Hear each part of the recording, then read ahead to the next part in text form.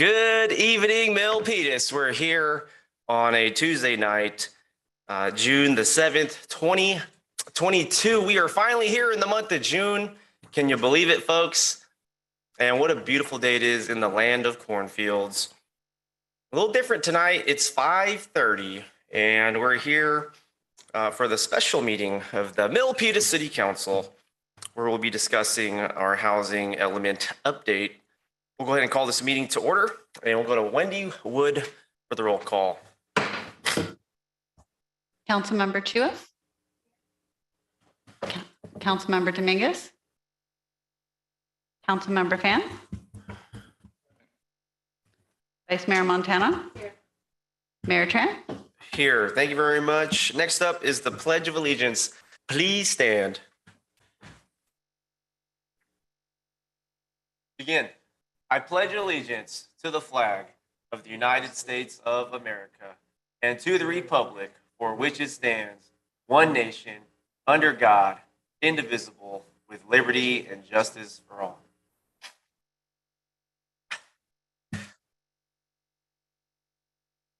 Okay, thank you very much. And it says we're adjourning a closed session. Is that for... That's correct? Okay, let's go ahead and do that.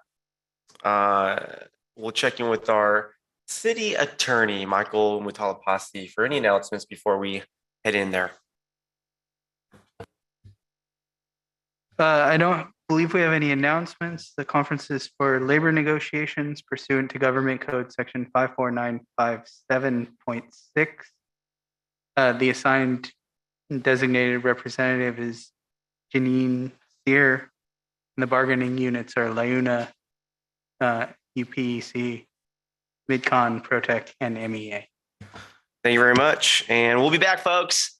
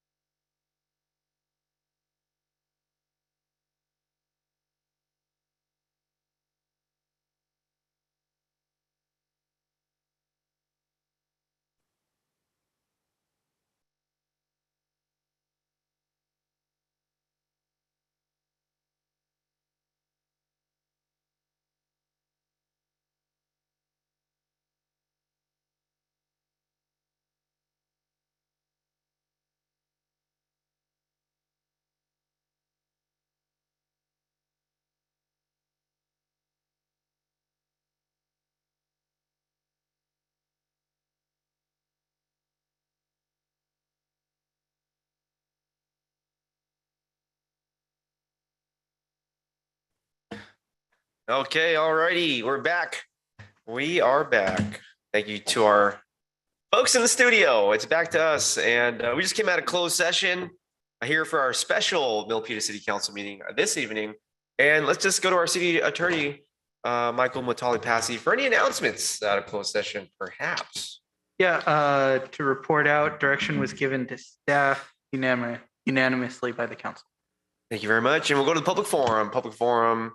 Any members of the chamber or on the Zoom that would like to speak, let's take your comments 1 minute for the special meeting. And I see nobody requesting in the chamber. Let's go to the Zoom. Any virtual raised hands for the public forum? Seeing none, moving on. Announcement of conflict of interest and campaign contributions. Michael.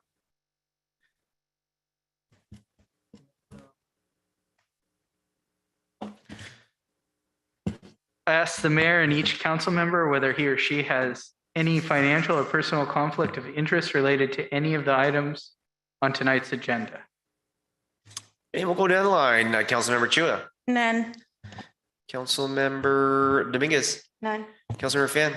None. Vice Mayor Montano. None. And myself is none. Michael. Let the record reflect no reported conflicts. Okay. And moving on to the reading of the code of conduct. I'll do the honor. Be respectful and courteous. Words, tone, and body language. Model civility. Avoid surprises. Praise publicly and criticize privately. Focus on the issue, not the person. Refrain from using electronic devices while on the council dais. Disclose conflicts of interest and affiliations related to agenda items. Separate governing from campaigning. The council speaks with one voice after making policy on issues. Respect the line between policy and administration. Council will hold one another accountable to comply with the code of conduct. Moving on to the approval of agenda. Move to approve the agenda. Need a second? We got a second from Councilmember Chua. All in favor of approving the agenda? Aye. Any opposed? Hearing none, the motion is carried. The agenda is approved. Moving on. Agenda item number 1, the 2023-2031 housing element update. And we have from our Director of Building Safety and Housing, the much appreciated and one of the most awesome people here in City Hall, our Director, Sharon Goey. Thank you, Mayor. Good afternoon, Mayor, Vice Mayor, council members, and members of the community. I'm pleased to share an update tonight on the progress of the development of the city's housing plan for the next 8 years, the 2023 to 2031 housing element, and to get council feedback and direction as well as public input tonight. Since we had the kickoff meeting in December, we have been working very hard with Hanson Hom, Senior Special Projects Associate, and our consultant, Ramey and Associates. We've had a lot of collaboration with our friends in planning to ensure the housing element aligns with planning efforts. For this RHNA cycle, there are new requirements such as fair housing.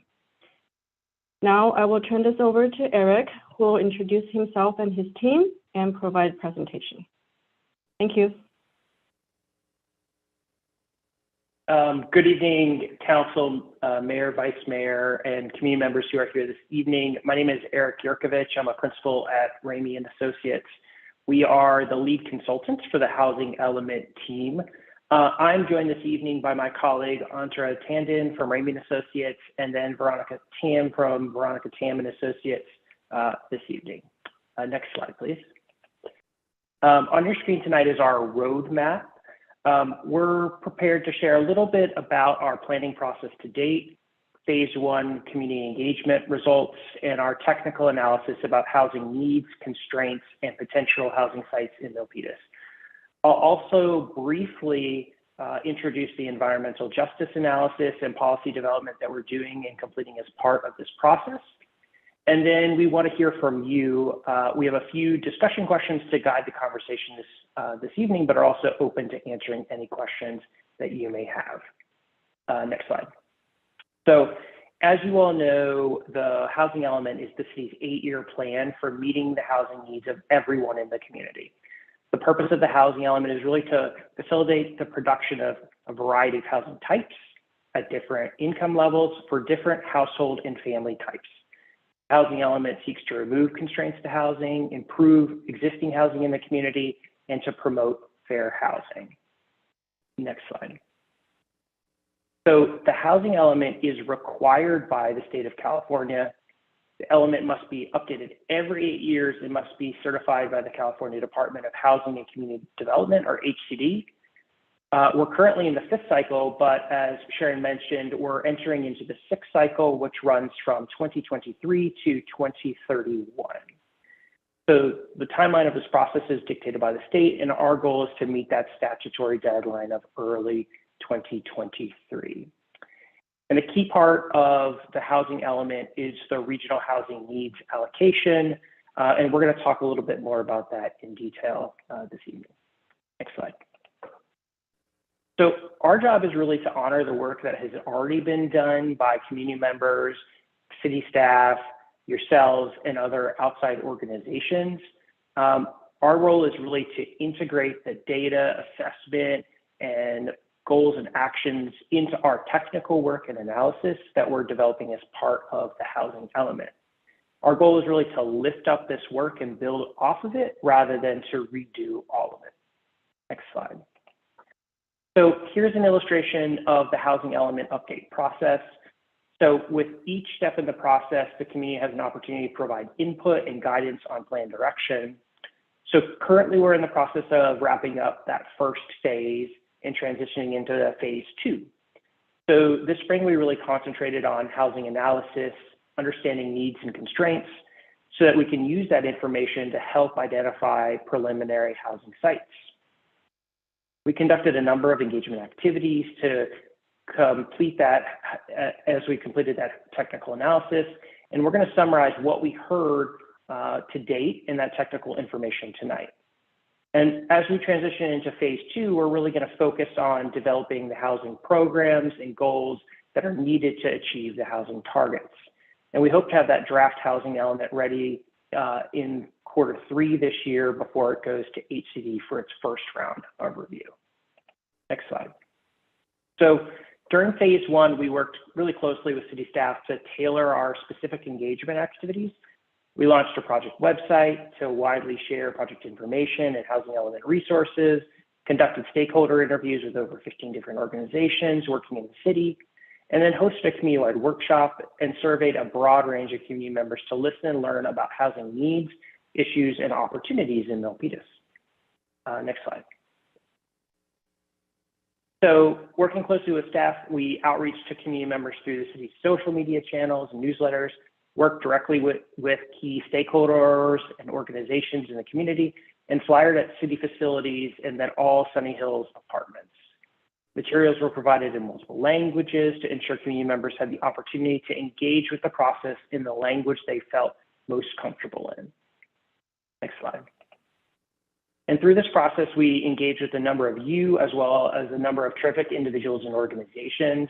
This includes community-based organizations working on housing and homelessness issues like Hope for the Unhoused and Silicon Valley at Home, business groups like the Milpitas Chamber, and housing developers and nonprofits like MidPen. These stakeholder meetings provided us with valuable insights into key housing issues and opportunities, and those themes are woven into our technical analysis as well as the community engagement summary that we'll be talking about this evening. The next slide. So during this first phase of engagement, we asked and heard a lot about specific strengths and successes of the housing program in Milpitas. This slide summarizes some of what we heard into sort of 3 broad categories. So affordability, rent and homelessness assistance, and new development. We heard very strong support from community members and stakeholders about the city's ADU program, the rent relief program, and a focus on transit-oriented development near the BART station, just to name a few. Next slide. In the survey that we issued, we asked community members what the city does well, and this is an example of some of what they said. So the graphic shows some of those successes identified by survey respondents and reflect a little bit of what we saw in the previous slide. So top answers included producing affordable housing, maintaining a strong base of single-family housing, and building new ADUs and multifamily housing. Next slide. During this phase of engagement, we also asked about some of the housing challenges in Milpitas. Here we sort of categorize those challenges into sort of 4 main groups. So those include housing costs and cost of living, lack of housing for specific groups, a low supply of housing, and then the overs, both overdevelopment and overcrowding. Next slide. And so again, we asked community members what those most pressing housing challenges were, and this is their response. So this graphic really confirms some of what those challenges were on the previous slide, including cost of housing, rent increase, and overcrowding in general. So next slide. So to complement the community engagement process, our team really conducted a series of preliminary analysis about housing needs, constraints, and opportunities. This analysis, along with what we heard in the engagement process, really lays the foundation for the continuation of city's housing programs and the enhancement and addition of new programs in this cycle of the housing element. Next slide. So to begin with, Milpitas has seen steady growth over the last several decades. The city added over 11,000 new people between 2010, and 2020. And even during the COVID-19 pandemic, when much of the Bay Area and Santa Clara County lost population, the city continued to grow, reaching a population of nearly 81,000 in early 2022. So one of the things that we noticed is that Milpitas is starting to see a larger, older population. So while most of the age cohorts in the city have grown over time, the proportion of people over 55 has increased significantly, which suggests an increasing need for housing that is appropriate for older adults. And like population, the number of jobs continues to grow in Milpitas, with growth in both the lower wage jobs as well as the higher wage jobs, suggesting the need for a range of housing types for different income levels. Next slide. And likewise, it's important to have a variety of housing types to meet the needs of the community. So like many Santa Clara County communities, Milpitas has a high proportion of single-family homes, with over half of the units as single-family. However, the trend is between 2010 and 2020, the number of multifamily units increased more than the number of single-family units. So the city continues to produce both and an increasing number of multifamily homes as well as ADUs. And the data also backs up what we heard about rising housing costs and rental costs. Home prices increased by 125%, while rental prices increased by over 60% during the last decade. And that has placed an extraordinarily large cost burden on households in Milpitas, across the region, and across the state of California. Next slide. And additionally, there are some population groups that have special housing needs that require specific program responses. And so groups may experience barriers to affordable housing or stable housing. These groups include the unhoused population, people with disabilities, and larger households overall. And the housing element will consider programs for all of these special needs groups. Next slide. And so along with housing needs, we also identified a number of different housing constraints and opportunities to build on. So in general, the current land use and zoning regulations do not create significant constraints to housing production. We have identified just a few areas that we're going to explore through this process, but we also know are being explored through the housing overlay zone process as well. So for instance, the neighborhood commercial mixed use general plan designation is likely to kind of continue evolving as commercial sites over time, with some potential for housing. And the city has done a pretty good job of defining parking standards, and there aren't significant impediments to housing from those parking standards in Milpitas, particularly in those specific plan and overlay zones, which are those primary areas of growth within the city. And then finally on this slide, the general plan and zoning do a good job of providing for a variety of housing and housing types in the city.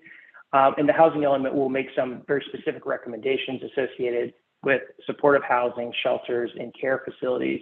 to ensure those support those different populations and special needs in the community. Next slide. So next, we also considered the inclusionary housing ordinance, which was adopted in 2018. And the city's affordable housing ordinance is now starting to be implemented through new residential projects, which is great news. And we heard a lot of positive feedback about it through stakeholder interviews and those community meetings. We also reviewed the development process and procedures in the city. The review and approval times are generally in line with the rest of Santa Clara County. The fees are in general about the same. However, the impact fees for multifamily housing are significantly higher than other jurisdictions within the county. But in an area like the Metro Plan area, these fees really do support development of appropriate utilities, parks, transportation and services, and are really needed to support those vibrant mixed-use communities, particularly in areas that haven't historically had all of those services. Next slide. And then finally, we summarize and document a few of the kind of the regional housing constraints and opportunities. Things like land cost and availability, construction costs, and hazards like sea level are part of our broader analysis. And I'm not going to go into too much detail in these this evening. Next slide. So as I mentioned earlier, the state forecasts regional housing needs. That housing target is called the Regional Housing Needs Allocation, or RHNA. It's the city's responsibility through the housing element sites inventory to identify the necessary sites to accommodate the RHNA. And I'm going to walk through both of those now. Next slide. So the Association of Bay Area Governments, or ABAG, is in charge of distributing the RHNA across the Bay Area region. So for this upcoming housing element, Milpitas has a RHNA of about 6,700 units. The city's sixth cycle is about a 200% increase over the fifth cycle overall. And this is due to changes in state law that require consideration of not only future housing needs, but also existing unmet needs within the community. Next slide. This chart shows the breakdown of RHNA by different income levels. So the red bars are the targets for the fourth cycle. The yellow are the targets for the fifth cycle, and the blue are the targets for the sixth cycle. So you can see over time the big increase across all income levels. Next slide. So building on that last slide, this chart shows us how well the city did in meeting the RHNA over the last two cycles. So in general, the city has produced more housing than the RHNA, exceeding the total allocation by over 900 units in the fourth cycle and over 1,100 units in the fifth cycle. In particular, the city has done a really good job through the provision of housing for above moderate incomes. You can also see the city has not been able to meet the RHNA for lower and moderate income housing.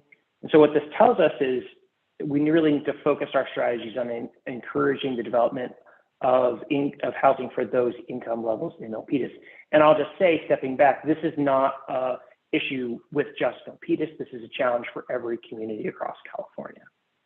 Next slide. So in addition to the RHNA, HCD also requires communities to create a buffer in their housing element sites inventory of at least 15 to 30% more capacity for those lower income households. And you'll see today we have about a buffer of about 20% in our preliminary sites inventory. Next slide. So the purpose of the sites inventory in the housing element is really to identify adequate sites to accommodate the RHNA. So a few quick notes about the RHNA and the sites inventory. The city is not required to build or finance housing on the sites in the inventory. Instead, it needs to just demonstrate the feasibility of sites for those units. Also, the housing element does not automatically authorize housing to be developed. And likewise, many or almost all of the sites are on private property, and the property owner or tenant doesn't have an obligation to build the housing on their land. And as you all know, for the most part, cities rely on developers and the development industry to actually build those units. Next slide. So to complete the sites inventory, and ensure we have enough sites to meet the RENA, we go through this very stepwise process to identify sites, and I'll walk through each of them briefly. So first, HCD allows us, you can move on to the next slide. HCD allows us to count likely sites towards the RENA. This includes what we consider to be pipeline projects that combines both proposed and entitled projects. And this is about 1,400 units. HCD also allows us to account for accessory dwelling units or ADUs based on your past trends. So over the 8-year cycle, this will be about 225 units. Next slide. So once we establish those likely sites, we compare those numbers to the RENA and calculate the remaining RENA that we need to find with additional sites in the city. So the top line in blue is the RENA by income level. The second line is the estimated accessory dwelling unit trend for the 8-year period, which equals 224 units. The third line is the pipeline project, again, those proposed and entitled projects. This equals about 1,415 units. We add those together and you get a total which is 1,636 units. Subtract that from the RENA and we get the remaining RENA. And now our job is to find additional opportunity sites to accommodate that remaining 5,074 units. Next slide. So to do that, we go and start with the city's general plan land use designations map. Through the very recently updated general plan process, the city and the community really worked together to find opportunities in specific areas for housing growth within the city. Next slide. And when we then hone in on some of these areas that are highlighted on that map, so those specific plan areas as well as those areas that are NCMU. In those areas, we worked with city staff to identify additional parcels based on their existing characteristics, knowledge of the sites, and kind of overall trends in development. These include a few vacant sites, as well as sites that are large enough for development, are older, and are built at less than maximum capacity. We don't include things like condominiums or large apartment buildings or historic buildings in this analysis. Next slide. We then begin to look at each of those potential opportunity sites, identify in step 3, we look at aerial photos, we talk to city staff about them to identify the accuracy and screening and assess the viability of those parcels. We'll then go through later on an assessment of those parcels against in terms of their transit access, opportunity zones, and other concentrations of race and poverty through the fair housing assessment. Next slide. And from there, what we do is calculate a build out. And this map really shows a heat map of those sites across the city. So areas that are darker blue have more sites and units, and lighter yellow have fewer sites and units. You'll notice the majority of those sites are located in the Metro and Gateway specific plan areas, consistent both with the general plan vision as well as the specific plans for those areas. Next slide. So then we go back to our table and we take those opportunity sites and incorporate them into the table as before. So we subtract those remaining RENA from the potential opportunity sites to estimate a surplus or a deficit by income level and overall for those sites. And based on this preliminary analysis, we have a surplus of about 1,402 units, which is really terrific. And you can see that distribution across different income levels. Now, you'll also remember that HCD wants us to have a buffer of a 15 to 30% on the very low and low income units. When we combine the two, we have a surplus of about 416 units or a 19% buffer. So right kind of in the middle of that range. So in sum, the preliminary sites inventory really accommodates the required RENA and the low income buffer. Next slide. So transitioning from the housing element into the environmental justice, as part of our work, we are looking at environmental justice considerations in Milpitas, and you can go to the next slide. So the Planning for Healthy Communities Act, or SB 1000, requires local governments to identify disadvantaged communities in its jurisdiction. Cities must minimally address 5 different topic areas that you can see on your screen on the right, and then to really start to define the goals, policies, and actions that address those health or equity or environmental justice priorities within identified disadvantaged communities in the city. Next slide. So to do that, the state of California has provided guidance on how to identify disadvantaged communities. And there are 3 primary methods to do so.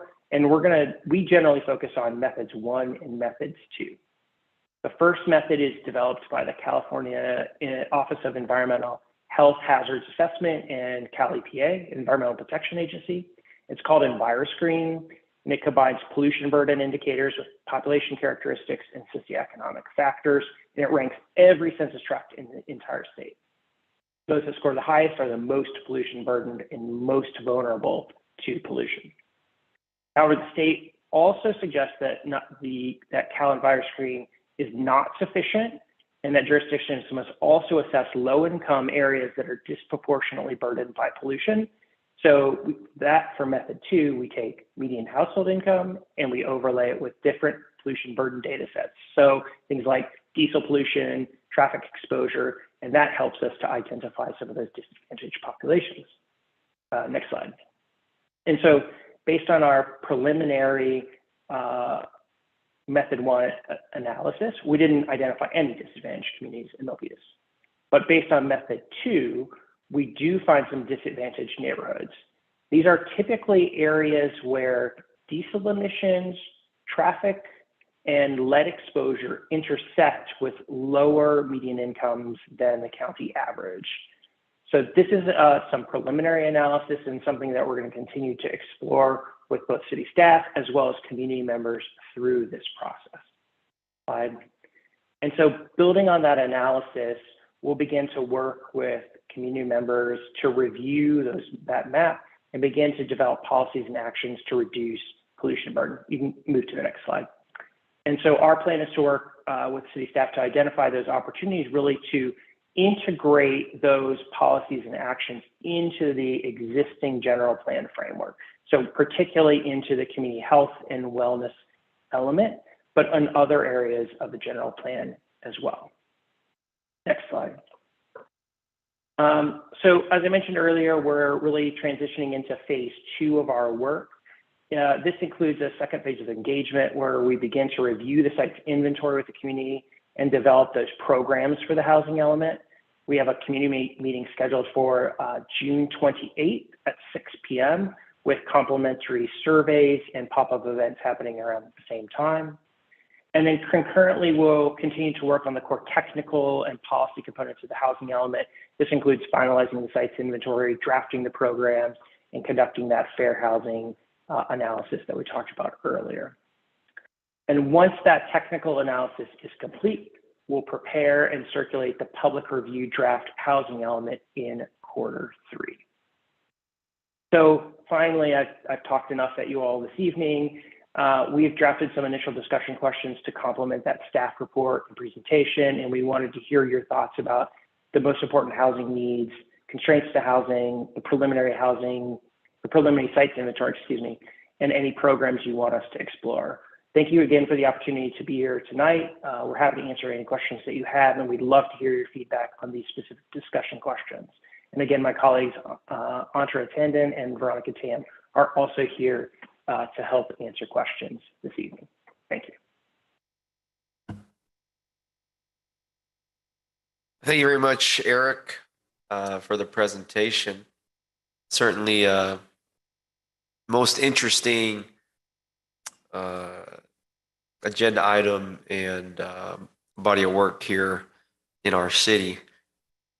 We'll go to the council. Let me pause right there. Let's go to the public comment. Yes, I read that on the agenda. Let's go to public comment. Anybody here in the chamber that would like to speak for the housing element update? Looking, going once, going twice. I see no requests for public comment in the chamber. And we'll go to the Zoom. I'm looking at the guest here. Please raise your virtual hand. I see none. Okay, that's public comment. And so now, we'll go to the council. I guess I'll kick it off We'll do a time check here, 6:36. 6:36. Thank you, everybody, in advance. Yeah, I think the data is interesting, and we're really finishing up a cycle. It's always had some questions about the cycle. It's nice to see it before the dais and the council and myself this evening. So I really appreciate that slide that had the bar graph. But Sharon, yeah, Director Goey, yeah, did you? Yeah, I'm sorry to interrupt you. I was going to ask if the slide can come up that has the discussion question. Yeah, I was looking for that. I was wondering. While you're pulling that up, I'll just. Yeah, it looks like there's a dozen more slides actually, so we'll work through these. Okay. Can you show us all the discussion questions, please? Okay, I like that. Okay, we'll go back to the one slide there. Yeah. Yeah. Okay. Thank you, Director Goey. Really appreciate it. Okay. All right. I guess we'll just go down the dais and one by one. And please be mindful of the time as we do have more items this evening on the June primary election night here in the state of California. I think a lot of the answers to these discussion questions are apparent. We are lacking affordable housing, and all the levels of affordable housing. Lower is the question. I know when we supported the Robson Homes projects, Fox Hollow, that came out to, I think, a higher level of affordability. So, those are the things I think if we're going to talk about affordable housing and make decisions as leaders of the city, perhaps as we move forward here at City Hall, we can, really take a closer look at the level of affordability. I know my time over these last almost 6 years as the mayor, I'll admit we're in such a rush to just approve affordable housing, and perhaps we need to advocate for that lower level. And I think there's plenty of opportunity in the Milpitas Metro, and with all the funding coming from different places, Wall Street and the state of California, pushing with new policies on their end. So, so I guess that's the first bullet arrow. That's my answer. The second one, I always love doing this. Constraints to housing. Yeah, I think there's a lot of opportunity for redevelopment in this town by the BART station, light rail. It's just I think it all comes down to funding, and so hopefully Governor Newsom does more to encourage funding for affordable housing developers. They really rely on that piece of the pie for their recipe. So okay, let's see. That's it for me. Okay. Vice Mayor, would you like to go next? Thank you, Mayor. So thank you, Eric, for that in-depth presentation. I do have a couple of comments. Milpitas has always been in the vanguard in providing affordable housing or housing stock. It's not till 2018 when it was changed to 15%. It used to be 5% of every new development had to be for affordable housing. And I'm really glad that the new council 2018 had increased it to 15%. So that really helps in our RENA numbers. The other question I had is the Home Key project, do those apartments count as part of our RENA numbers? Does anybody know? Are you familiar with that, Eric? Those do not count, I do not think, as part of the RENA. Is that correct, Sharon? That they're already open. Can I answer that? Yeah, actually for the current Homekey project that we did have in Milpitas, because we did issue a building permit for the renovation of those units in 2020, actually at the end of 2019. So those units were accounted for in the annual progress report in this current cycle in the calendar year 2020 report. So what are you telling me? Yes or no? Yes. Yes, okay, good. And then the other question I had, on the site inventories, you mentioned that some of the sites on that map, that, I can't remember what number it was, but I noticed that most of them are the low income area, well, the older neighborhoods or near properties near there. So is there a plan to integrate different neighborhoods that are more upscale to provide affordable housing, or is it going to be segregated?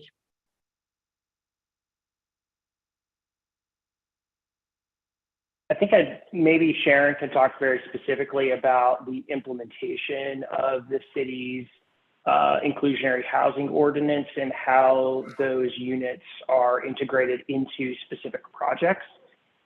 In general, though, the housing sites, that preliminary list, and again, it's just a preliminary list, identified sites that are largely in those areas that the city has already identified as areas of change and transformation. So within those specific plan areas in particular, there are some different sites across the city in different areas, some of them in older shopping centers and commercial areas where there might be vacant sites in particular that might have some opportunities for housing in those. And there are different ways to calculate where the affordable housing goes on those particular sites, and that there's a lot of kind of rules and guidelines about how we think about the size of those sites and which ones get affordable housing across the city overall. But in general, all of them would have that affordable housing requirement that you have on the books already. Okay, great. And then the other question is, what are the consequences if cities do not build the ABAG recommendation and numbers?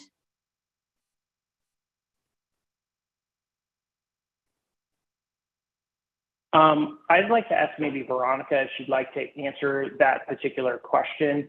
So the housing element itself, or she'd like to chime in on this response as well. The housing element is intended through the site inventory to identify sites to accommodate the housing itself. So that's what we're talking about this evening in particular. And Veronica, I don't know if you want to add any additional thoughts to that.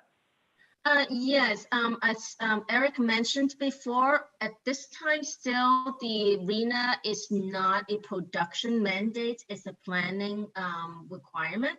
You must accommodate it should the market calls for it. So there's no direct penalty for not building the units because you have no control over the market. However, by midpoint of the housing element cycle, by the 4th year of the housing element cycle, if you haven't met a certain percentage of your overall RENA, like half of your RENA, by the midpoint, if you haven't met that, then you are required to process projects that are SB 35. They meet like the requirements, and you have to if a developer comes in that meet the SB 35 requirements, which are quite stringent, then you have to approve those projects. But still, in terms of direct penalty, no, there is not anything. Okay, that's great to know. And also, it's about housing, especially low income, that those are where we really need to focus on the low income. Is are Elmwood residents factored in there? Because I know they are factored in our population on the census. So I'm wondering, is that also factored in? Because they are housed and they are low income.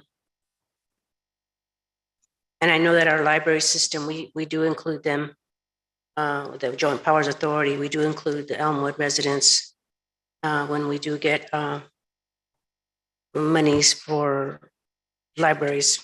So just wondering.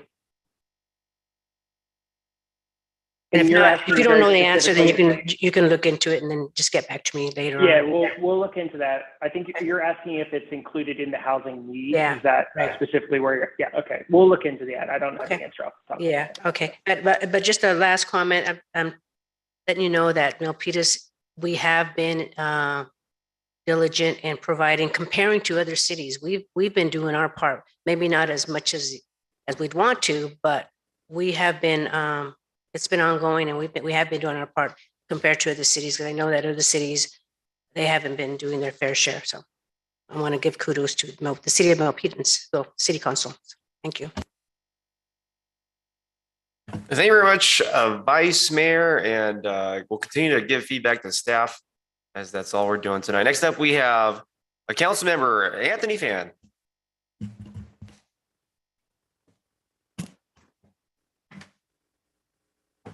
I think there's a number of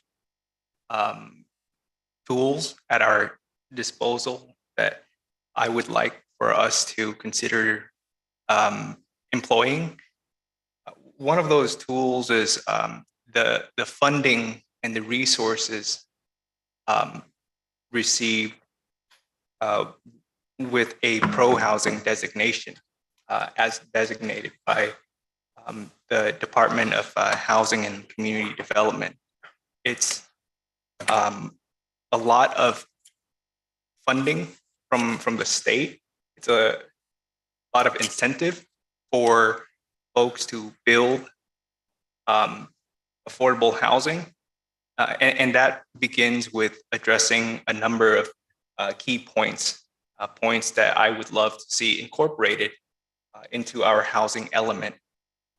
A number of these things we have already addressed, but I know we can do more. The way that you achieve a pro-housing designation, it's based off of a point system. So as you address these factors, the state will give you a score. And if you meet the minimum scoring requirement, then you will receive that designation. So the first thing I think we are in agreement on, as we have seen through our general plan process, for example, is a favorable zoning and land use. So I think we should be rezoning sufficient sites to accommodate for at least 15% or more of the regional housing needs by total or income category. I don't know if that's the number that we're already targeting, but that's the minimum requirement by the state. And that's just 3 points off the bat right there. And it's very doable if we're not already doing it.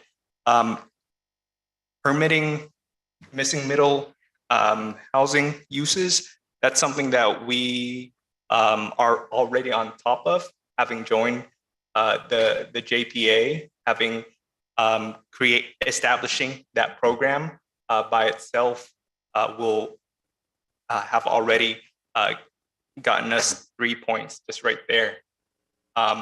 Eliminating or reducing parking requirements, that's something that we're already doing.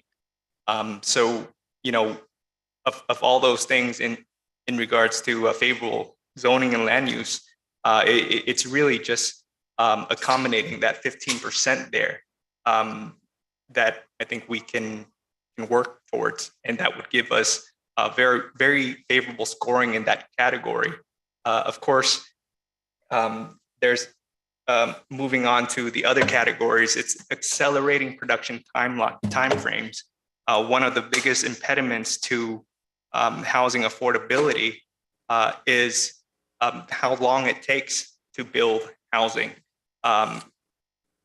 Additionally burdened by the cost that goes along with it.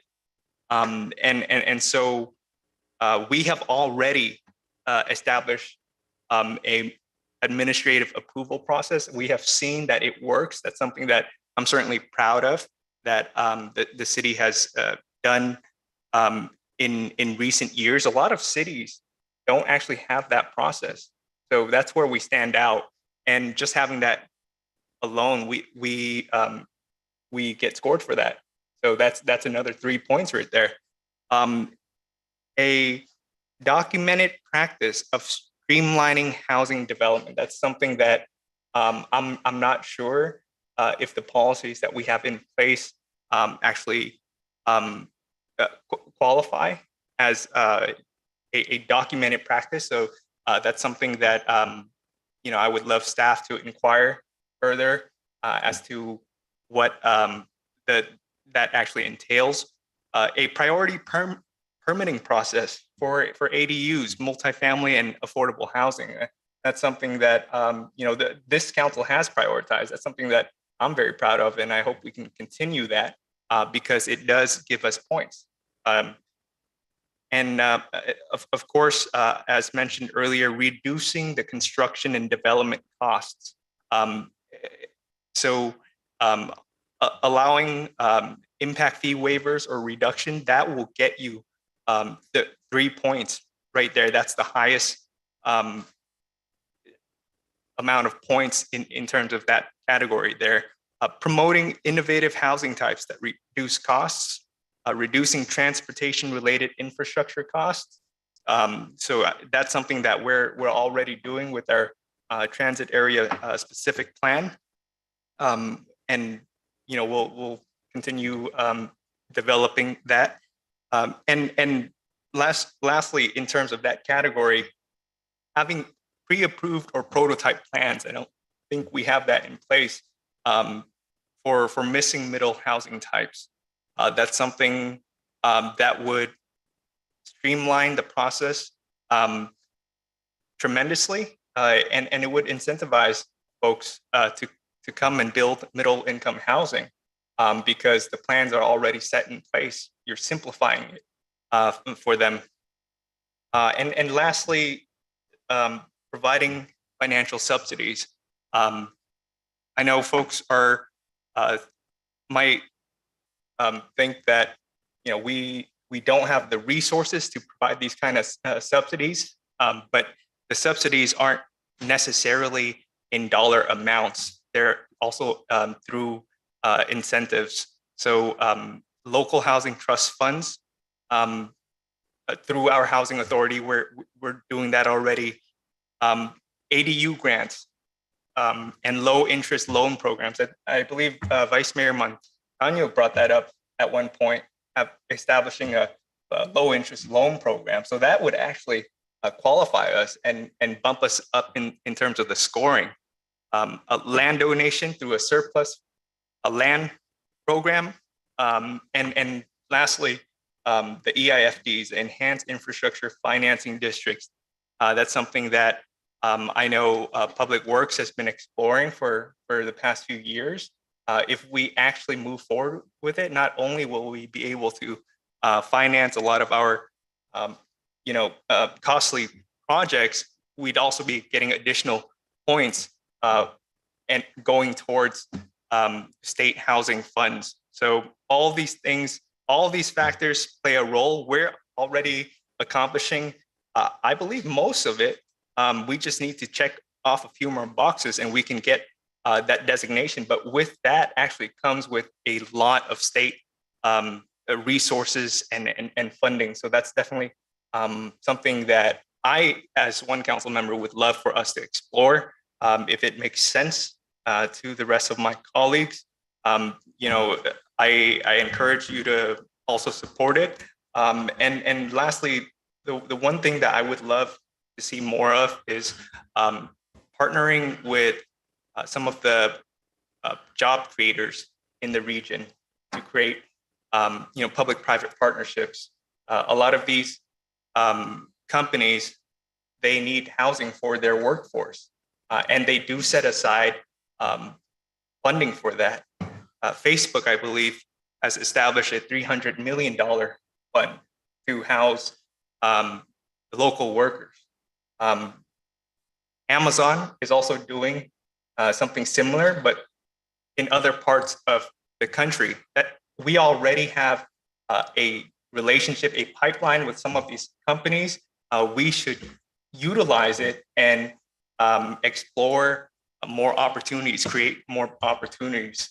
And that's it on my end. I thank you. No, you're welcome. Thank you. No, excellent feedback for staff, and staff is collecting all feedback tonight. Okay, great. Next up, we have Councilmember Dominguez. Get your microphone. Thank you very much, Mayor. I will be brief. A lot of what has been stated, I definitely echo the sentiments of Councilmember Fan. I think we need to be a little bit more intentional with that point system. One of the things that I have been hearing from our community is that the inventory of homes in Milpitas that are empty and vacant is a concern for some folks, because while I know we are concentrating, we're talking about new developments, I would also like staff to see what other cities are doing in regards to the empty stock that we have. Many times investors will come in and will pay cash for homes and will leave those homes empty, or maybe unfortunately folks pass away and they just kind of leave it there because it's either in a will that they can't sell the home or something, some sort of that stipulation. So I would like to see what other cities are doing in terms of, is there a fee that they're making homeowners pay, or is there something where maybe we could charge and place this funding into our housing fund to help the restock of affordable housing that we need to gain those units. And so I definitely would like to see if we could explore that and see what we could do here in the city of Milpitas to make sure that those vacant homes are being used and that we are just being a little bit more mindful and purposeful with the stock that we already have. With that in mind, I know that the city, we had talked about a program. I know that we talked about it when Airbnbs came, the conversation came in regards to maybe having individuals who wanted to rent out their homes and being a little bit more intentional with that, but I'm not too sure if anything came out of that. So I would like to explore if there is a way that maybe we could move a pilot program through the city, and if RENA would count those units. I know that might be a little harder and far stretch, but if there is a way that maybe we could intentionally link students or seniors into maybe extra rooms or ADUs that are already in place, I think that might be a program. I know other cities have done it, but honestly, I'm not too sure how. So I would like to see if that is something we could explore and if those units would be counted towards the RENA numbers. In regards to our constraints to housing, obviously I think our city staff has done an amazing job. Some of the opportunities that I do see is just maximizing the leftover land that we really have and really being extremely intentional with what kind of plans come in there. Making sure that they have that transit element and being a little bit more intentional on just making sure that families in Milpitas have a chance in getting the opportunity to live in those units. In terms of anything else that I would like you guys to know, I think we've all had enough conversations about housing. You guys are doing a great job in really trying to get those RENA numbers and being very thinking out of the box. So I do appreciate the staff's time. Those are the two elements that I would just like to add to the discussion that I have not heard. In terms of first home buyers, I think that's another area that I would like to see the city be a little bit more intentional with just providing those opportunities for first-time home buyers here in the city of Milpitas for Milpitians. Because again, the missing middle is getting pushed out. And so we really want to make sure that we are accommodating the ability for individuals to stay in our community and being more intentional, again, with the job placements that are happening, especially right now in the job market. That is really right now for employees because there's high turnover. So it'd be great to see what technology companies here in our city could take that extra leap to make that commitment to provide housing. The other component that I would like to see, and I know other cities are exploring, is with the school district. The school district has a lot of land. In the city of Milpitas, the schools are the ones that have that land. A lot of other cities, what they are doing is they're developing on that land for teacher housing. And so I would like to know if the school district is willing to do something and partner with either ourselves or other entities for them to build on their land for teachers. What we know is that teachers have high commutes. They don't get paid as much as other professions. And they would love the opportunity to live in the city that they provide services. And so I think that as we move forward, it's important to take our educators, not just teachers, but educators. I'm going to say the word educators because that encompasses our janitors, those that work in the cafeterias. But it's really at this point looking at that excess land and how to maximize and build those partnerships. I know there's a couple of school districts out in our region. I won't mention them, but I do know that those programs are starting to happen, and there's school boards that are looking at moving in that direction. And I would like to know if our school board is willing to move in that direction as well. With that concludes my comments. Thank you so much, Mayor. And last but not least, Councilmember Evelyn Chua.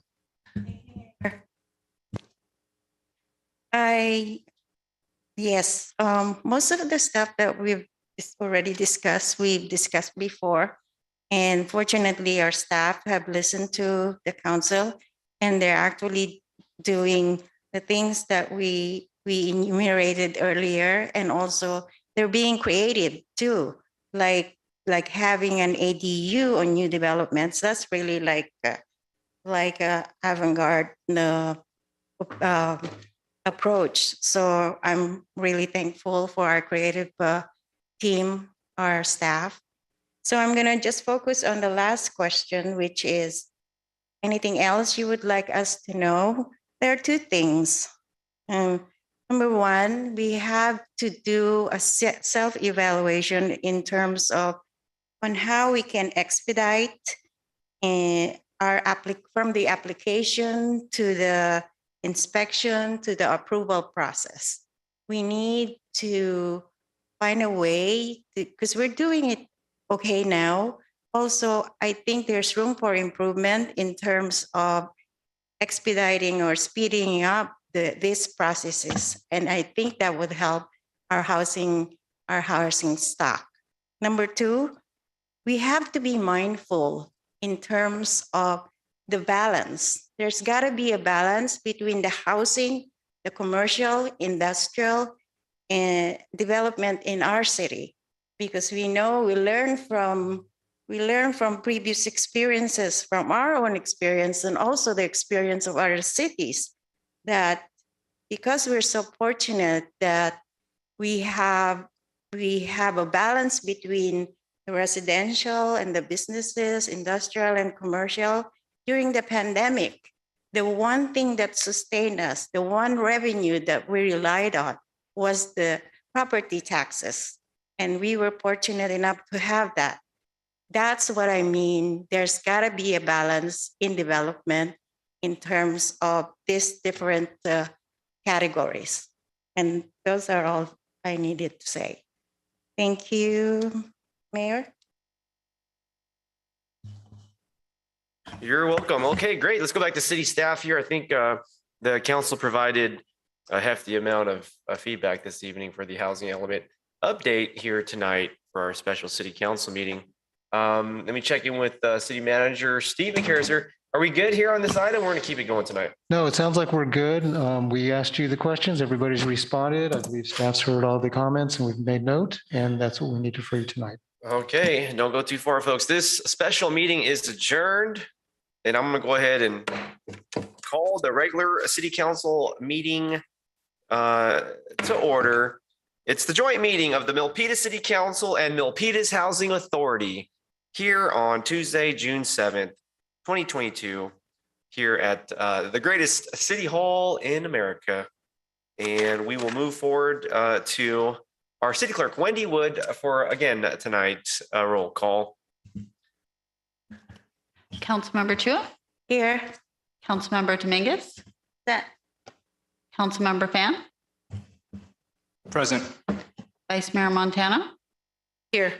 Mayor Tran. And I'm here. Thank you very much, Wendy. And I'll ask everybody here tonight to please stand for the Pledge of Allegiance.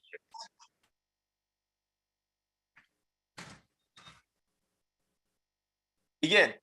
I pledge allegiance to the flag of the United States of America and to the republic for which it stands, one nation, under God, indivisible, with liberty and justice for all. Thank you. And next up on the agenda, I want to welcome folks here tonight in our chamber. And if you're tuning in on Zoom, I want to welcome all the folks watching perhaps on youtube.com or Facebook Live. We do have an agenda tonight. If you're here in person, I see some of you have the agenda. If not, I believe there's agendas printed in the back. It'll help you out to keep track with every line business item we have. And folks online, you can go to the City of Milpitas website for the digital version. Next up on our agenda is the invocation. Tonight's invocation is presented by Vice Mayor Carmen Montano. Thank you, Mayor. So I'm going to read scripture, John chapter 3, verse 16. For God so loved the world that he gave his only Son, that whosoever believes in him shall not perish, but have eternal life. For God did not send his Son into the world to condemn the world, but in order that the world might be saved through him. Amen. Amen. Thank you very much, Vice Mayor. And next would be the presentations. I think we just have a proclamation tonight. I'll just come down myself, just one proclamation.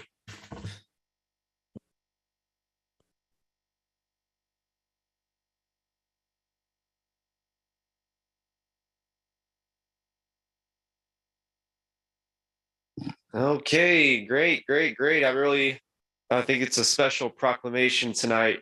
Makes a lot of sense for the beautiful weather outside. It's the first week that the school district's kind of out for summertime.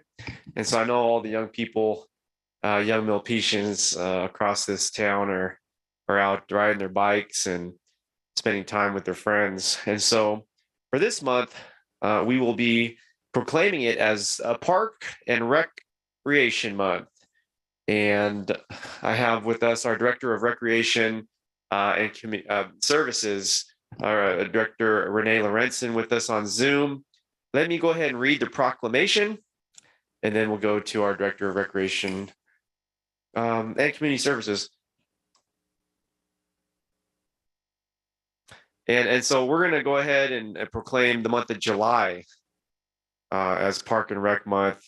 And we're going to do that here in this month because it's the City Council recess in July, and we don't meet. And so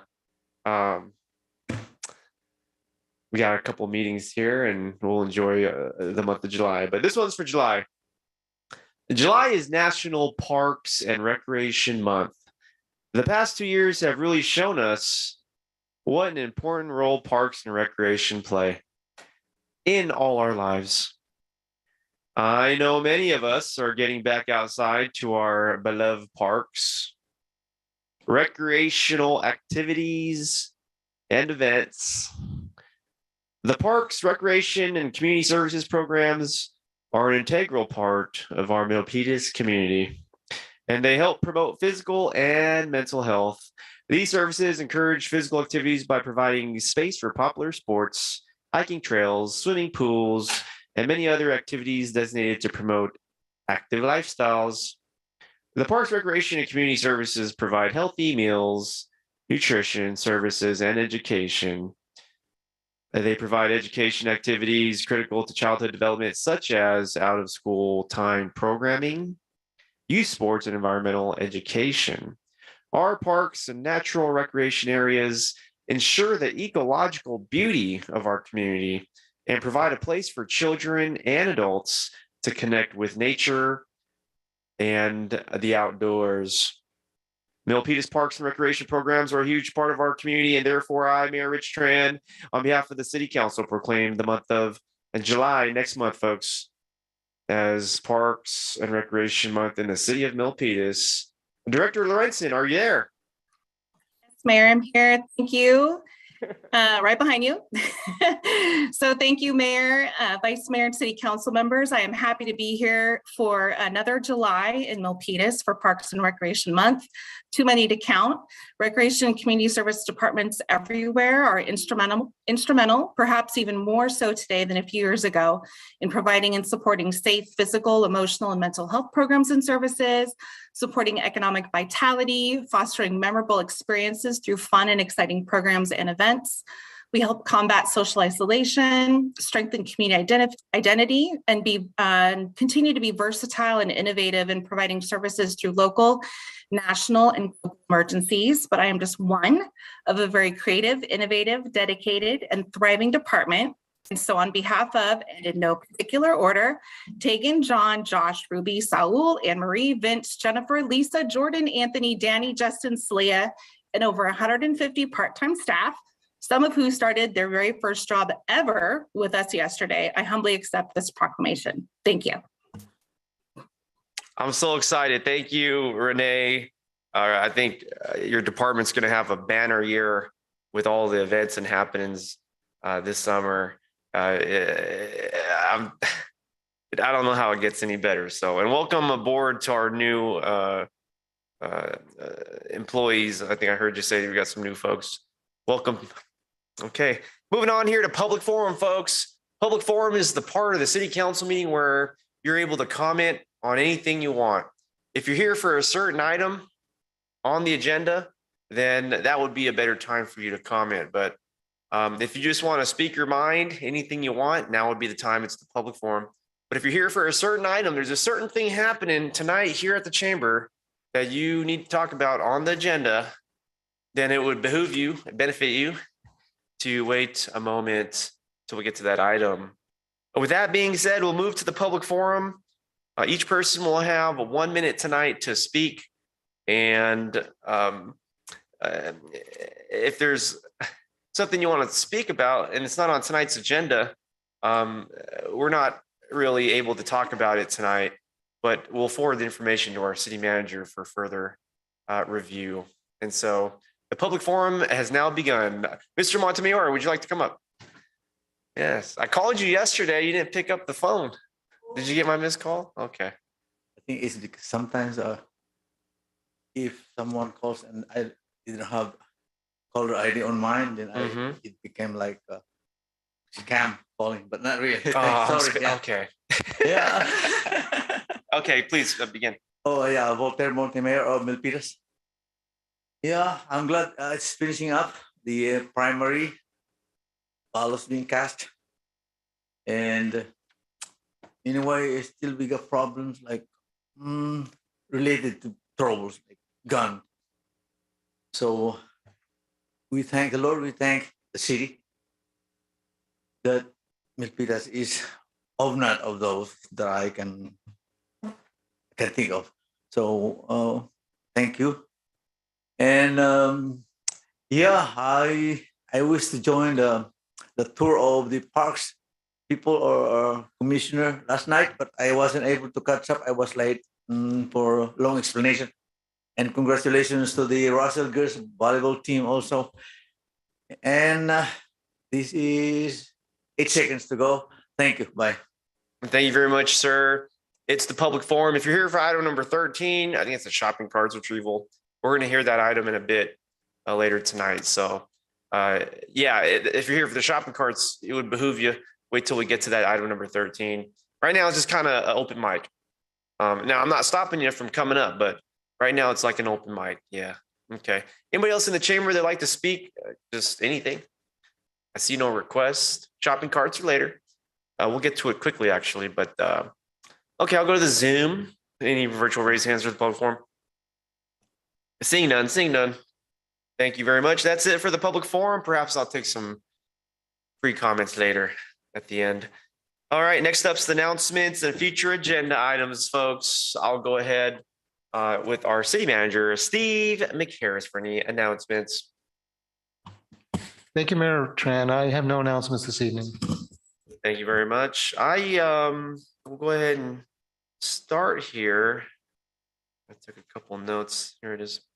Well, first I want to thank our city government organization,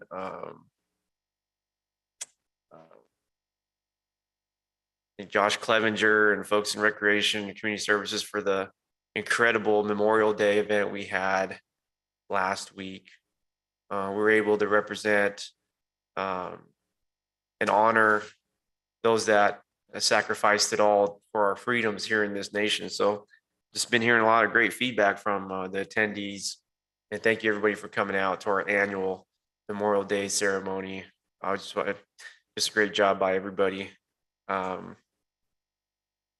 Last week was pretty busy. We had the high school graduation, all the school graduations, matter of fact. And over the weekend, the vice mayor and I attended the United States Conference of Mayors, where we learned and listened about a lot of issues facing cities across our country.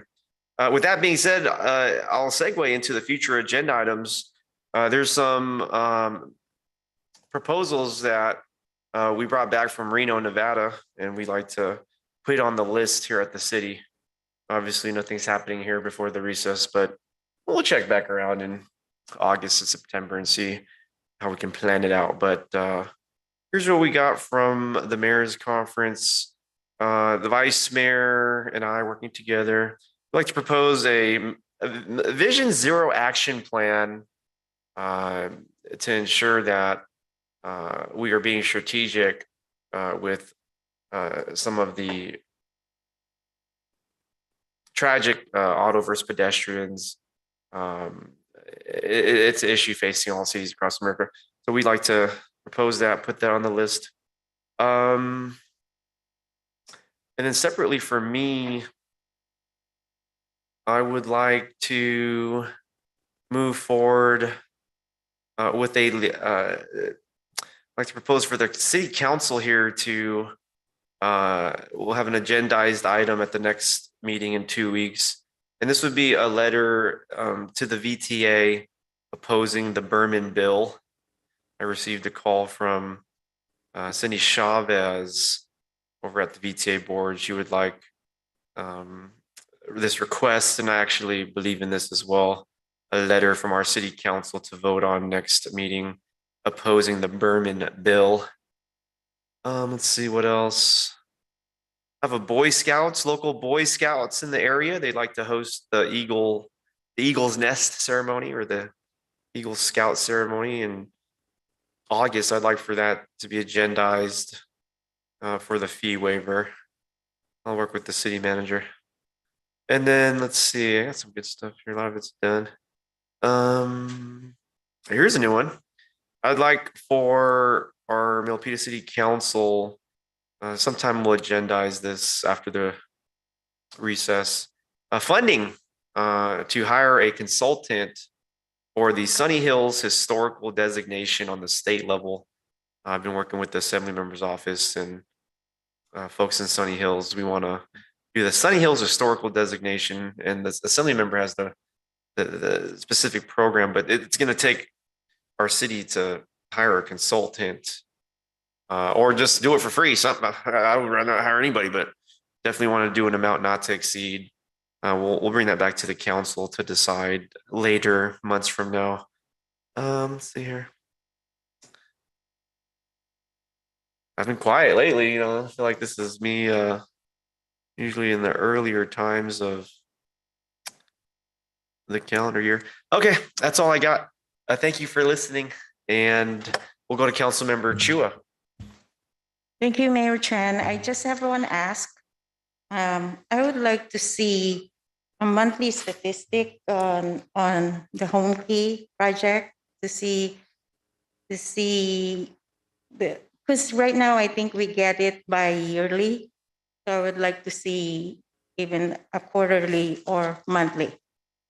And the next one, I have two videos. One is the I attended the Chariot Festival this weekend.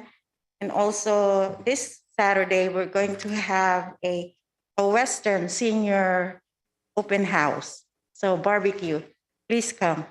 Here are the videos. Take you for a ride on my big green tractor. We can go slow or make it go faster. Down through the woods and out to the pasture. Long as I'm with you, it really don't matter. Take you for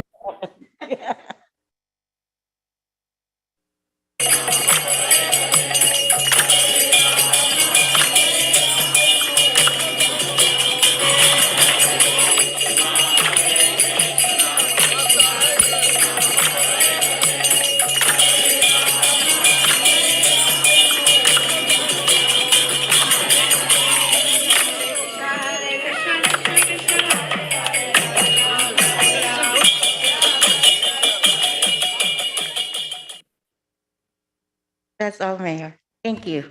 Thank you very much, Councilmember Chua. I do want to follow up with your request for the Project Home Key crime statistics and reports. I like for that information to come back for City Council agenda presentation in August, second meeting in August. I would like to see that presentation from our police department respectfully. Let's look at all the crimes statistics from when they first opened to the second meeting of August and provide some transparency to our residents. Next up, we have Councilmember Dominguez. Thank you very much, Mayor. First, I would like to ask our city attorney, could you please clarify the process that we're using during the announcement phase? Because I know we received an email and we're doing it different. So I just want clarification of what we're doing. Thank you.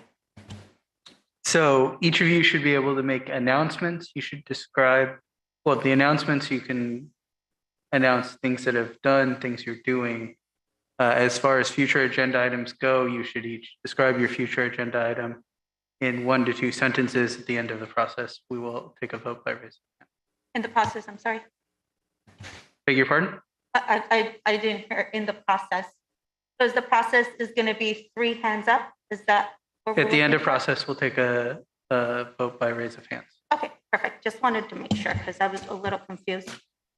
So now that I have a clarified process, the first thing that I would like to ask, following up with Project Home Key, is I want to see the manual, the management manual for Project Home Key that was in the MOU. I know that we've been talking about it, but we haven't seen it. I'm extremely concerned on how the management is happening at Project Home Key. And I would like to explore if there is any way that the management could do at-home visits, just like regular landlords do. So most landlords, if you rent out a home, you schedule a home visit. So I would like to see if that is a possibility in having that conversation with the council. With the county. And so I would like to ask the council for that item to come back to, or it could just actually be tied into the same item that Project Home Key was presented earlier by Councilmember Chu. I'm okay with that, if that's okay. What is your request? I'm sorry. I've already explained myself. The request is to explore, ask staff come back to present the manual of the management that is happening at Project Home Key and explain it to the city council.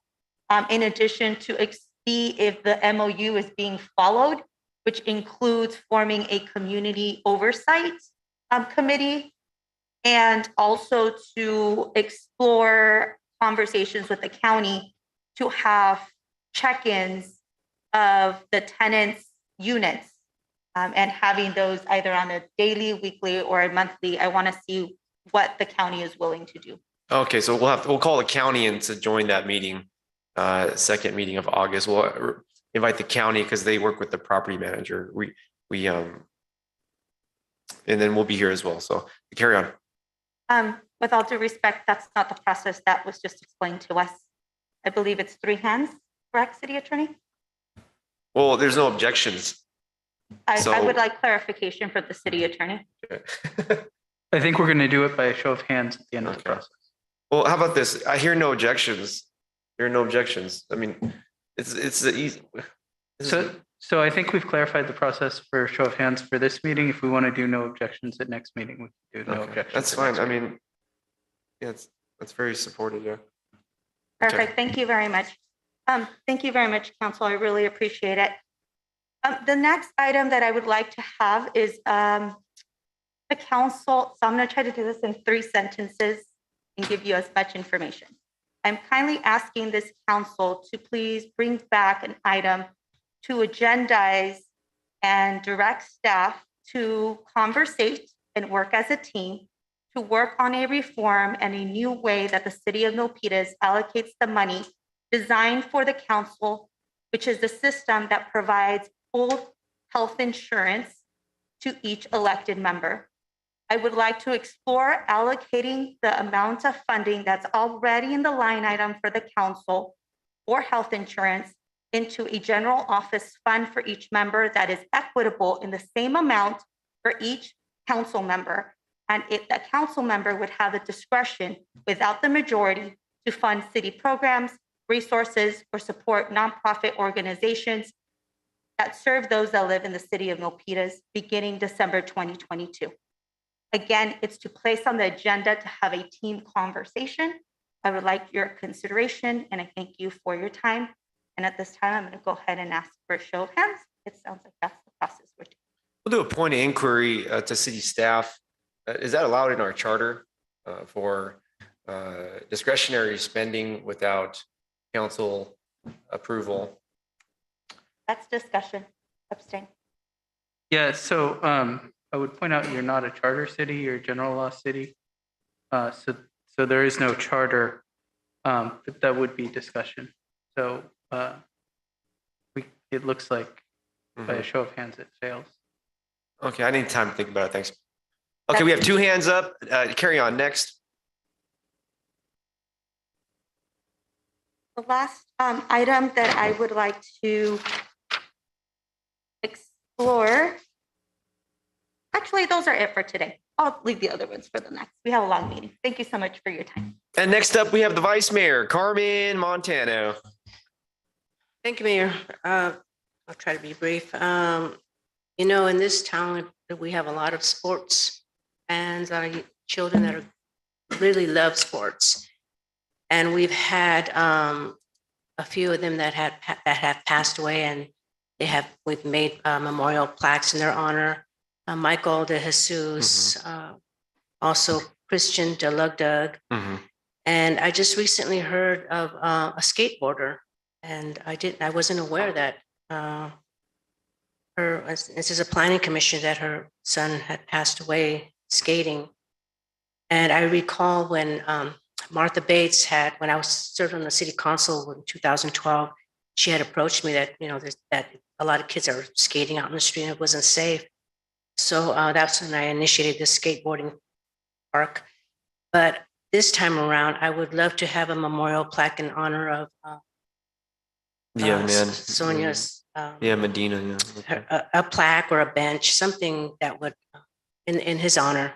I mean, that's probably the most tragic thing that any parent can face.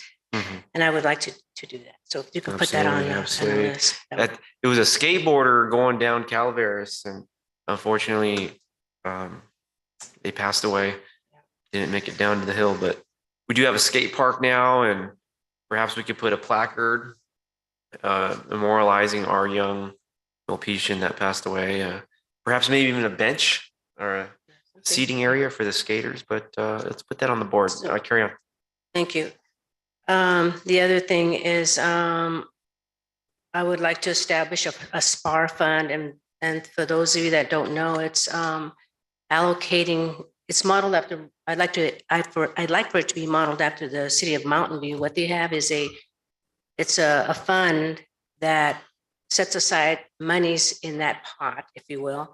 So that way, when opportunities come to buy real estate the city can buy it and we can, what the visions that the city council has at that time, a potential to buy the site is there. So I think it's a really good deal. It's a real good thing. It's taking a proactive approach when real estate is low, and that happens during recessions, and recessions come and go. But I really like to be proactive and start a SPAR fund. So I'd like to put that on the list as well. Absolutely. The other thing, just a couple of announcements. I attended the high school graduation of Rancho Middle School and Cal Hills High School. And it was really great. It's great to see our graduates moving on to, they're growing up and they grow up so fast. And it's really wonderful that the city and the school district have a great relationship that we partner with. And also going back to the Reno conference, I'm really glad that I was able to attend, and you learn so much. It's workshop after workshop after workshop, and you do get to meet a lot of folks and hear what they're doing in their city. And this is I'm just piggybacking on what you said, Mayor. That was a really good proposal that you made. I really do like that zero motion, and the fact that it will be paid for. We don't have to pay any money. We just have to apply for the grant. So these grants. So that's what's great about it. And that's it. Thank you so much. You're welcome. Next up here, we have a request. Councilmember Dominguez. Thank you very much, Mayor. In respect to my peers, Councilmember Chua wasn't here and we did not follow the protocol that was established in the beginning of the meeting. So I would like to kindly ask if Councilmember Vice Mayor Montano could please repeat so we could follow that protocol and allow her to raise her hand. And I would like my hand to be raised too. I want to follow protocol and I want to follow the rules. Thank you very much. So I can go ahead and call everything that the Vice Mayor just said, and I believe we're okay on Councilmember Shua and the Mayor proposals, but would you like to bring back a skateboard memorial? Absolutely. And would you like to explore a SCAR fund? These are all A yours. SCAR fund, a housing fund. Thank you. Okay, any further requests, announcements, or future agenda items from the council? Going once, going twice. That's it for announcements and future agenda items. Keep it going. Announcement of conflict of interest and campaign contributions. We're gonna go to our city attorney, Michael Mutalapasi.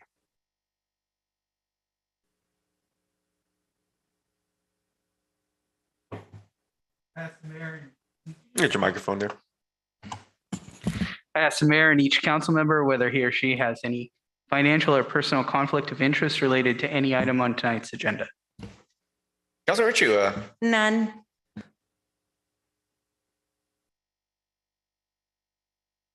And we'll go to Councilor Dominguez. And we'll go to Councilor Fan. None. Vice Mayor Montano. None. And myself is a none. Michael. And I ask Mayor Tran and members of the Milpitas Council, please disclose any campaign contributions of $100 or more received within the last 12 months from any of the parties entering into contracts with the city on tonight's agenda, or contributions received from development project applicant for development projects on tonight's agenda. Councilmember Chua. None. Councilmember Dominguez. Councilmember Fan. None. Vice Mayor Montano. None. Myself is a none. Thank you. Let the record reflect no conflicts were reported. And moving on with our agenda, we got to go to the reading of the City Council Code of Conduct. I will go ahead and read again. Let's be respectful and courteous, model civility, avoid surprises, praise publicly, and criticize privately. Focus on the issue, not the person. Refrain from using electronic devices while on the council dais. Maybe not at 8 p.m. tonight, but disclose conflicts of interest and affiliations related to agenda items. Separate governing from campaigning. The City Council speaks with one voice after making policy on issues. Respect the line between policy and administration. Council will hold one another accountable to comply with its code of conduct. Thank you for listening, everybody. Moving on to the approval of agenda. I want to go ahead It's not consent yet, folks. It's just the approval of the calendar. Pardon me, approval of the agenda. We used to approve the calendar when I first started, but this is the approval of agenda. Actually, see here, what was I gonna do? No, I don't have to do anything right now. I'll wait till the consent calendar. Any requests for the approval of agenda, not the consent calendar? Councilmember Dominguez. I believe I would like to pull an item from the consent calendar. Yes, that would be for the consent calendar. Right Oh, now, we're thank at you. the approval of agenda. Oh, perfect. So move. What's that? I said thank you for clarifying. Okay. Approval of agenda, folks. Approval of agenda. Okay, I'll move to approve the, hold on, let me hold that. Vice Mayor Montano. So clarification, are you asking to approve the agenda? A second? Are you asking I was for a just second? about to, Are you yeah. asking for a second? I almost was Okay. about. You got me in mid-sentence. Yeah. See, you're reading my mind, huh? We spent too much Yes, time together, I Vice second Mayor. that.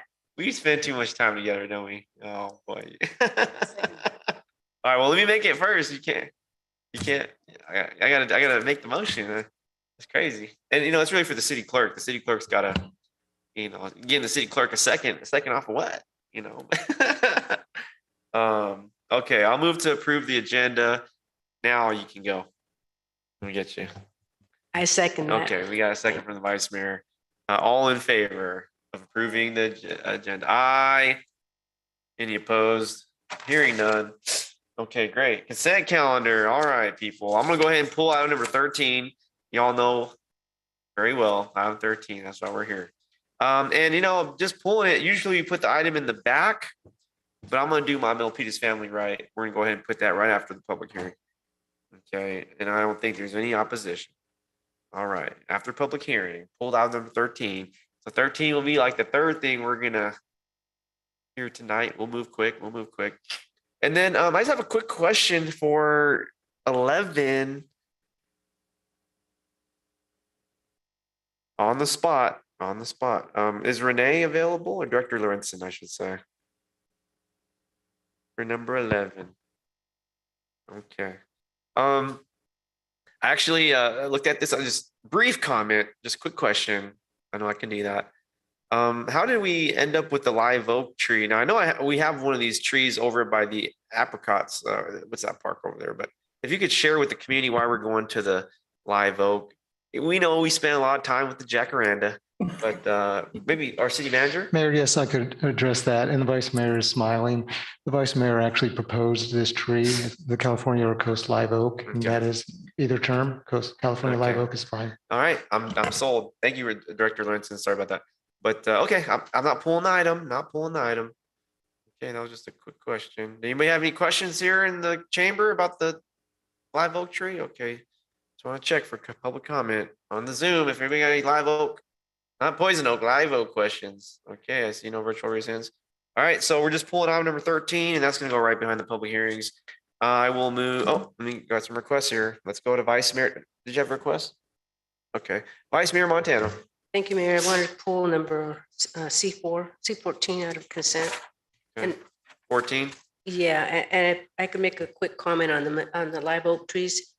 Yes, quick comment. Yeah, we have some in front of a Ford Motor Company where they're well preserved. Those huge, majestic oak trees that have been here forever with the Native Americans, using the acorns as their source of food. So That's crazy. I think it's That's something that we crazy, should do. right? Over the old Bevmo, yeah.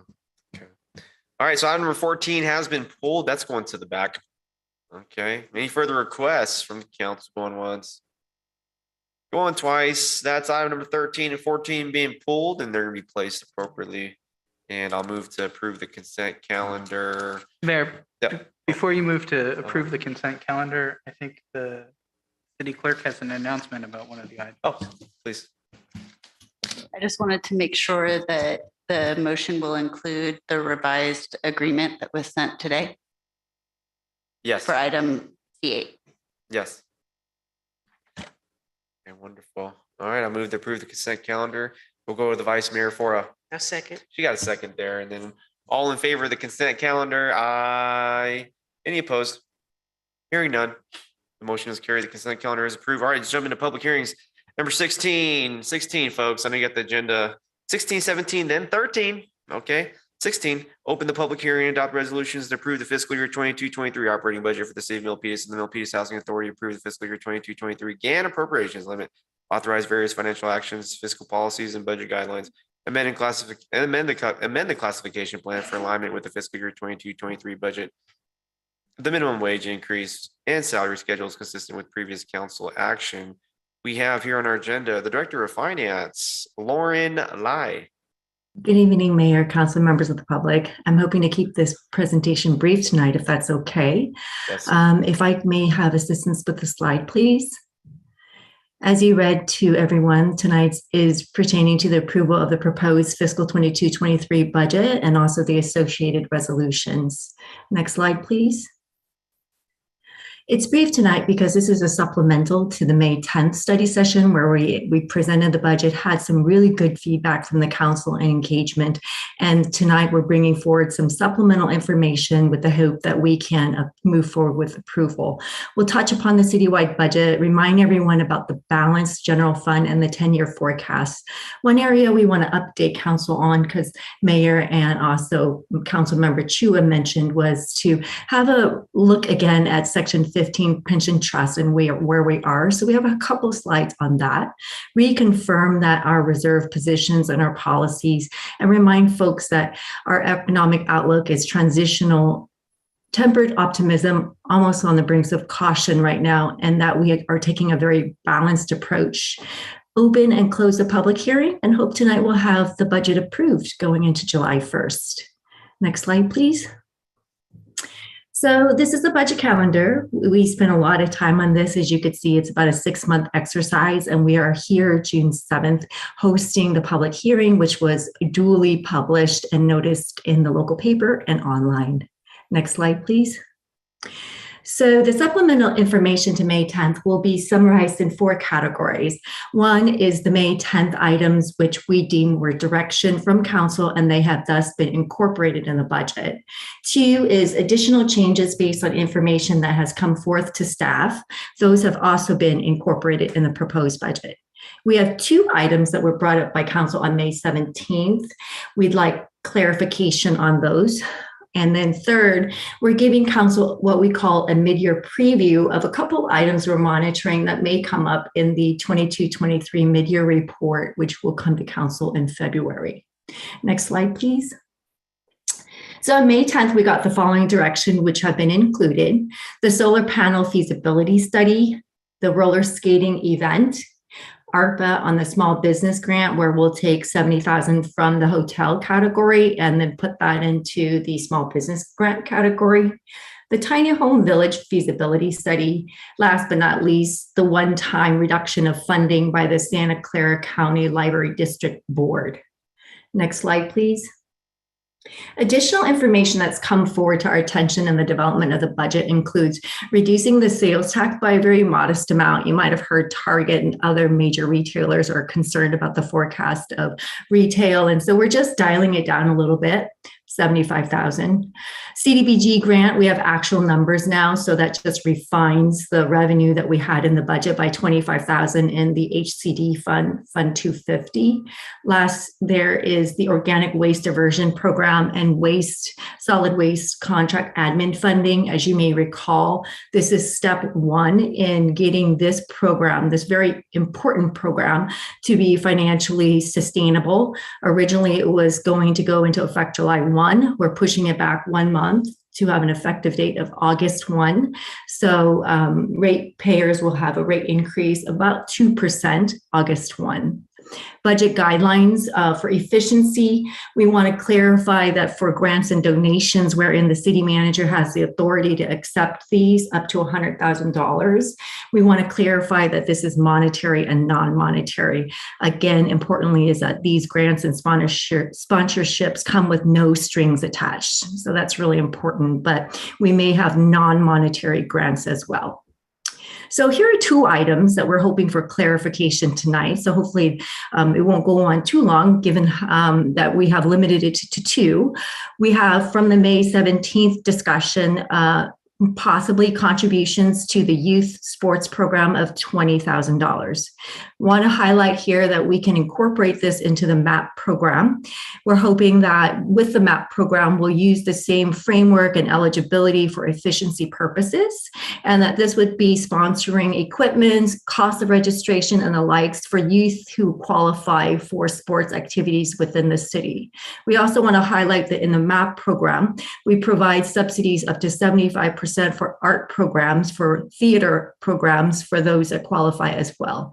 So getting some confirmation, clarification on that item would be really good. On May 17th, there was also discussion about the possibility of increasing council training and travel registration. Currently, there's about 5,000 per council and mayor. That affords about one travel for a conference, given the cost. Increasing it by 5,000 per council member and mayor would probably afford more than one, possibly two events for elected officials to attend relevant to their duties. So getting confirmation on that would be really good tonight. Next slide, please. So this category is called the 22-23 mid-year preview. A couple of items that we want to monitor. Council gave us direction to go forward with the senior center mural of $20,000. We'll see if there's funding for this. If not, we'll bring it back. It'll come from the Public Art Fund 213 as a one-time budget appropriation. Senior nutrition program, we're hoping that we're going to get CDBG funding for this. If we don't, and we need to supplement it given the rising costs or the alternative funding options, we may need to bring this back to ask for contributions from the general fund. The council chamber AV audio video system, we're doing a feasibility and assessment of it. It's going to be about a couple $100,000. Likely that's going to come out of the general fund unanticipated expenditure budget for fiscal 23.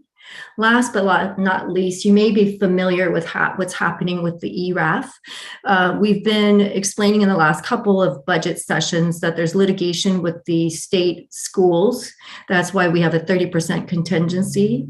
What's new and developing as a second component, there's a state trailer bill that may earmark some of this money for the state VLF funding. We're monitoring both. We don't have very precise information at this time, but we are taking an opposition to this proposal. The litigation at the state level from the schools is starting to look favorable for us. However, as it pertains to the state trailer, we'll have to see what happens in September.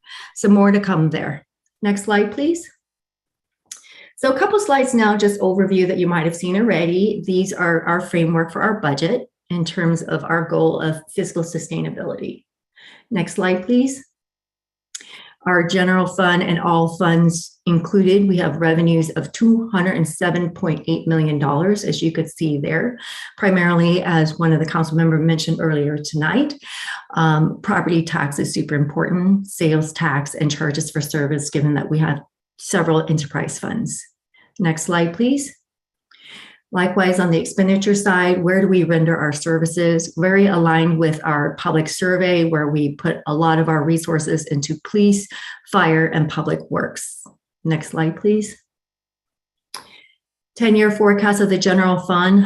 What we'd like to see is that the annual surplus stays in the black or is favorable. As you could see there, those are very, very modest until Measure F expires, which we are very cognizant of and work very hard towards looking at cost management, economic development, and innovation as solutions for eliminating that anticipated deficit. Next slide, please. So now we're going to slip over and talk about the Section 115 pension trust for a little bit. So I want to go through the background on this, talk about the Q1, which is March 31st quarterly update by PFM Asset Management. They are our trust asset managers. Also talk about what our portfolio looks like, the market conditions, and importantly, the strategies that we've taken thus far to ensure good governance of these dollars. Next slide, please. So by way of background, we are very aware of CalPERS rising pension obligations. So in March of 2020, Council gave us direction to move forward with the Section 115 trust. You can see there in the slide, what we studied at a high level was if we leave the money in our cash and debt investment, you could see there on the third row, the return is only approximately 1%. The rising cost of pension is greater than 1%. So if we maintain the status quo, we actually would be losing money if we kept this strategy, and we would really not be addressing our CalPERS costs and or even being able to keep up with CPI. So as an alternative, we were given direction to move forward with a Section 115 trust with the strategy of a 5 to 10 year hold period or duration period with a goal of 3 to 6%. And so on May 18, 2021, we moved forward with that. And so the next couple of slides will summarize where we are. Next slide, please. So when we look at the portfolio of our Section 115 trust, these are 4 benchmarks. I like to look at the quarter, the year, the 5-year, and the 1 and 10 year. The purple arrows pointing to the cash equivalent shows that over 5 to 10 years, the cash equivalent earns about 1%, right? Which is what would happen in the status quo. In the other categories, namely equity, domestic or international, it really starts to approach the 5 to 10%, 3 to 6% that we're looking for, even greater.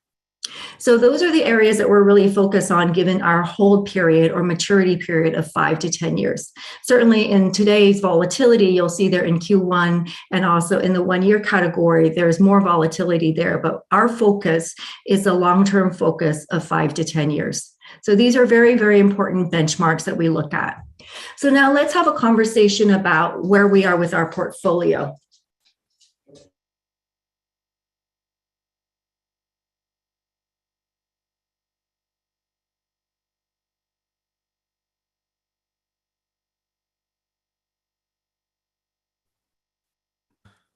Next slide, please. So where we are with our current portfolio is that we started with $35.4 million. Given the market fluctuation, we've had a fluctuation of negative 3.2%. How does that compare with our blended benchmark, which is really important because everything we do, we have to benchmark with what our targets are. We've actually benchmarked much more favorable at 3.2 compared to the benchmark of 3.8%. Now, keep in mind that these changes in market value are unrealized losses. And what I mean by that is we would actually have these losses if we sold our full portfolio, which is certainly not what we're going to do. So let's go to the next slide, please. If we had done nothing and stayed in the fixed income debt only managed portfolio, you could see there, even with the conservative approach, there are still losses within the 9-month period. The losses there are even greater than the mixed equity debt portfolio. And again, these are unrealized losses, but still, there's still fluctuations in the fixed asset portfolio. Next slide, please. Internal controls. I think this is really important when we talk about governing over government and taxpayer dollars. How are we approaching our governance over about $34 million? One, we have a policy which council directed us to stay within these policies. We have quarterly reviews and meetings with our asset manager. And also we have an asset manager that's very qualified in what they do. They manage almost $20 billion of assets, almost 10 million of which represent pension and OPEB assets. They work primarily with public entities, and they implement a very disciplined, managed approach to mitigating risks and achieving our goals. In this next slide, I will go over some key areas that they continue to monitor. They look at 9 key areas as a way to inform their investment strategies. You could see there. So the next slide will show what we've done so far. So recognizing the volatility in the market, what PFM has done is pooled some of our equity, domestic and international equity, into cash. We previously had 0.43%, and now our portfolio has 8.5% in cash. What they're hoping to do is continue to monitor the situation, and as the market stabilizes, reinvest that cash into domestic equity. They feel less confident with the international equity right now, especially with supply chain. And so they're letting the market cool, but then also shoring up our cash position, and then at a later date, putting those back into domestic equity. So I believe those are the slides I have on the section 115. Hopefully it addresses some of the questions from May 10th. Happy to answer any more you might have.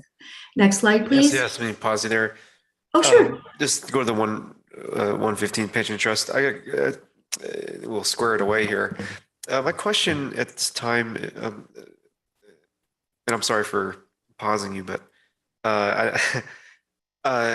what other cities are using this strategy? This strategy as section 115. Walnut Creek, Palo Alto, Sunnyvale. So a lot of top-notch cities. Okay, thank you. Paso Robles. So a lot of top-notch cities. Thank you. Okay, I have no further questions. Does anybody have any questions about this 115 pension trust? If not, Director Lai will carry on. Carry on, please. Thank you.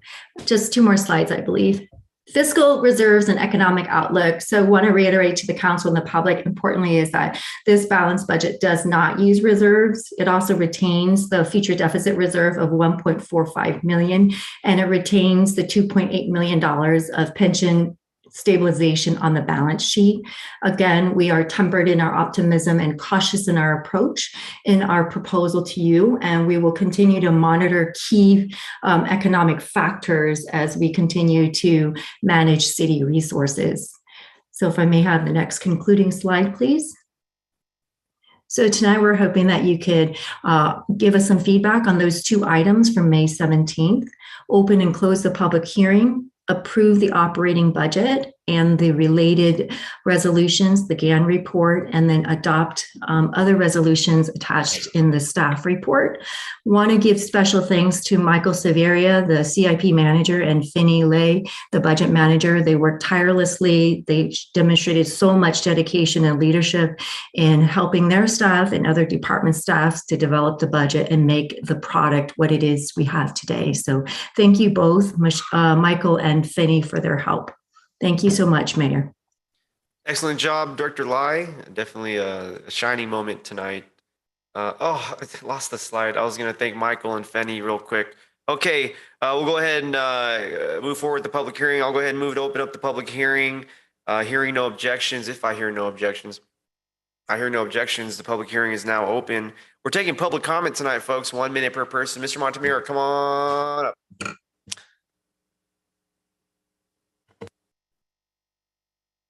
Thank you, Walter Montemero of Milpitas. Yeah, I've been attending meetings, almost all the meetings about this budget. We should be ready now. We should be smiling and ready.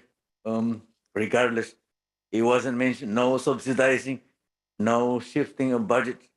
The projected revenue and expenditure are balanced of almost. This is almost $250 million, if I'm right. The economic outlook looks great. The main thing I believe is we didn't even worry about touching the reserves. So we're all right. I think the city and everybody could adjust if there is a need of contingency. Thank you. Thank you very much, sir. It's the public hearing for item number 16. If you're here in the chamber, you'd like to make a public comment, please feel free to come on up. If not, look to the Zoom. We have a virtual raised hand from Isaac Stringer.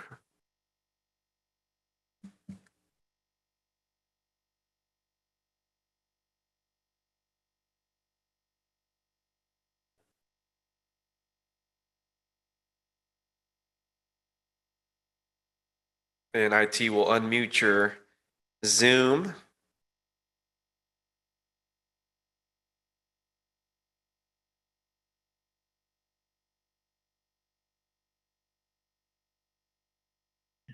Or if you're joining us via Zoom, yes. You're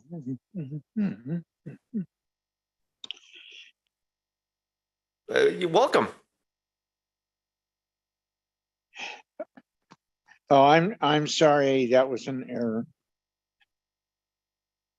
The hand was an error. Okay. Okay, no problem, no problem. Anytime, anytime. I see no further virtual raised hands, and we took all the comments. I'll move to close the public hearing if I hear no objections. My hearing's pretty good. I hear no objections. The public hearing is now closed. We'll bring the discussion back up to the dais here. We do have recommendations before us adopting the resolution and all these other things in the agenda. But I do want to discuss how thankful I am to all of our city staff, department directors, support staff for getting us here to June 7th. We're going to go ahead and approve this thing, and it's an accomplishment. It's an accomplishment. I know we're kind of always moving at a fast pace in this chamber, especially when I'm moving the meeting. But I do want to take a moment to really acknowledge everybody's hard work with the city manager and the assistant city manager and the deputy city manager. And, I am appreciative every single day of the work of our organization. And I think we had a really incredible year. I think one way to look at it is the recovery. It was a great recovery, and everybody pitched in, and we see our general fund go up, and that's nice. And we hope and pray that things continue to go well. I was at the mayor's conference with the vice mayor, as mentioned earlier, and one of the recurring themes was folks were saying there's a recession on the way. And so as we move forward, I just want to share with our organization that, we'll be prepared for whatever lies ahead of us economically. But I am encouraged that we are in Silicon Valley, where the economy is one of the strongest, if not the strongest in the world. And we have a high vaccination rate, boosted folks, and all these other positive factors that can allow for us to continue to thrive and really increase our revenues. The most I've seen for our general fund was about 129 million pre-COVID. So we're not there yet. I don't think we're close, but let's keep working. The community's behind us. We raised the sales tax, the hotel tax, and I think there's gonna be other opportunities down the road. Our community is gonna be behind this organization and our elected leaders. So I do have one question about the budget, just one. The public works positions, I believe we're making a decision on that tonight. City manager? That's correct. That's part of your budget proposal. Yeah, okay. I think one of the things I want to wrap up before this fiscal year is the beautifying Milpitas. I am still hurting from picking up garbage and litter and weed whacking last fall, and I want to make sure our community is supported with the beauty. You look at all these postcards of Milpitas back in the 90s. It was like, different city hall. We had the pond back here. Things were looking good, and quite frankly, I know there's more traffic, more residents. So there's gonna be more litter, more weeds and stuff. And so I just want to make sure as we approve this budget tonight that all the positions in Public Works, I think 7 of them, are permanent full-time employee positions. And I'm gonna need the council to support me tonight and support our residents to ensure that we have coverage of our city's landscaping, streetscaping. I did get a communication from the labor union, and this is what they want. And quite frankly, I believe that this is what our city needs. This is the message we need to send. We keep talking about public works for so many years, and tonight is the opportunity to do more than any other council I've served with in ensuring these positions aren't one-year positions. These are full-time permanent, and it's going to send a resounding message over to North Milpitas Boulevard at the Public Works Yard. Let's go to the Vice Mayor, Carmen Montano. Thank you. Excuse me, sorry. Thank you, Mayor. I think, Lauren, you wanted some more information on the grant contributions to youth sports. I would like to, and I do agree with having it on the map, Milpitas Assistant Program, but having it there, but actually having it in a separate fund, not putting it all in one pot, but having it, the map being the administration. Let's pull that slide up while Vice Mayor is here. Pull the slide up of the line items that Director Lai requested for further clarity. Please. That would be slide 6, please. So 2 items. Thank you. Thank you. So I'd also like to include, I like how I was going to mention about the art theater for the performing arts. You know, a lot of kids can't afford to be performing or participate in that theater, and I'm glad that is part of that. I did speak to Ashwini about that, and she said to bring it up, but I'm glad you brought it up for me. And I also would like to include public speaking scholarships. ICC, Indian Community Center, also provides public speaking, but again, it costs money to be able to participate in the public speaking skills that they have at ICC Center. So I'd also like to include that as well. I think these are all programs that will help our youth for scholarships for youth sports, theater for the performing arts, and public speaking skills. Thank you. You're welcome. Absolutely. I support all those things that you're leading. Okay, great. Any requests for the microphone, colleagues?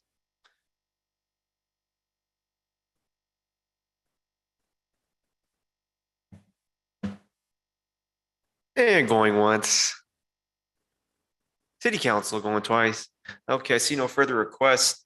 I don't hear any objections to my proposals or my one proposal. I don't hear any objections to the Vice Mayor's proposal. Let's go to Councilmember Dominguez. Point of clarification, what was your proposal? We have 6 positions slated for the Public Works Department, and they are a number of those, if not all of them, are 1-year term positions. And my proposal is to make them permanent FTE. Thank you. Isn't that an City Attorney? Isn't that an item that we're going to be discussing later on? Just want to clarify because now I'm confused. I don't want that to be part of this motion because it's on the agenda for discussion later on. Is that correct? I don't believe that's correct. I believe the positions in question are part of the fiscal year budget. They are part of it. Which item are you looking at? Well, I'm just looking, I'm not looking at anything because it's the proposal that the mayor is proposing. So the proposal that he just shared with us is that he wants us to include his proposal in the passing of the budget. But so that is not, so I guess there's 2 parts in this. I was trying to understand the proposal that the mayor is moving forward. So now I understand that. The second part I want to clarify is the 7 positions that we are referencing, those are already part of the budget. So what would change? That the designation, is that what you're asking, Mayor? Did you read the agenda report? Absolutely. Are you prepared for the meeting? Absolutely. Could you point to me the change that you want? Because you just moved forward a request. That's not part of the agenda unless it's part of the report. Well, so just to clarify for everyone, there is no motion on the floor and there is no second on the floor. So I think before we can move for clarification, we would need a motion and a second, or a motion and then a request for clarification. Anyone who would like to make a motion, of course, can make a motion pursuant to the recommendation of staff or with some amendments. City attorney is correct. Okay, council member, back to the discussion. Council member Fan. Is Janine still on the call? Maybe It's our Director of Human Resources, Janine. Here she is here on the Zoom. Welcome. is the request at hand in line with our or consistent with our bargaining process? So it's the city's determination as to whether or not a position is funded, and the terminology permanent, while I understand it's commonplace vernacular, right? Positions are subject to funding, and whether or not the council authorizes continuation of a particular position. So if the city council wishes, currently right now, the city is proposing limited term positions for public works maintenance assistant for a period of, I believe it's a couple of years. And that's what's before you. If you wanted to change the designation of those positions, you could do so. At any given point in time, positions are subject to funding, and this council has done layoffs in the past, et cetera. So that still is an option available to you if funding becomes an issue. But limited term employees do have benefits with them. It's just a designation of the continuation of the funding. Mayor, may I so kindly add to that as well? Please. If you so wish, and if there is support by the council, on page 194, tonight's motion, when it's made, we can then indicate on page 194 where we're adding the position titled maintenance assistance. In parens, we have it as limited terms. We could strike that from resolution to basically enact this discussion where we would strike limited term. Again, importantly for the council and the public, and especially for MEA, is there is ongoing funding for this position unless something changes in future budgets. So I think that's really important. But we could simply remove the word limited term from the resolution as drafted on page 194.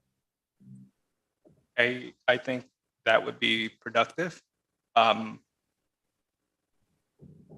Was it not the case that FTEs were already on the line as an option? I'm not sure I understand what you mean by already on the line. Already recommended. Yes, these 4 positions were included in the FTE and how we derived 440 and a half positions. So they were counted.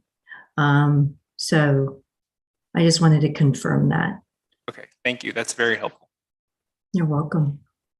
All righty. Next up, we have Councilmember Dominguez. Thank you very much, Mayor. Per your question, that's what I had read in our report and preparing, where it's the limited term. And I think, just want to clarify, is that what your proposal is proposing, to change the limited term and to strike that out? Yes, my proposal is to make an amendment to those 4 positions and really moving away from the limited term and funding these 7 positions permanent FTE. Thank you. And that's what I was thinking in my head. I would like to ask, who is the representative for MEA?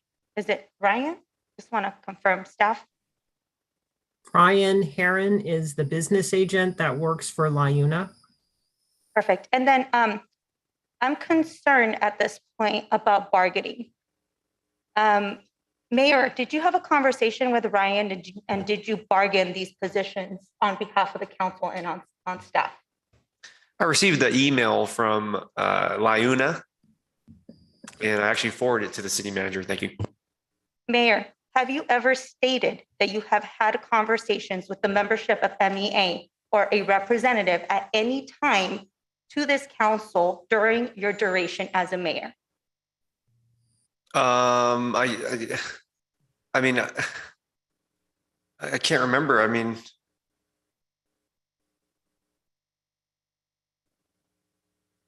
I don't know. I'm not sure what you're saying. I can't remember. Like I'm gonna. some years ago. Yes, some years ago. Thank you. So is your answer yes To what? to the question that I placed before you? At any time during your role as a mayor, did you tell this council that you had a discussion with Ryan or members of the membership of MEA? In regards to this proposal I've made, no, thank you very much. So you just stated yes. So are you changing your response? I am answering your question, and that's my final answer. So is your final answer yes or no for this council to know? I'll repeat myself. So the proposal that I've made, I've received email from Liuna, and I forwarded it to the city manager. I did not speak with Ryan specifically. Thank you. At any point in time, did you tell this council that you spoke with Ryan or the membership? Yes or no? I just answered your question like 3 times. Can't believe it. Is that a yes or no? Are you kidding me? Like, I speak English, so please have some respect. Going back to my question, Okay. is that a yes or no? Look, I've answered the question 3 times, so I have made my proposal. You can support or oppose it. Thank you. Due to the changing of back and forth, I will absolutely be doing a Public Records Act request on this. And for the public to know, and our staff and those who do bargaining with the city of Milpitas, I take fair bargaining very, very seriously. In fact, it's illegal for any council member or the mayor to have direct conversations with the directors or the members and negotiate on behalf of the entire leadership. I am extremely concerned that that did happen. And as you saw a couple of minutes ago, we can't get a yes or no that the mayor recalls what he has or has not stated to this council. And so all I could tell you is that that's extremely concerning. And because that information has been disclosed the way that it has from the mayor, I am extremely concerned that fair bargaining laws have been violated and that staff have not been able to negotiate this to the best of their ability. I will say this, that limited position part that's paraphrased, all it really does, it allows this leadership as well as the city manager to really move forward because these positions are important. But it helps them move forward with, if there's a recession, we're going to have to figure out budgeting, and staff has put that forward in the best interest of the council. Now, I have one more question. Vice Mayor Carmen Montano, have you been endorsed for your mayor's race by MEA? First of all, you're out of order, and I'm not going to answer your questions.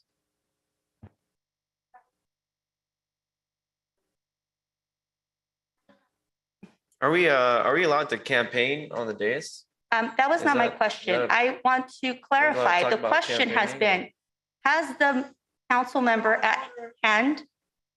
I'll go to the city attorney. Point of order real quick. Let's. I this is believe getting sideways. I believe all conflicts have been disclosed at the beginning of the meeting. That would include conflicts related to anyone that's under a contract. Campaign okay. contributions over a certain amount of anyone who's under on a contract. Okay, so thank you for that clarification, because I'm looking at the website, which the public could see. And in there, it says that MEA has endorsed currently Vice Mayor Carmen Montano for mayor. So has there been? Dang, So can has we there- just work on the item? Or are we over here? We over here campaigning. That's crazy. Let's just Now- work on the item. Like, man, the election is like in November. Let's just work on the city business right now. We got people waiting. Carry on. Going back to my question, I'm going to, since this actually has to do, it has nothing to do with campaigning and its conflict of interest.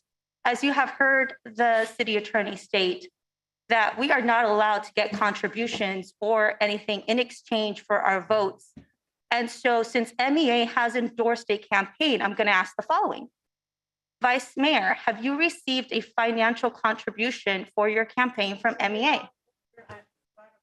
Is that a yes or a no? We've already answered the conflict of interest and campaign contributions.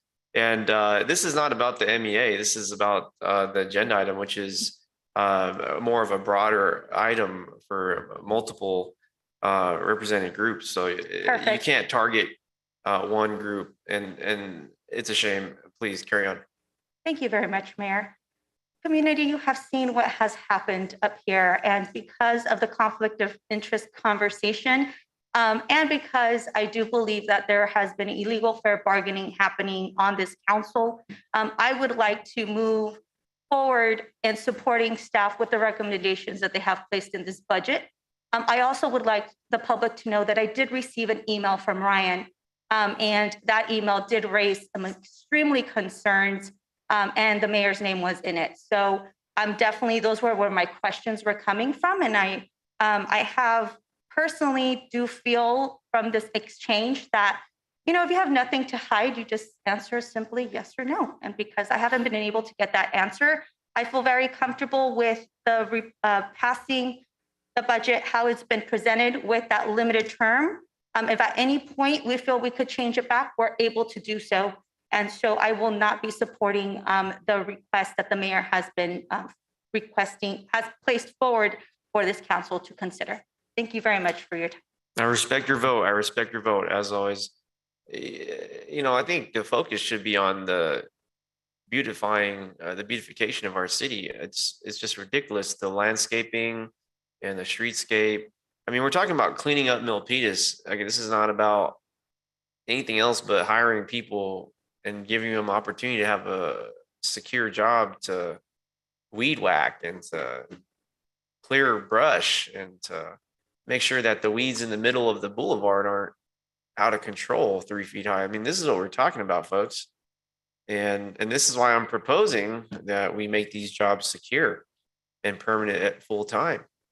I'm not doing this for any other reason but to clean up our town.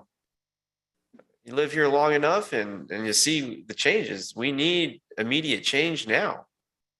And I'm not going to hire a police officer limited term. I'm not going to hire a city manager limited term. I'm not going to hire a firefighter limited term. Every position. I mean, there's got to be security for folks to take a chance in our city, especially with the labor force. So this is about cleaning up Milpitas. And if folks are upset at me for hiring landscapers and streetscapers, public works, then give me a call. Thank you. So, Councilmember Fenn. Thank you. I support public works, and I do support efforts to beautify Milpitas and landscaping efforts. I think these all go a long way towards making us a community that residents can be proud of. What I am concerned about and what I have reservations on is the integrity of the process. And that's something that, you know, until I get clarification that this is all allowable under California's labor laws, I would want to defer that action until that confirmation. And ultimately, this is out of an abundance of caution, because I know that other municipalities, such as San Jose, for example, there was controversy regarding bidding practices and the labor unions, and ultimately a civil grand jury did find some damning discrepancies between the person who negotiated, the elected official who negotiated on behalf of the city council, bypassing city procedures. So I would hate for us to be that case. I certainly hope not. You know, a lot of the things, sometimes things get political, but this is an area that I wouldn't want to be politicized, because that doesn't do much for the best interests of our community. You're welcome. Yeah, I mean, this thing's going to go to a vote, and this is our general fund budget, and you can vote no on it if you want. The number one job on the city council, approving the budget. Vote as you may. Vote as you may. Okay. Any further comments? Any further comments?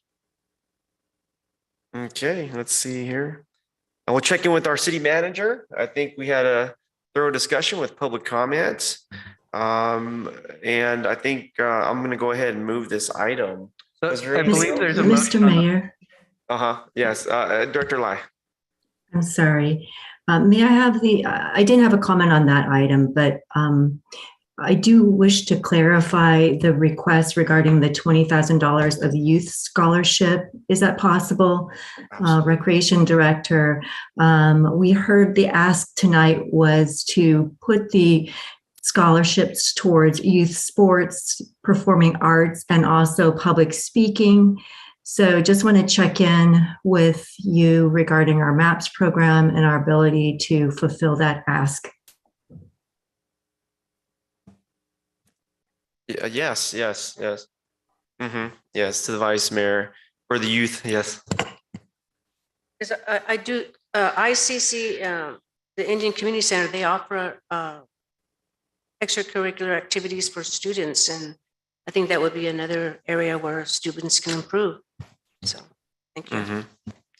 Okay, great. How's that, Director Lai?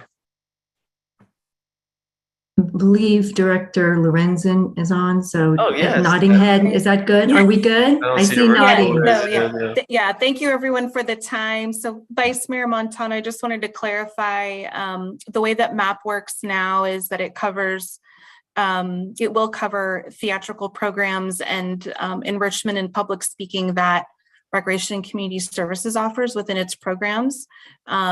So if we were to cover those with MAP, they would be internal programs, and then the $20,000 for youth scholarships would go to youth sports. Are you asking for additional, are you asking for monies to go to outside agencies in Milpitas for public speaking?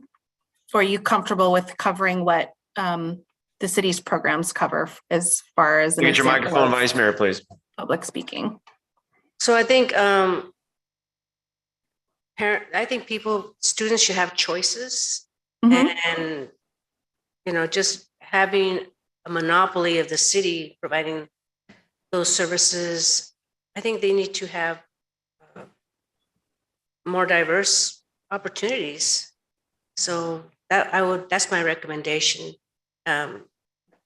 And we can do a pilot program and see if that works. If it doesn't, then we could just go back to having the city control all the projects or the programs for the students.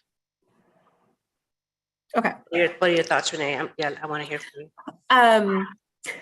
The way the MAP's set up now, it's a simple process as far as using those monies within our programs. So I think if the interest from the council is to expand scholarships to outside of city-run programs, that we would want to bring back a pilot program for the council to review before moving forward. And that would include the types of agencies that we would provide Milpitas resident scholarships to, and then the limits that we would provide for those programs. So if that's the direction, we can come back at a later date. I think we should go that route. Let's try it out. I mean, do a pilot program and let's try it out. That would also include PAL, right? Police Athletic Leagues. That's an outside organization. Correct. Right. Okay. Yeah. Thank you. Thank you for the clarification. Thank you. All right. Next up, we have Councilmember Chua. Thank you, Mayor Tran. Director Lai, can I ask a quick question, please? Yes. On this, the way I understood this, new positions, how many are we talking? Are we talking about 6 or 4? For maintenance assistants, that's the classification. They are new classifications. Okay, so we're talking about 4. 4, correct. Okay. The way I understand this, the proposal from staff is to have a temporary positions of 4 as a pilot project to see whether we need 4 or maybe we need more. And the pilot will tell us that. Am I correct in that assumption? Let me add to that. What's happening is that these are 4 new classifications, meaning that we have to recruit and see if we can even find individuals that desire to fulfill these duties at the classification and compensation that we scope. And for that reason, we want to see if that's going to be a good fit over the next couple of years. Also, based on those job classification from a recruiting perspective, we have service level and output. We want to see if these 4 at this classification is going to render the services and the maintenance level that council has desired for us to accomplish. So it's really twofold, right? We have to be realistic about what the labor market's going to yield. And then 2 is, are we going to get the desired outcome? So funding is there for these positions, but we're just trying to be methodical in how we approach these classifications. Okay, so that's the reason for the temporary assignment. Limited term, 2 years. Limited term, 2 years. Mm-hmm. And we do have a budget for that for the next 2 years based on the pilot duration, correct? Correct. This has been included in our forecast. So we want to be transparent that, our desire is really to see that the classification and the service level is consistent with council's expectation. See, that's my attraction to the way it's presented, because the way I see it, we have, based on the data, based on the pilot, we can make a decision whether to increase more or not go on with the pilot project. On the other hand, I listened to Mayor's rationale on why he's proposing permanent. And the reason for that is we all agree, like Councilmember Fan said, we all support the public works, we all support Beautify Milpitas, we all support that. And Mayor Tran has a point on it's hard to hire, because I know that from my first year on the council, and I asked the same questions to Public Works, how come we're not hiring? And that's the beginning of last year. And they said it's hard to hire people. So I'm kind of torn now. Obviously it will be more attractive for new hires to have a permanent position. On the other hand, we have this pilot that we want to make a decision on. So I want to reach out to Director of HR. I'm here. Yes. Can you give me feedback on these positions? How hard are we in hiring these positions? Well, we've never hired for these positions, but we have hired seasonal maintenance worker positions. And we did have some difficulty in the hiring process last year, but there were some internal kind of miscommunications with regard to the posting of the vacancies, and we've streamlined our processes and our advertising, and we've been able to fill those positions. So we do think that although it's a limited term, these are benefited positions. We do think that we'll be able to hire, but again, the labor market is tight. You, I'm sure, have heard on the news and you read in your news feeds about the difficulties in recruiting. So we won't know 100% until we actually go out and do the recruitment. But we do believe that we'll be successful. Okay, can you tell me specifically what's the difference between, in terms of, take it from the view of the new employees, what's the difference between me being a temporary limited employee versus a permanent one? A limited term, you go into your position knowing that the position is currently funded for a 2-year duration. Okay. You get your benefits. They're still subject to the terms and conditions of the labor agreement, but there's a known kind of timeline. But should there be a recession next year, or should the council desire next year to say, you know what, the limited term status is not needed, the program is working out fine, the classification is working, maybe we want to add additional maintenance assistant positions, you could remove the limited term designation and make them regular positions in the budget without the limited term designation. Okay, let's go to, so that's limited. What about benefits wise? You said they have a, they're benefited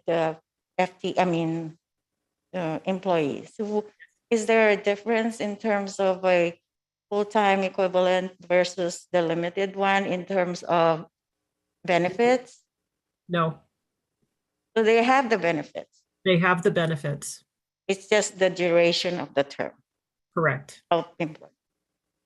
That being said, I would like to ask Mayor, can you please reconsider, maybe let's let this pilot work and let's see what the data say. I'm really looking forward, the data would say we need more. You know, we're not closing the door and saying this is all we want for, but I'm hoping the data would show more. That's what I'm hoping for. Thank you. Thank you very much, Councilmember Chua. There's a really deep discussion happening, happening in regards to this public works positions, MEA, who's represented by Layuna. It goes back to last summer when we were out in the street, right, picking up garbage. I think the planning commissioner was picking up garbage as well. Why are we outside picking up garbage? Here's the issue. The history of Milpitas as a city, we used to have a very robust public works department, landscapers, streetscape, I think you know. And there was a time about 10 years ago, actually, where the public works department was ravaged. And many of those workers are still here and they're counting on us. They're represented by their union over at Public Works. And they hired the guy from Layuna. And he emailed me. Everybody's welcome to have the email. He emailed me. And they want these permanent positions. They don't want these limited term positions at all. They need help. They're being stretched. Our workers are being pulled from one side to the other. The people that are fixing the streetlights are getting pulled to landscaping. And now our streetlights, remember how all the streetlights were out? Mm-hmm. We passed Measure F. the residents. They want public safety. And we have to keep our city clean.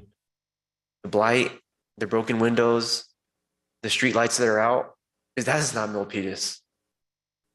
And so the folks at Public Works hired LiUNA, and they'll be very happy if we listen to them and understand their pain. They hired LiUNA, and they sent an email. I sent it to the city manager, and they're 100% with all their heart and soul and their boots on the ground asking for these permanent positions. They feel gypped.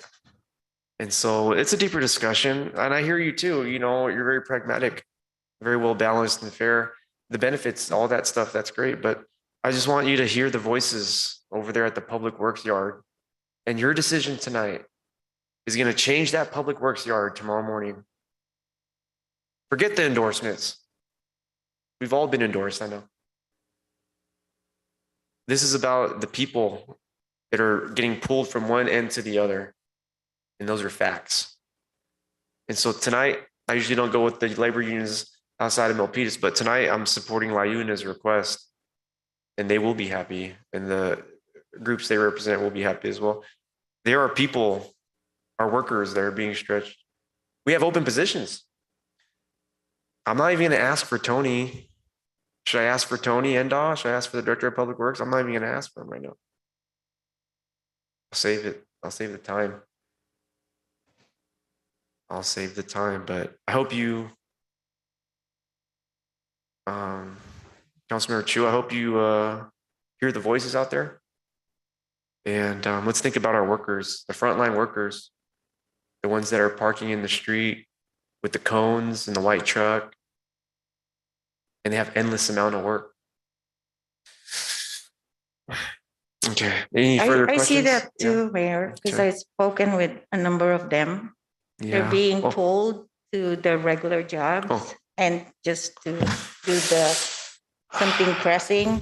I see that too. That's why I'm torn. But I see both sides. And They need you. is that okay if I ask for Director Nada?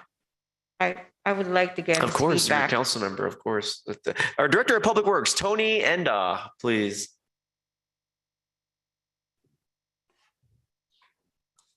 Good evening, Mayor, Vice Mayor, City Council members. Tony Endaw here, Public Works Director, here to answer your questions. So, how do you feel about the limited employees versus full-time? Do you have confidence in hiring limited employees versus full-time permanent? Yeah, I do actually. So we feel pretty good about where we are with recruitments now. I think when we had talked during the heat of the pandemic, I'll speak to it. I feel like there are folks that just didn't want to get out and come to work. We were having hard times getting even seasonal employees at the time. We are currently recruiting for maintenance worker positions right now in Public Works. We had a total of about 39 employees or 39 people interview for that position or go through and take the test. So we feel pretty good about that. Our seasonal maintenance worker positions are going through right now. We've gone through quite a few of those, getting them higher. I think we only got about one more left that's vacant in that position there. So the limited term has some benefits to it. Because it allows us to evaluate and make sure that we're getting this thing right. But at the end of the day, for us in Public Works, it's a numbers thing. So whether it's 4 people with a limited term or 4 people that are permanent, end of the day, from a management side of things, from our side, it's a numbers thing. And as long as we get the right bodies in place to do the work, we'll be very happy. Oh, I see. Can I ask you how many vacancies do you have right now in Public Works, excluding this 4? Excluding this 4, and we just had 2 employees leave recently, 1 retirement. So what happens towards the end of the fiscal year? I think we're about 7 employees right now, but don't quote me on that one. But I think that's about the number where we are. 7 vacancies? Correct. And that's two that just became brand new as of this week. So 7 plus 4, that's what we're looking at, correct? Come July 1, yes. If we approve this. Correct. First of all, I 3, just to let you know, On the vacancy report, I'm showing 3 vacancies in your department, not with the recent retirements. So it's 7, correct? With the 4 additional With the positions, 4 plus the 3, it's 7. correct. So I just want to say this for the record. Director Nada, I really, really appreciate you, your hard work. I really do commend you and your team because I'm out there with you, cleaning the streets or doing pickup. And I'm also out there on the dumpster day. And I know how hard it is. And I can hear, I'm listening from the employee side and I can see it. And I can see the hard work, the reshuffling and the uncertainty of where they're going to be assigned because there's not enough people. Okay, I think I'm good. Thank you, Mayor. Thank you very much, Councilmember Chua. I just want to connect with you. As elected officials, we have the blessing and opportunity and honor to sit here at the dais. And, we're not city staff and we're not the labor unions or representing groups. So we're like in the middle, and I really love our city staff, but there's a voice that's not here at the table tonight. And I wish there was somebody here that can, are they here? No, they're not here. I wish that their voices were here. The men and women who put their belt on and with their boots, because they did, through their leader at LIUNA, send a letter. Let me read it. Let me go ahead and read the letter because their voice is not here. And so I want to give them a voice. Public record, huh? How about that transparency? LIUNA, LIUNA. Okay, I appreciate. I'll ask our city staff a million questions. Just, but I want to have the voice for the men and women that are putting on the boots with the craftsman's knife on the waist and all that. Let's see here. Ryan, what's his last name? Heron, H. Does anybody know LIUNA? H-E-R-R. HERON, Mayor. Oh, okay. R-O. Maintenance. Okay. I got an email. Crazy here. Let's see. I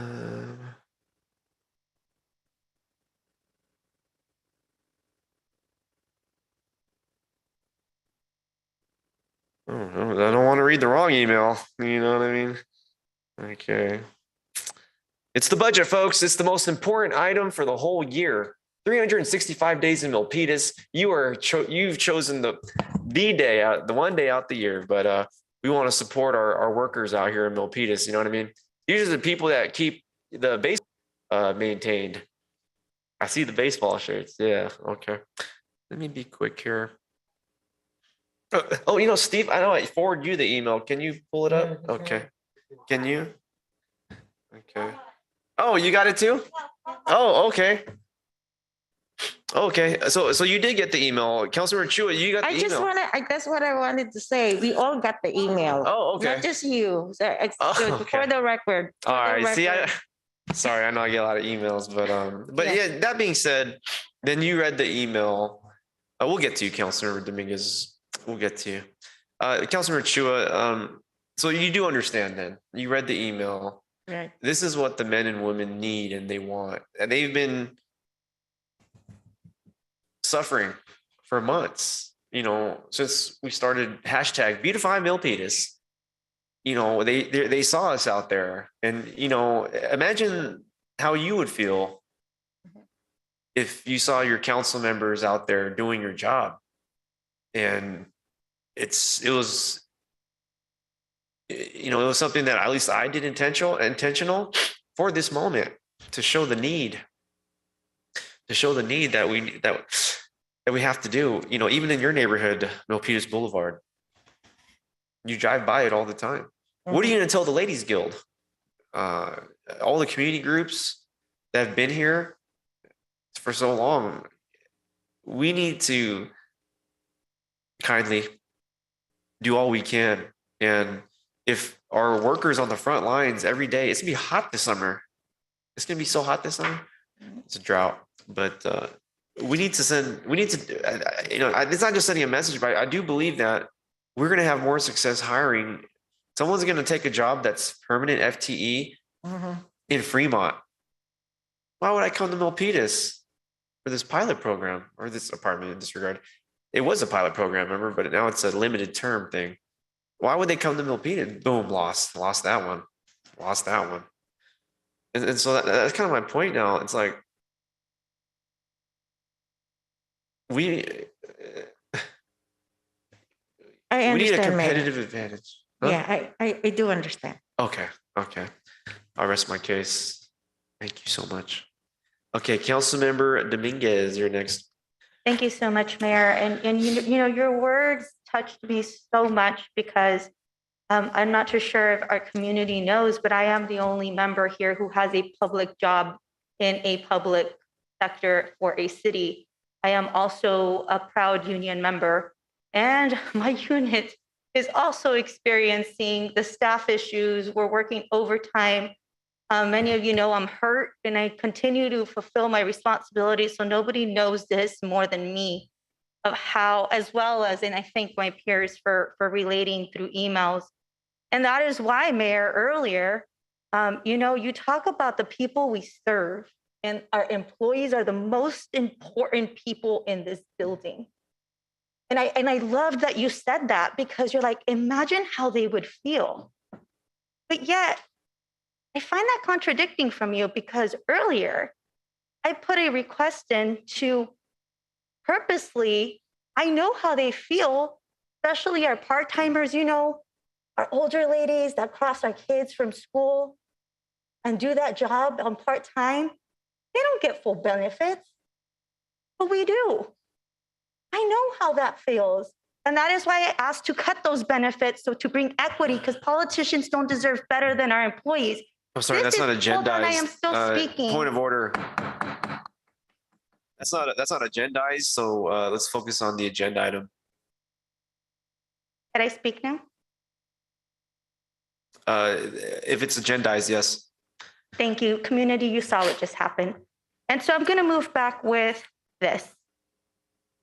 We are not saying in any way, shape, or form that this is not going to address the issues at hand.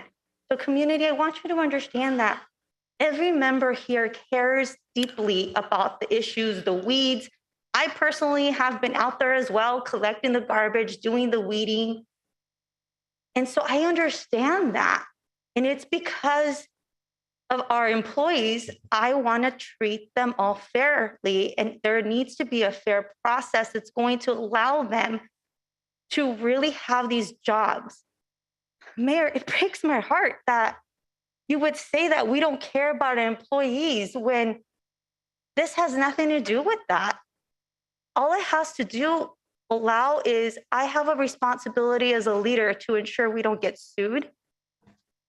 I have a responsibility as a leader to make the best decision for everyone and take all the information at hand. And I have distinguished myself as a leader who is going to be a truth teller, even in the most hardest times. I'm with you on the weed whacking. I've been doing it. My employees are the most important thing that I care about, that I'm willing to give up my own benefits. And if we would have done it that way, we would have been able to fund this program. But again, you're right, we're not talking about that.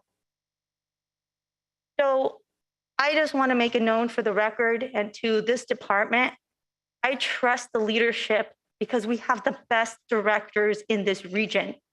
People come to Milpitas. You know what people come to Milpitas for? I've been out with our crosswalkers, with our police department. They come to Milpitas because of the leadership. More, you know, when you get older, and I will speak for myself, the older that I've gotten, I shop for supervisors. I don't necessarily shop for the job anymore. Because when you have Can a you good hurry up? supervisor- There's people waiting for agenda item 13. Can you hurry up? Thank you. Are you interrupting me? I didn't interrupt you.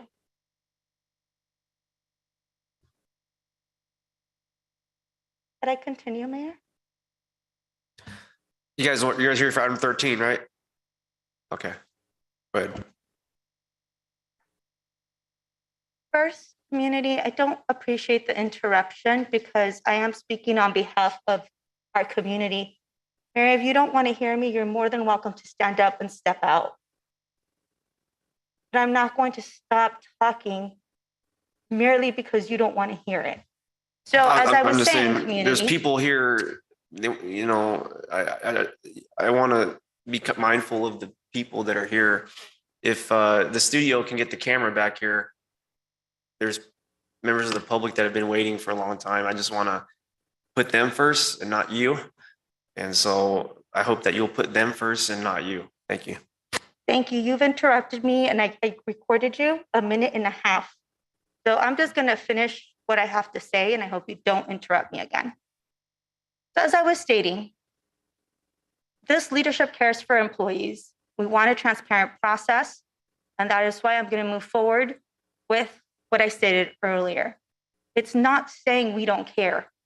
And my actions on this dais, even tonight, have shown that I am willing to sacrifice myself, my benefits, anything to ensure there's fairness and that we're not treated any different than our employees. And that is why I go out and do the weed whacking. And I know Councilmember Chuas has gone out there and done the bins and helped with lines.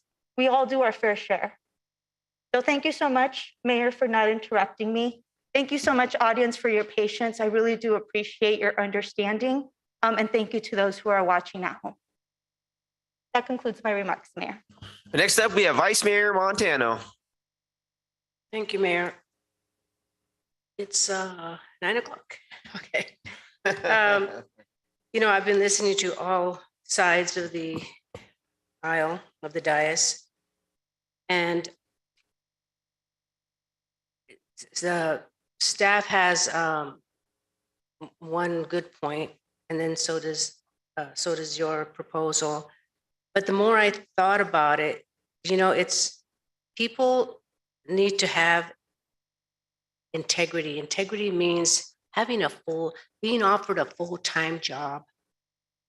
Because I know that temporaries, they get benefits, but they don't get benefits for their families. I mean, if they do, they have to pay out of the nose for it. And I think having a full-time employment, we can have better recruitments, more talent, better talent. It just makes a huge difference that we have full-time employees. It's part of our Milpitas family. And I will tell you, I've been here since 2008 during the Great Recession. And I know that MEA was the hardest hit. I mean, you had workers that were laid off for over 2 years. And I don't think they've ever fully recovered. And that's why our city looks like it does, you know, weeds everywhere. We just don't have the manpower. And I think this is a good way to bring them back. So those are my comments. Thank you very much. And I will go to Councilmember Chua next here. 1 second, your microphone. I will call your microphone, please. Yes, there's an order. I kindly say that. And, you know, if a man or a woman or a man or a person works for the city and let's say they have a child and they need the benefits, you know, they're going to go work for somewhere that's going to have a permanent benefits, not a limited term benefits or job. You know, like there's so many factors that go into a applicant's decision making, a candidate's decision making to accept the job. And there's so many jobs out there. But if a person has 2 kids and they need to secure these benefits for a permanent term, they're going to they may even work for less just to have the benefits for their kids. Who knows what can happen? And so I just want to share that, Councilmember Chua, you know You have a special place in my heart. Councilmember Chua. I'm calling for the question, please. Thank Okay. you. Thank you, Mayor. So just to clarify, there is a motion on the floor. There is no second. Oh, who I did the mo- second then. Who did the motion? Councilmember Dominguez made a motion Oh, Oh. what was the motion? Okay. about half an hour ago. Oh, Okay. okay. So I So believe the there's no motion. second? Okay. There's no There's second? no second. You want it? I second Councilmember Dominguez. So I believe the motion is to adopt a joint resolution of the City Council and Milpitas Housing Authority to approve fiscal year 2022 to 2023 operating budget and the Milpitas of the City of Milpitas and the Milpitas Housing Authority, approve the appropriations limit, fiscal policies and budget guidelines, and authorizing various financial actions by the city manager, including approving and authorizing the execution of various contracts and payments over $100,000, to approve a resolution amending resolution number 1626, the classification plan, to authorize additional positions and amend budgeted allocation positions, to adopt a resolution amending resolution number 1626 classification plan to adjust the hourly rate ranges for classifications due to a minimum wage increase pursuant to ordinance number 292. And finally, to adopt a resolution amending resolution number 126, the classification plan to approve the salary schedules for all IAFF, MidCon, ProTech, MEA, miscellaneous unrepresented, and police unrepresented classifications. Is that the correct motion?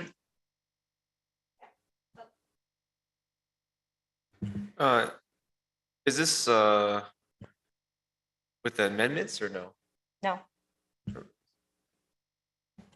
It's City not Attorney? with the amendments. Then I didn't hear who seconded, if anyone seconded. And No amendments for this motion.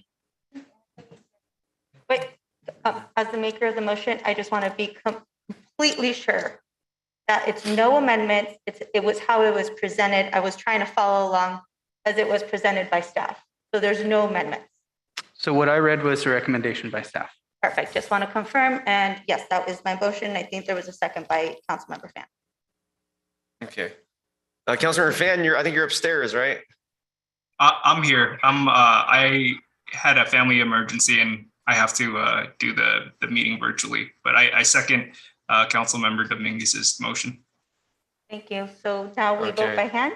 So I will go ahead and repeat the motion and the second for the agenda item 16 to be approved without the amendments, including the vice mayor's amendments, including my amendments. This is a motion without the vice mayor's amendments or the mayor's amendments. And so the motion is from Councilmember Dominguez and a second from Councilmember Fan. And we will go with hands. With hands? Well, I believe because Councilmember Fan is virtual, you're going to have to go by voice vote. Okay. Okay. And if this motion fails, I will be proposing a new motion with the amendments for the public's benefit. If the motion fails, the motion will die and we'll move on to the next item. If you want to propose an alternative motion, now would be the time to do it. Oh, see, thank you, Michael. I would like to propose an alternative motion. And my motion is to approve agenda item 16 amended with the vice mayor's amendments as well as my amendments, which has been thoroughly discussed. But I'll say it again: the 7 public works positions as permanent FTE. City manager.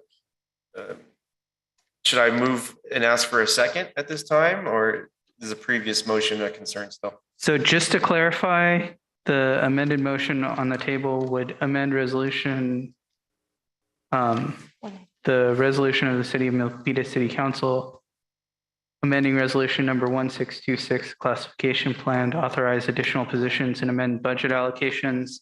It would amend section 2A to strike the parentheses, limited term. Is that correct? That's correct. So now you would need a second for that. And the vice mayor's amendments are in there too for the, I think those youth funding scholarships. I think Director Lai received the feedback during earlier moments. It's just like the funding for, I think we have it down, right?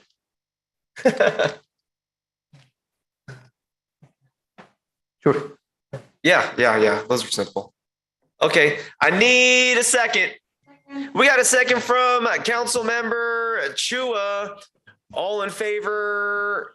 Mr. Mayor, Uh-huh. would you like to address the second item, which is the $25,000 of council travel and training, or are we that choosing one. to drop that? If I may get a quick, I'm hoping know, it's Mr. a quick thumbs up. You're right. So again, it'll enable council and the mayor to attend more than one training, which is kind of a limit right now. Yeah, I actually would like to revisit the increase of travel budget until the mid-year because there's a lot of talk in the community about travel spending, and I don't think it's the right time to do this increase because there is a lot of talk in the community, and we don't want the wrong timing for this sort of thing. There's a lot of talk out there in the community. So I asked Councilmember Chua or any member of the council to put this, postpone it for a bit, and we will get to it. Okay, great. So yeah, we'll keep the travel budget to the status quo, please. Thank you for that clarification. See, Dr. Lai, thank you. Our city attorney, Michael Matalapasi, both just key moments. Thank you for your skills. Okay. All right. And so does that second still stand, huh? The second still stands, still works because we're not making any changes. Okay, great. So we would need a roll call vote on the substitute motion. If the substitute motion fails, we would need a roll call vote on the original motion. Let's give it a try. Okay, this is a substitute motion, and a motion in the second has been made. And let's do the roll call vote. We'll go to Councilmember Chua. Yes. Councilmember Dominguez.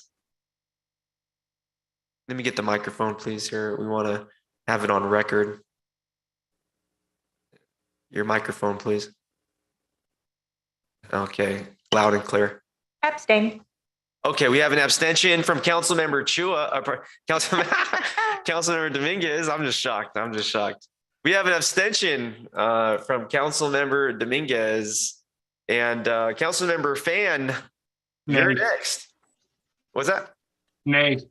That's a nay from Councilmember Fan. We're going to the Vice Mayor. Yes. And for the budget, the big budget of the year, the number one item, our number one job, approving the budget. My vote is a yes. Thank you very much. Okay. The motion is carried and the budget is approved. Thank you, everybody. I know it took a while, but we're going to get these public works positions. And I know the folks over at the public works building and the yard will be happy. And that's my job, at least as one person speaking. And maybe I'll call Liuna tomorrow if that's okay. Am I allowed to call them or no? Am I allowed to call Liuna? Okay, I'll go through the city attorney.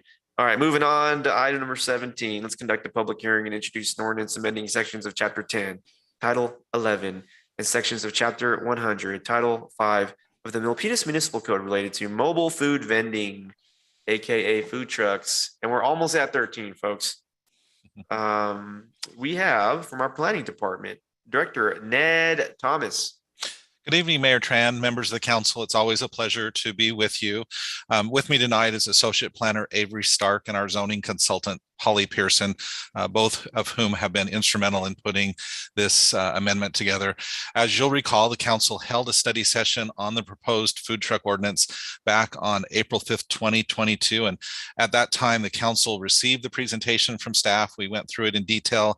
You had a very nice discussion and then directed staff to make a few modifications to clarify operational requirements related to restroom access, hours of operation, and trash management. So I will keep my presentation tonight very brief. Since you've already discussed the amendment and most of the details were agreeable, then I will provide, just for the benefit of anyone who's watching, just the basic parameters of the proposed food truck. Again, regulations related to time and location and operational aspects of food trucks. And then as I go along, I will highlight the changes that were made as requested by the council, and we'll focus on that. And then this item is for first reading and adoption tonight. And I'd just like to say that we have appreciated this process of receiving direction from the council in a first meeting, then bringing back the draft for your consideration and final approval. So next slide, please. So first of all, this is a big overview. We've got 3 primary changes in this zoning ordinance amendment. We've added new language, a new section in the zoning code related to mobile food vending, which is of course fancy way of saying food trucks. We realized that this was needed in recent years when we've had we had one food truck, what's come to be known as a food truck park.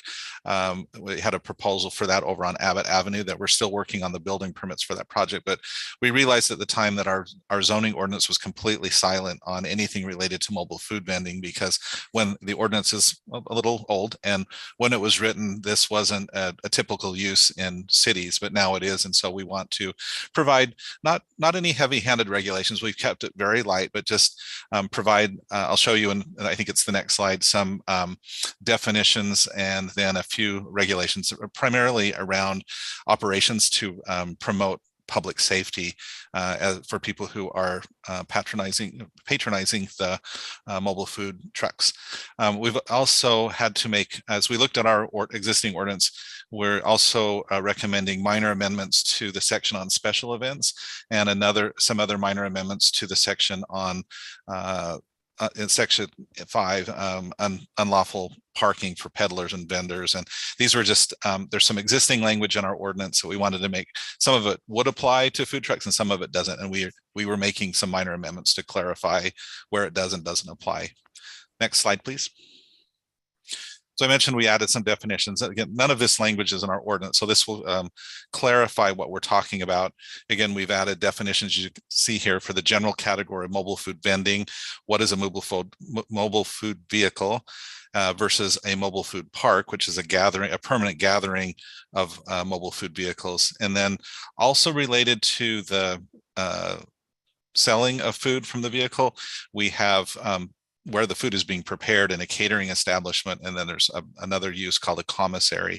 And we wanted to be sure that each of these uses was provided for in our ordinance, which the definitions do that.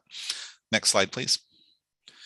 And then, as I mentioned, our ordinance, the regulations generally break down on 2 different things. One is location, and the other is the other regulations are based on how many vendors are, one truck versus 2 or more trucks, and then the length of operations. We've broken that down on 7 days or a week, and these are important because it determines what type of a permit that they will need, and I'll show you that in just a moment. And you may remember we talked through all of this in April. And then back on the left-hand column, we also have provided specific regulations, whether the vendor is on private property, like a corner gas station. If there's an event in one of our parks and they have requested a food truck to be involved in that special event, we've provided a process where we involve our Parks and Recreation, or our Recreation Services Department. And then we've had different types of things for when the truck is in a public right-of-way rather than on private property. And also, again, as I mentioned in the previous slide, we will also have provided regulations for the food prep facilities. Next slide, please. So here are some of the location and siting requirements. There's this slide, and then there's another one on operations. So you can see that location, as I just mentioned, we break that down differently between private property versus public right-of-way. And then what are the regulations around public parks? And then on the fourth one is separation from existing restaurants. And then we've also, based on best practices, a minimum distance from a freeway on or off ramp. Again, just that's a common sense for public safety. But again, each of these is in line with current practice in other cities as well as best practices for this type of regulation. Next slide, please. We have a few site design standards, and in the red text, you will see how we have addressed a request for requiring or in this case, verifying access to a restroom facility. We discovered that there is a provision in the California Health and Safety Code for restrooms related to food trucks, and that's within 200 feet. The process for this will be when the food truck vendor comes in for a permit, part of the permit process will be asking them for a letter and maybe a site diagram that will verify that they have access to a restroom facility within 200 feet. That would be for food trucks that are regularly locating on a one spot, like a gas station. They would either need to have access to the restroom facility at that gas station or one that's nearby. And then if they come in as part of a special event, that would be part of their special event permit, is they would have to show that they have access to a restroom facility, again, within 200 feet. And then the other site design standards are, as we discussed in the previous meeting, a lot of this has to do with safety and providing public access on sidewalks and that sort of thing in the first bullet. Also, parking. Parking primarily relates to the mobile food parks, which again, that's one food truck versus the food truck park is two or more that are in a permanent the location is set up to have the food trucks come in on a regular basis, and those would also have restroom facilities. And then we have some site design standards if the food truck includes a temporary seating area. Next slide, please. And then the operational standards is where we address the other two items of direction from the council. The first one was to change the hours of operation. Originally, we had proposed 10 o'clock p.m. and we, at the council's direction, we moved that a little bit later. And then operational also addresses noise and signage. And then another request from the council was to provide more specificity around the types of trash containers that would be that the vendor or the food truck vendor would provide. So we've provided a minimum size of 32 and 32 gallons. And then we've also provided some additional direction on how often they need to maintain the trash and that sort of thing. Next slide, please. And then we talked about this back in April. This is our review and approval process. As I mentioned in one of the previous slides, in the rows, you can see that the review and permit process is based on one food truck versus two or more food trucks. And rather than creating a whole new system, we kept it simple by using our existing minor site development permit process for one. And then if you have two or more, if you're less than 7 days, then we use our existing special event permit process. And if you're more than 7 days, then that's considered a mobile food park. And we are using our existing conditional use permit process. And each of those are existing process, and they serve, they fit the need for this type of permit very well. Next slide, please. And then in addition to the city's regulations, I just wanted to clarify again that food trucks are already regulated by the Santa Clara County Department of Environmental Health. They would, of course, also be required, if they're operating in our city, to have a Milpitas business license. And then food trucks under California state law are required to have current and valid vehicle registration. All of these other permits would be verified as part of the review and permitting process. Next slide, please. And that is the end of the presentation. I thought there was another slide with the recommendation, but we may have left that out. We may need to find that in the staff report. That concludes my presentation, and if you have any questions, I'm happy to answer that. And then Holly and Avery are also here. Thank you very much, our Director of Planning, Ned Thomas. Let's go to public comment if you're here for item number. Oh, let me slow down. Thank you very much, Ned Thomas, our Director of Planning. And I will go ahead and move to open the public hearing for this item. If I hear hearing no objections, the public hearing is now open. Now we'll go ahead and take public comment. If you're here, Mr. Montemayor, yes, sir, come on up. It's item number 17, folks. If you want to talk about some food trucks, feel free to come on up, Mr. Montemayor. Yeah, Voltaire Montemayor, Milpitas. Yeah, I go to all places, the restaurants around. I believe they're not affected at all. This truck business, I go there too. And at least the cleanliness, all those are taught by the Mr. Ned Thomas. In other words, we just respect each other's business. We all want to be happy. We all want to be contented. If the prices and what they have to offer is good for a family, then it's good. As long as everybody's happy, no one is affected. The restroom, everything, cleanliness, all those. Thank you. Thank you very much, Uncle. Okay, any further public comment for the food trucks in the chamber? Okay, we'll go to the Zoom, folks. I see a virtual raised hand, and so we'll call upon it. The virtual chamber public comment request with the virtual hand, Isaac Stringer. And IT will assist you. Okay, they disappeared. Okay, any further virtual raised hands for the public comment in this hearing? Okay, no further comments. I'll go ahead and move to close the public hearing if I hear no objections. I hear no objections. The public hearing is now closed. Thank you for the comment, Mr. Montemayor. We're going to end up going to our city attorney as they will read aloud the title of the ordinance. But let's, before we do that, let's have a discussion. Let me go to our Director of Planning, Ned Thomas.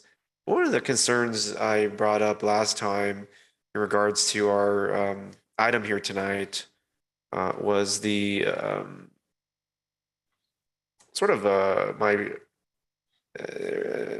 preference for on-site restroom facilities.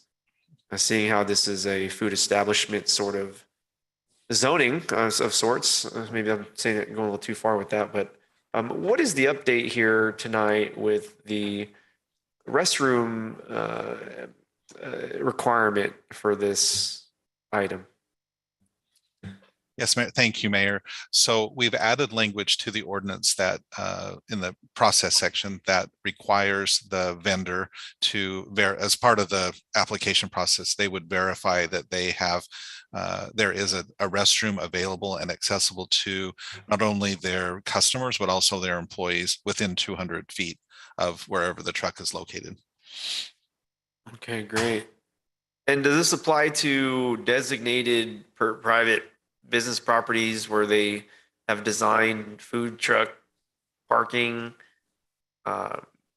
longer term food truck parking? Are these developments, food truck developments, required to build restrooms on their site?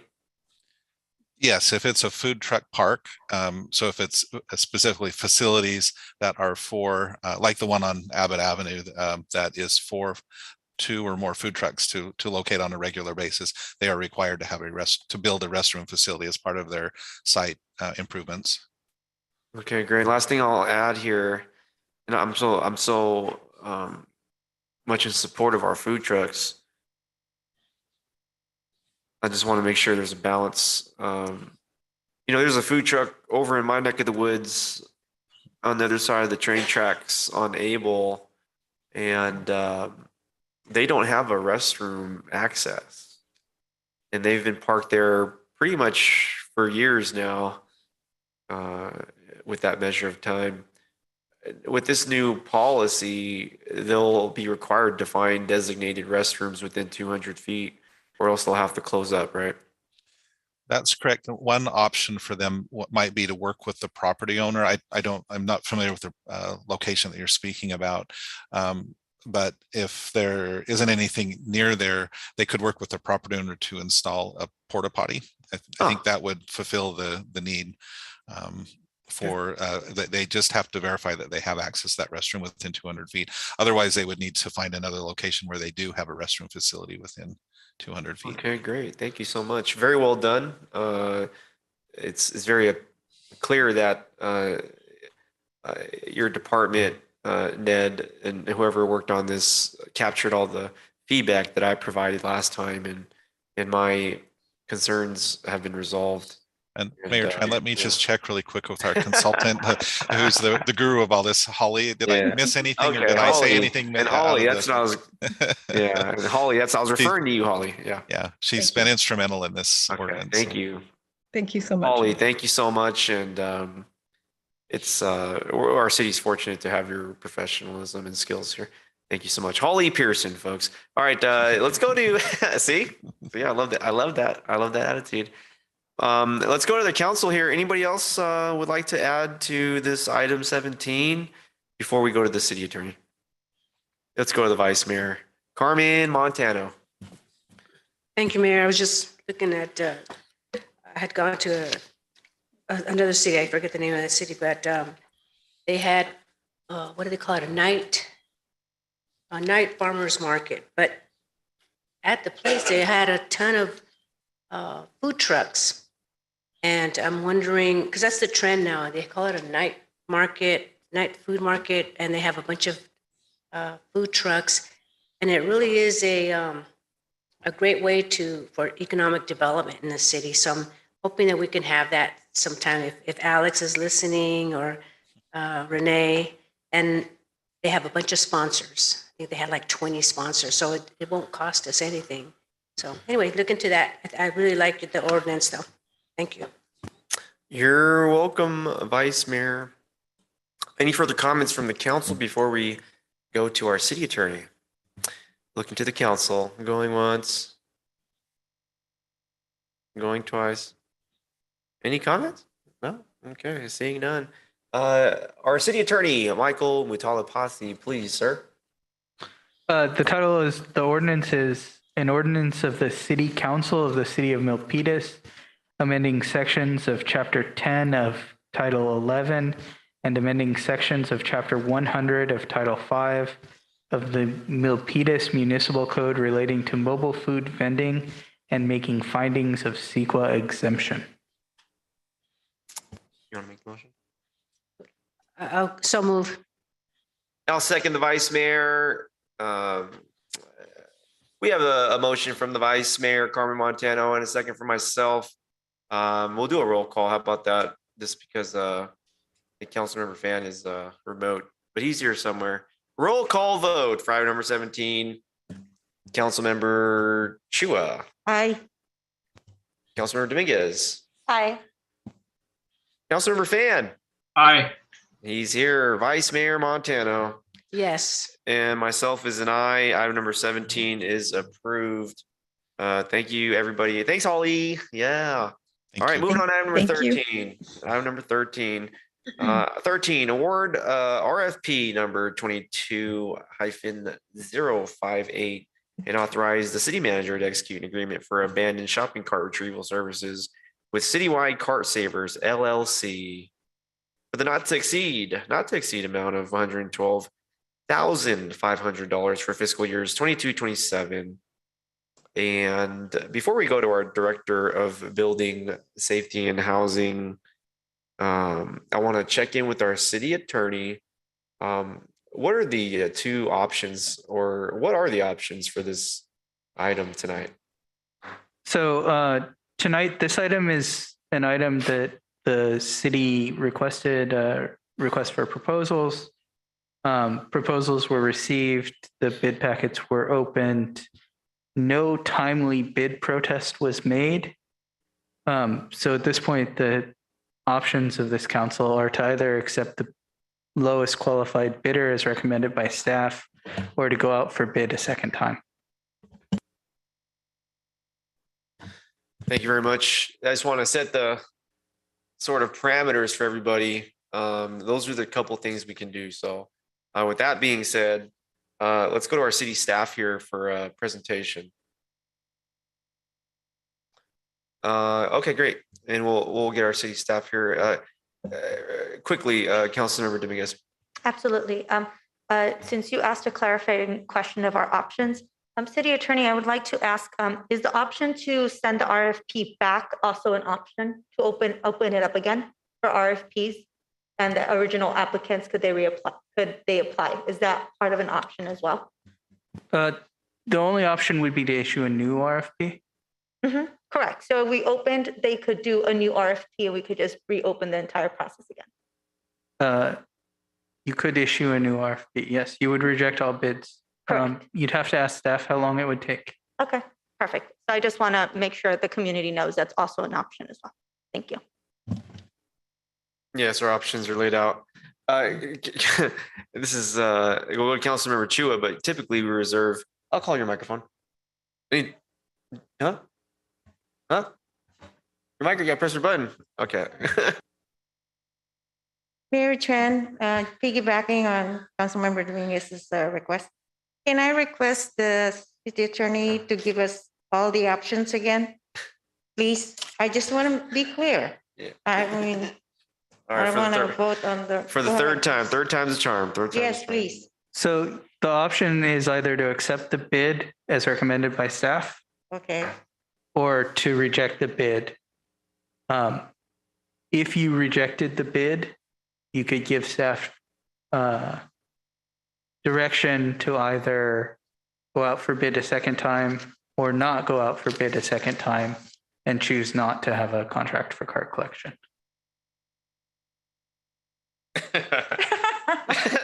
Look, let's just get staff presentation. Okay. You know, that's why as the presider of this meeting, I went to okay. the city attorney to inform each of the members. So, Right.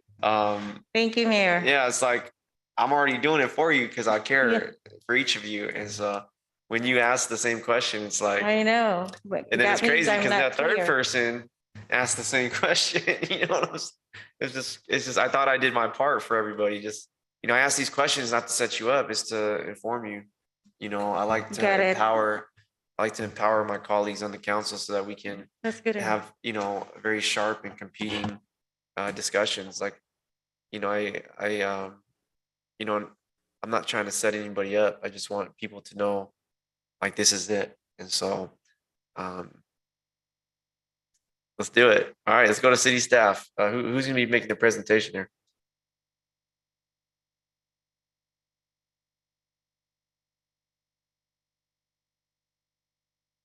Yeah, we're getting it set up. And I want to welcome everybody to City Hall. We're going to take public comment. We're going to listen to the presentation first. Yeah, you'll get a chance to speak. Everybody gets, been doing it all night. Please, staff. Yeah, no, good evening, Mayor Tran. Just want to let you know there's no presentation, but staff will be happy to answer any questions. Okay, I'll go ahead and start asking some questions, and then we'll take public comment. Can you show on the projector screen is there a sort of a table? Do we have a table today showing the two bids and the pricing comparison? Do we have that tonight? That was in the agenda report, so we do not have a slide, but I can describe the table that was shown in the agenda report. So we have 3 columns to the table: the company name, and the score, and the 5-year contract dollar amount. The first company listed is All American Shopping Carts, and they were disqualified. And the second company listed is Alice Wright. Score is 56.4, and 5-year. Okay, here it is. Yeah, we do have it. We do have it. Yeah, I think that's the agenda report. Yeah, just show the agenda report for the public, for the public's benefit. Yes. Yeah. Yeah. And the 5-year contract dollar amount, I know it was pulled up. I'm not sure what happened to it, but I'll continue to describe it. 5-year contract dollar amount is $174,600. And then the third row is showing Citywide Car Savers LLC with a score of 89.8 and 5-year contract dollar amount of $612,500. And our purchasing agent, Chris Schroeder, is on the call as well if you have any further RFP questions. Great. If we could zoom in on that, just the table there. That's a starting point.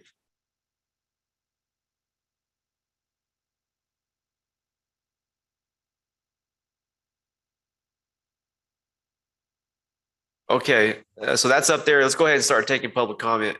If you're here for item number 13, that's you and you and you. Let's come on up. Yeah, come on up. We got a microphone for you. You good? Yeah. Each person gets 1 minute. 1 minute, please. We got a timer. Welcome. Good evening, Mayor, Vice Mayor, and council members. My name is Joseph DiMichelle. I'm actually with the Citywide Card Savers LLC company. We appreciate the process, and working with the purchasing division has been awesome. Made sure the integrity of the system's there.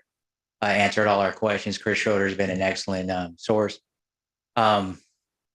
We regret to inform you guys, as of this moment, we would like to withdraw our solicitation for the RFP. Wow. Even though we would love to work with the city of Milpitas, with heavy thought, we decided to withdraw our solicitation. We did enjoy the meeting and the process, and enjoyed being part of the process. And we believe that Alice Wright Services, they've been doing it for many years, is more of the viable for a contract for them, if that's something you guys would wish to do. But I appreciate your time and everything. We enjoyed the process. Wow. I've seen a lot of things in this chamber, and I've seen a lot of things in this chamber, and this is something I'll never forget. We've had many business interactions. Yeah. Oh, your time's up though. Your time's up. We can talk after. I'll give you a call. You got it. All right. Well, wow. I've never seen much like that. Please have a seat. Yeah.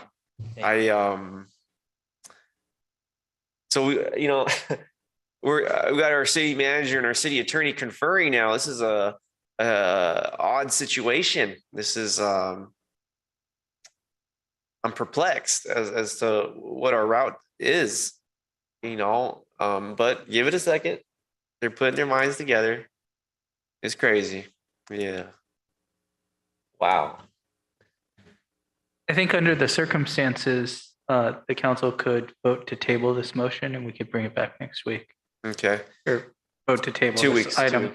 2 weeks. Well, we have a special meeting next week. Oh, do we? Okay. Let's bring it back next week. All right. Well, I want to save you time, Milpitas family. All right. I want to save you time. There's zero chance we're going with the citywide respect. Zero chance we're going to go with them. We're going to table this, postpone it to next week, 1 week from today. And looks like we got one bidder. And so I don't want to stop you from public comment, but you can go home. Watch us make the motion. Can I do that? Okay. Any requests for public comment? Okay, come on. You're here. I can't stop you. Like I said, I will never stop you. Please. Yes. Hi, my name is Deborah Langley, and I've been in Milpitas for 32 years. Hey, Deborah. And I met Alice and her husband about 20 years ago, give or take. And there was carts I was always walking carts back from my neighborhood. And she was kind enough to give me her phone number for future sightings and such. And every time I would call, I would get just a wonderful response for them. They were out there immediately. They've done a great job. And I would just like to speak. This is their livelihood, so I'm in favor and very happy for them to continue, hopefully. So thank you. Thank you. Good seeing you, by the way. Yes. I miss people. This pandemic's been hard. Mayor, I believe you do need a second to table the issue. I believe you need a second to table the issue. All right. Let me. I don't remember making the motion. Let me make the motion here. So I'm gonna go make a motion to postpone this item to a week from today. Postpone is a good word, right? Yeah. I'll move to postpone this item to a week from today. And looks like we'll have one bidder, perhaps. We'll let our leaders here at City Hall, kind of put that in, process that. We have a second, I heard from Councilmember Dominguez. Correct. Okay, all in favor? Aye. Any opposed?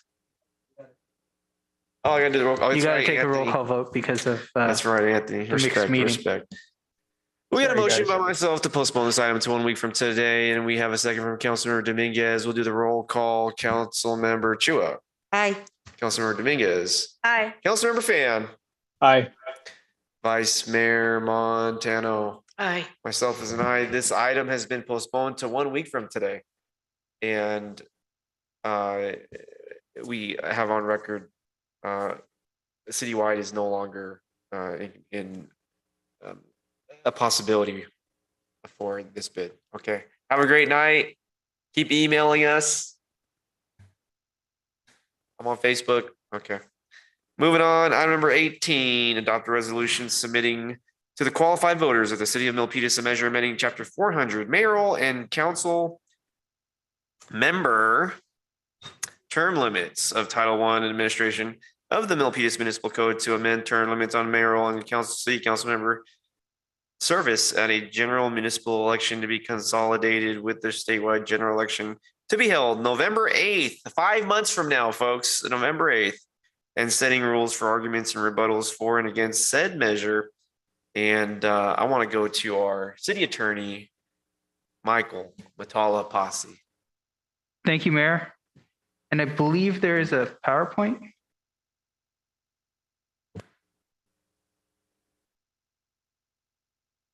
So we can go to the next slide. So this is a resolution calling for a ballot measure on the November election. This is what's required by the government code to change council member term limits. The current term limits were established in 1996. Currently, the mayor can serve 3 2-year terms followed by a single 4-year term as a council member. This is a limit of 10 consecutive years. Currently, a council member can serve 3 4-year term limits followed by a single 2-year term limit. A council member can serve a total of 14 consecutive years. This limitation is on consecutive years of service. After the limit expires, we have a cooling off period of 2 years.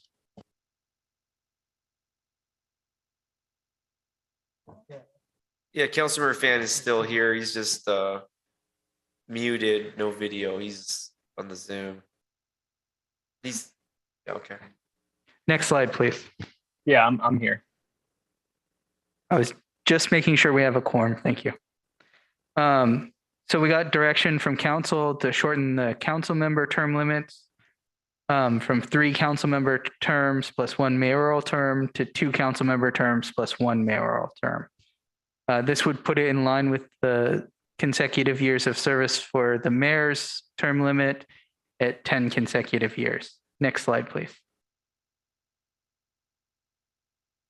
So these are a brief overview of the proposed changes. As I said, council members would be limited to 2 4-year terms followed by a 2-year mayoral term before they had to take a 2-year cooling off period. The mayoral term limit stays the same. That's 3 2-year terms followed by a 4-year term as a council member. And the cooling off period remains the same at 2 years. Next slide, please. There are some transitional rules. This is for people who are currently on council. This is to make sure that everybody follows the same rules in the end. So for anyone who's mayor in the terms beginning 2016, 2018, 2020, that person may serve a 4th term as council member, may not run for mayor in 2022, and then has to serve a cooling off period. For anyone who served council terms beginning 2016 and 2020, they may run for mayor in either 2022 or 2024 before serving a cooling off period. And for anyone on council beginning the term 2020 that person would be able to serve an additional council member term and additional mayoral term. So this just puts the transitional rules, but the current members in line with the general public who would run in the future. Next slide, please. We'll pause you there, City Attorney. My apologies. We have a request from Councilmember Dominguez. Thank you very much, Mayor. If we could go back to the previous slide, I just want to clarify something for my own as I was listening. So let's say that we have the mayor now or later, the current mayor, let's say he runs for council in 2022. Then let's say suppose he wins, he then needs to do a cooling off period after those 4 years. That's how I'm reading this? That's correct. So he would have served a total of 10 consecutive years, 2 years beginning 2016, 2 years beginning 2018, 2 years beginning in 2020, and then council member from 2022 to 2026. Got it. And then the cooling off period is how long again? 2 years. 2 years. Okay, perfect. Thank you so much. Can we move to the next slide, please? In order for this to become effective, it has to be adopted by the voters. This is pursuant to the government code. So there are several steps to this. The first step would be to adopt a resolution tonight to place the ordinance on the general election ballot. The ordinance would then go to the electors on November 8th. If the ordinance succeeds by majority vote, it goes into effect on December in 2022, 10 days after the certification of the election. Next slide, please. And so this is the recommendation. It would be to adopt the resolution. Thank you very much. Our city attorney, folks, Michael Mutalapasi, just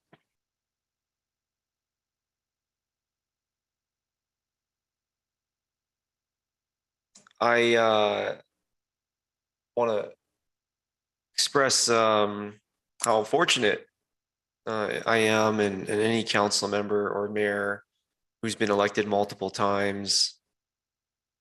We've seen in recent times some people don't get reelected. And so for this item tonight, I think it's great.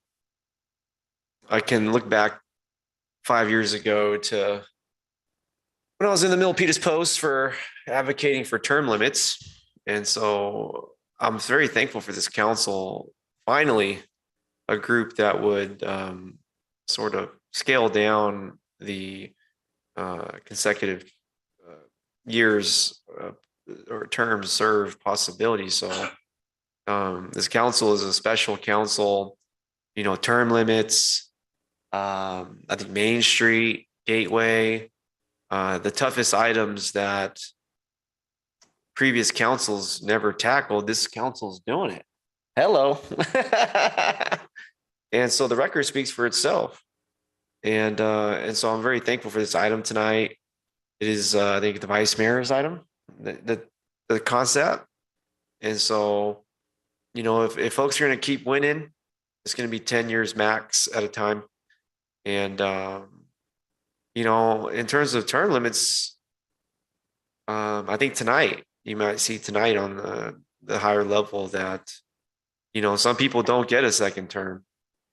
Some people do not even get a second term.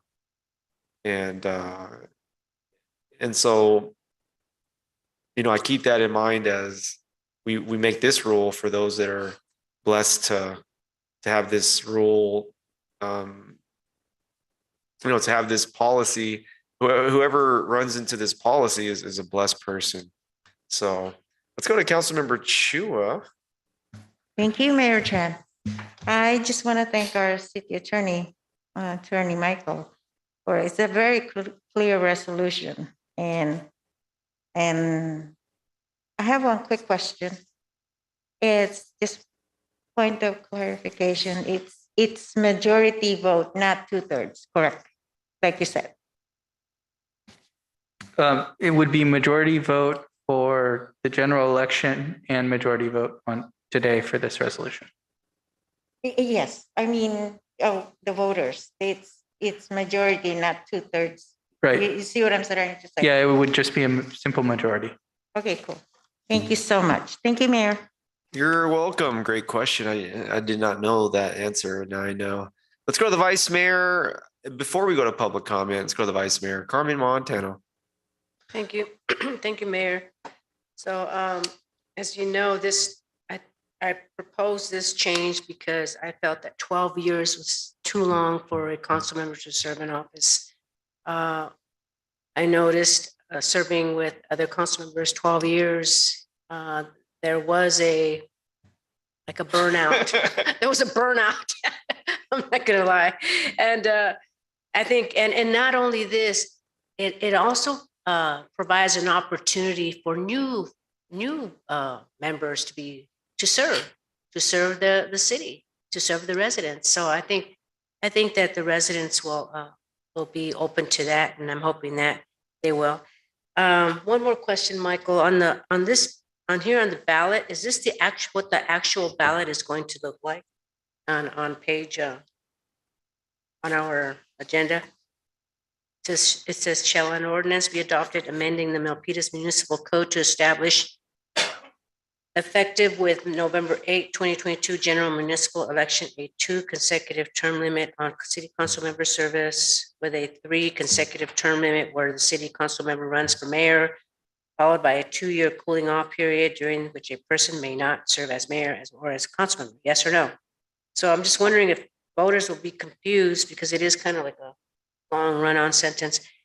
On the where it says general municipal election, a 2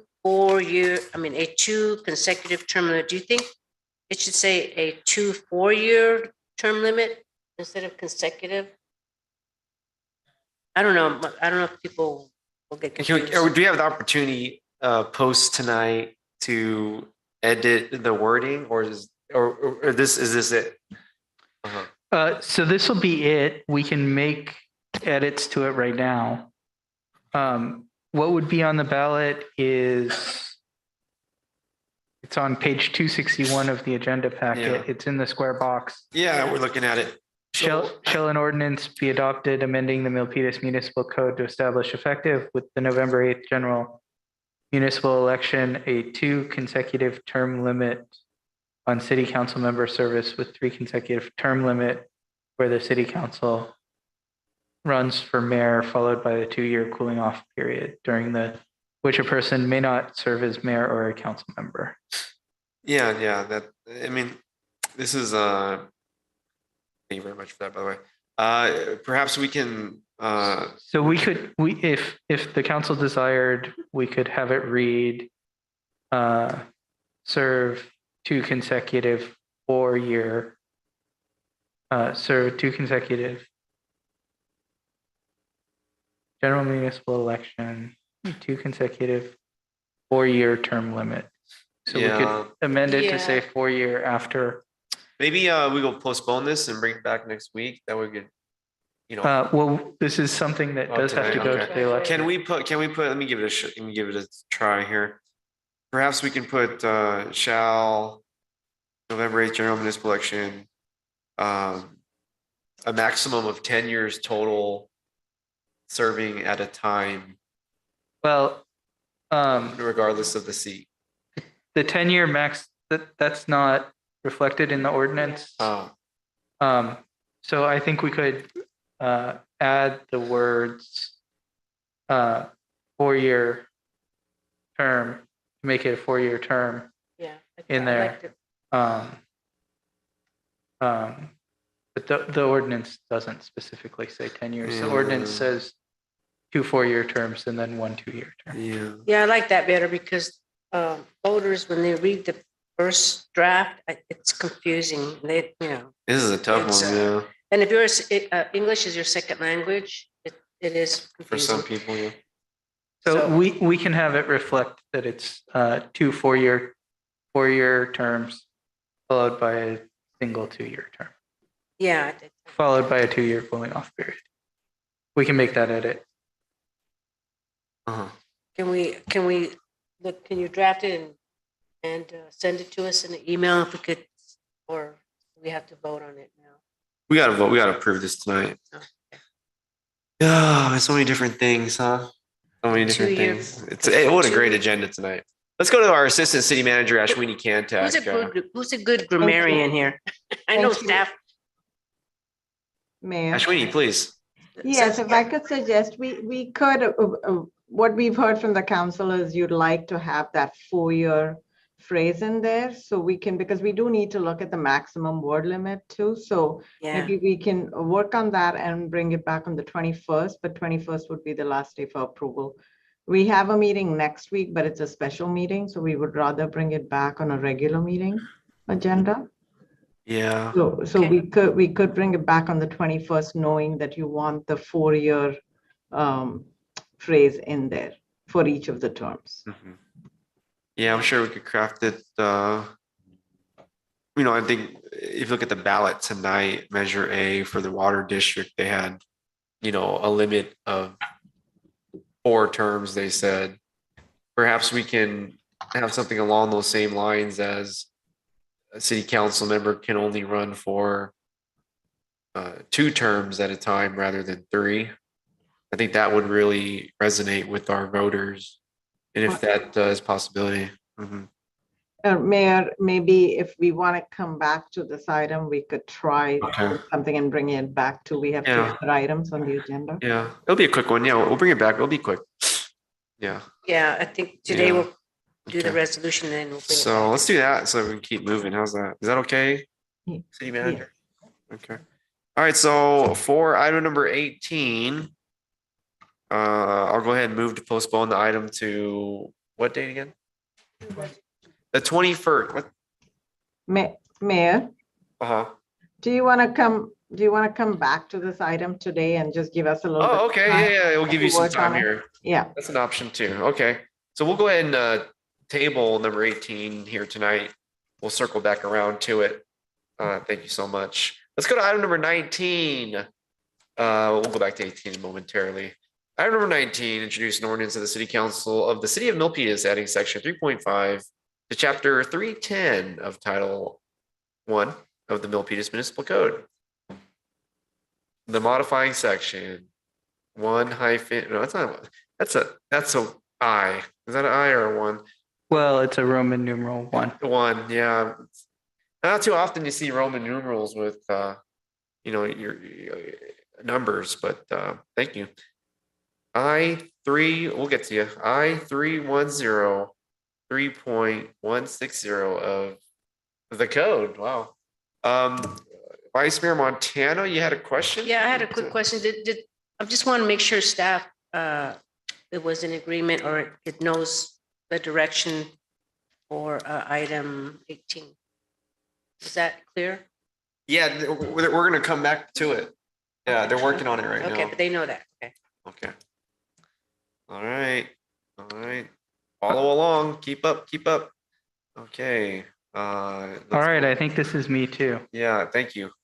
So we can go to the next slide. The council requested a more robust lobbying ordinance. The council asked staff to look specifically at Sunnyvale and Cupertino. Sunnyvale and Cupertino have largely the same ordinance. Cupertino's is newer and slightly more up to date. This ordinance before you is largely in line with both of those, although it has some slight changes to update it further. We can go to the next slide. So what this ordinance is going to do is it's going to have a regulation of lobbying activities. It's going to expand the definitions for related to lobbyists and lobbying. It's going to require lobbyists to register with the city. It's going to require lobbyists to file quarterly reports, and it's going to have stronger enforcement provisions than the current lobbyist ordinance. Next slide.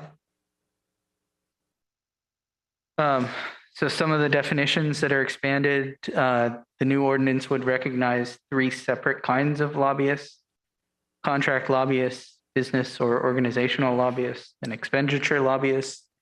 This means that the way a lobbyist gets paid can't get them around the lobbyist ordinance.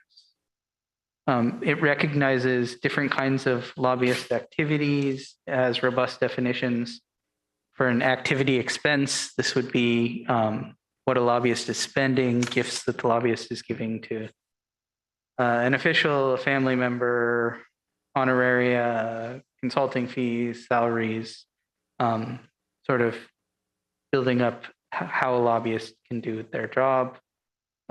It also has a robust definition for compensation. Compensation now includes various forms of compensation related to how lobbyists can get paid. It also has a robust definition for fundraising activity so that people can't do an end run around the lobbyist ordinance by fundraising for another person or another cause. Next slide, please. There's a registration requirement. Once someone qualifies as a lobbyist under the lobbyist definition, they have 15 days to register with the clerk. The registration would be specific information related to items that they're lobbying on and the kinds of compensation that they're getting for that. Once a lobbyist is qualified, they have to register each year by January 15th. If a lobbyist does lobbying activity during a quarter, they would file a quarterly report that would be very similar to the initial report, but limited to the items that they lobbied on during that quarter. A lobbyist can terminate their lobbyist status by filing a declaration of termination with the clerk. Once terminated, they would no longer be required to register. There will be a fee that goes along with registration. That fee in some of the surrounding cities is $20, $25. We would need a fee study, so we would do a fee study next year with the annual fee study. Next slide. There's some required and prohibited activities. Again, a lobbyist must register each year and they must provide the required information. Lobbyists must identify them such when they're interacting with city officials. Lobbyists are prohibited from making gifts to city officials. City officials are prohibited from receiving gifts from lobbyists. Notably, campaign contributions are not gifts. The city doesn't regulate those. That would be FPPC, and all the FPPC rules would apply. Lobbyists are also prohibited from sending communications from non-existent persons or existing persons without their permission, so that you can't get a bunch of spam email from fake email accounts. Next slide, please. There's broader enforcement in this ordinance as compared to the last. A violation is an infraction punishable by escalating fines. These fines are capped at $500 per occurrence. A violator is prohibited from lobbying activities for a period of 1 year after the violation. And if there's repeat violators, the city attorney can seek an injunction in the courts. Next slide, please.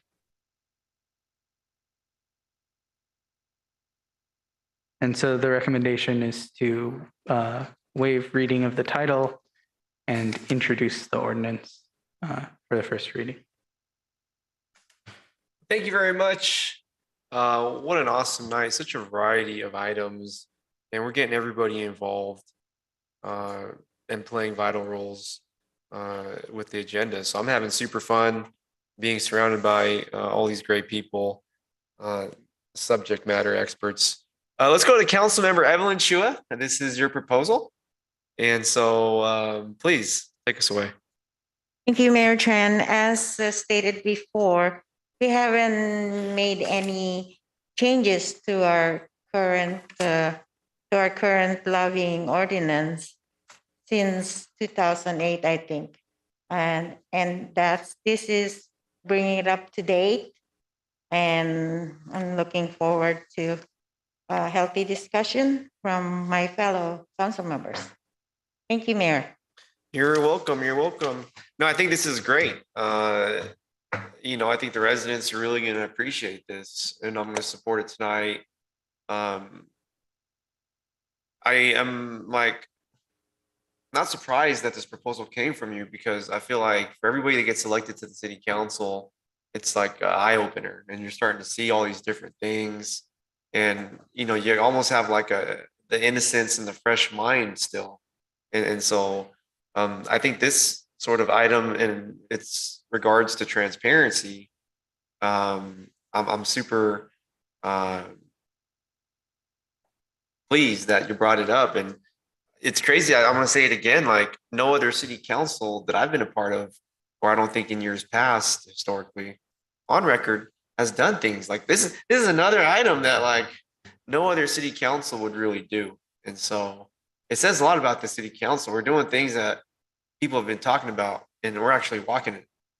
Like we're actually doing the walk. So one question I had though is with compensation for these business people. I believe I read somewhere in here that it prohibited bonuses or sort of a meritocracy compensation. Did I get that wrong or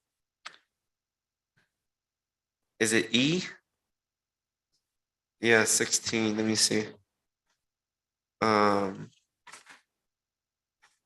let me go here. Thank you. Thank you very much. Let me pull it up. 16. Okay. 16. E, there you go. Contingent compensation. Compensation for lobbying activity when the compensation directed dependent on the result of the legislative actions of subject. Okay. The contingent compensation, I want to strike that out. I think when I was at the New York University Wagner School of Public Service, I used to take the train down to Washington, D.C. often. And I met with a lot of lobbyists when I was in grad school. And I understood their business and their function, or the K Street. But a lot of my friends from grad school, NYU Wagner, you know, they took their master's degrees and they went to become lobbyists. And so like a lot of my friends in Washington and New York, Manhattan, you know, they're lobbyists and, you know, part of what they do is the meritocracy. And so I want to strike through the contingent compensation because, you know, they're not really making them too much sometimes. And I think if they're going to fail, they're going to fail. There's no contingent compensation. But if they're going to succeed, there's going to be contingent compensation. So I'm a believer in meritocracy.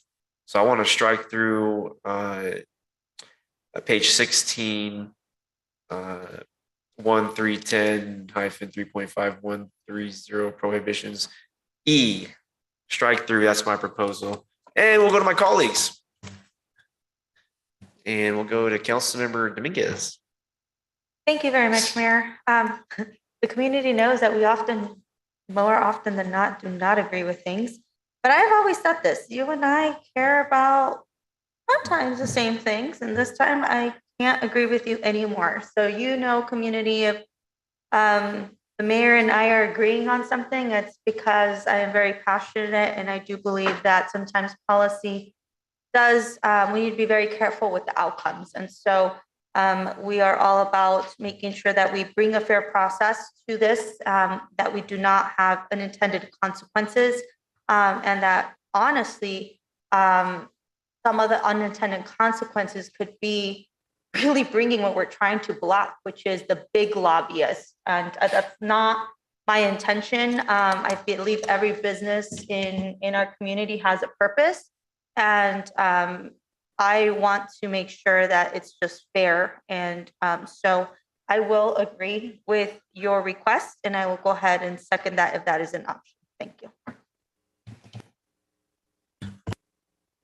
I appreciate it. There is no motion, so we'll hold our horses. Any further comments here? Vice Mayor, I thought you, let me get you here. Okay. Thank you, Mayor. No, I agree with that. I think striking that 1-310-3.5.130 prohibitions. Item E, I think we should strike that one out. And the rest is I'm good because I think transparency is a good thing for everyone. Thank you. Thank you very much. And next up here on my device, Councilmember Dominguez. I would like to make a motion to move this forward and taking with the amendment of striking out that language. You know, we'll pause you there. We're going to go to public comment. Public No, comment. Thank you. Oh, what's that? What's that? I said thank you. Okay, yes, public comment. And then we'll go to Councilmember Chua. This is your item. I would hope you would make a motion on your item. Yeah. Come on up, public comment, Mr. Montemayor. We're actually moving pretty okay tonight. Let's go. This item is a needed item, I would say. Like the conduct that we read here in the Milpitas City Council Code of Conduct. It's in line of being a lobbyist. You should have good manners and right conduct. And then you mentioned the fee. You mentioned the FPPC. Then it should be fair and nothing should be like offended. Thank you. Thank you very much. And this is Councilmember Chua's item. So I do want to go to Councilmember Evelyn Chua at this time. Oh. Is there a motion on the floor? There is, but maybe they'll allow for you to make the motion on your item. Oh. Okay. I second. Okay. All right. May I clarify that the motion includes waiver of reading of the entirety of the ordinance? I second that. Okay, great. Thank great, you. Great, great. Thank you, Mayor. Okay, you're welcome. I appreciate your leadership. Mayor Trent, Yes, Wendy Wood. I believe that there was another speaker that wanted to speak. Oh, where? Oh. Oh, geez. How'd he get in here? I know, right? Don't let anybody in here. Thank you, Wendy. I'm sorry, Mayor. Wendy, Ms. Wood, before you start, 3 minutes, 2 minutes, 1 minute? 1 minute. Okay, No exceptions. I will make it work. Mayor, City Council, my name is Armando Gomez. I'm a lobbyist, registered lobbyist for several clients in Milpitas. I personally wrote, when I was a council member, Milpitas' open government ordinance back in 2004. And I'll always support efforts for openness and transparency. As you, and I'm happy to hear that your striking item E does kind of go a little beyond that in terms of restricting compensation. I have a small business and it's literally just me.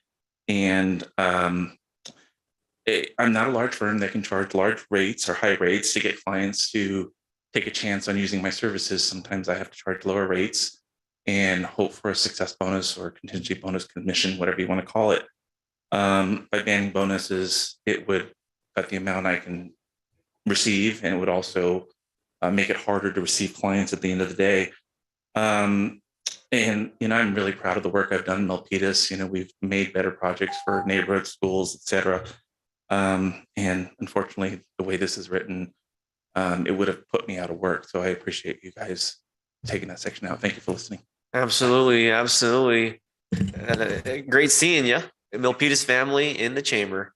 Okay, great. That's public comment. Thank you, Wendy. I only have 2 eyes. It's a lot of eyes up here. Thank you for being everybody eyes and ears. Thank you. Okay, that's public comments. Let's go back to the vote. We got a motion from Councilmember Dominguez.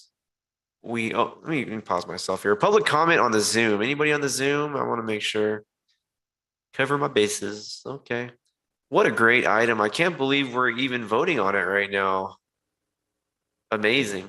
And the term limits item is just major. I want to thank city staff right now for taking our proposals over the last year and a half.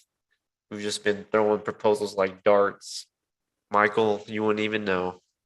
We've been putting up 100. And these are the cream of the crop. And so I do want to recognize city staff, even our directors, everybody on this meeting who wants me to stop talking so they can go home. But I do want to recognize staff. I mean, we're only here as a council and voting on some of these historic items because of you. And that's a fact. All right, we got a motion from Councilmember Dominguez. We have a second from Councilmember Chua.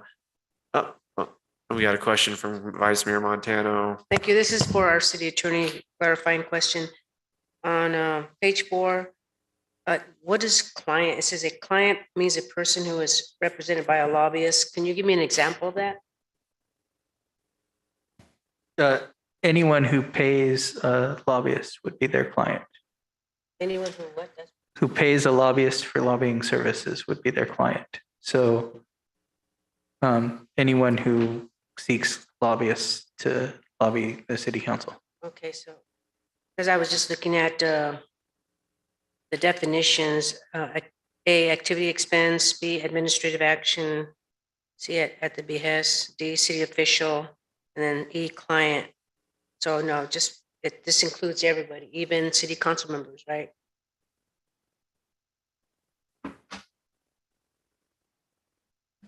I'm not sure I understand your question. If a So- city council member paid a lobbyist to lobby the city If a council, city council is a lobbyist, they have to also disclose that.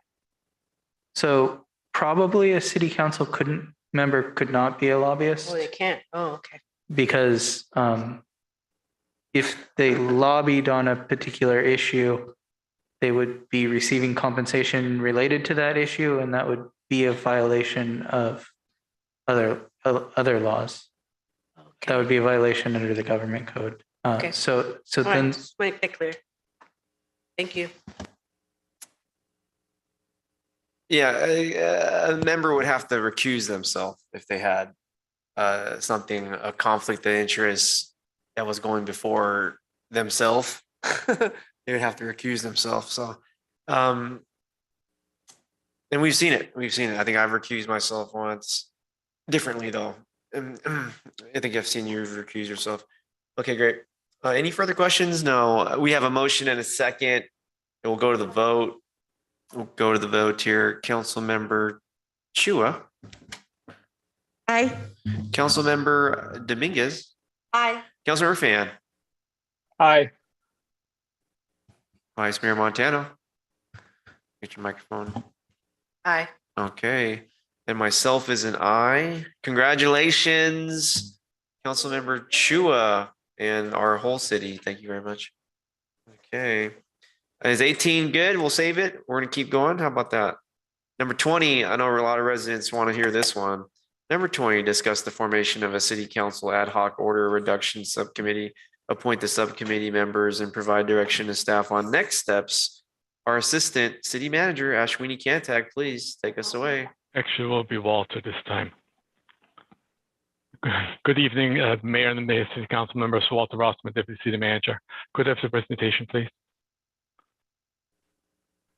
So, next slide, please. So there's really two items. This will be a quick presentation for tonight. We're going to talk quickly the relevant sections of the City Council Policies and Procedures Handbook. And then there's the items you need to would like to discuss regarding the formation of the subcommittee. Next slide, please. So what's an ad hoc City Council subcommittee? The handbook clearly describes it that it has a limited subject matter jurisdiction.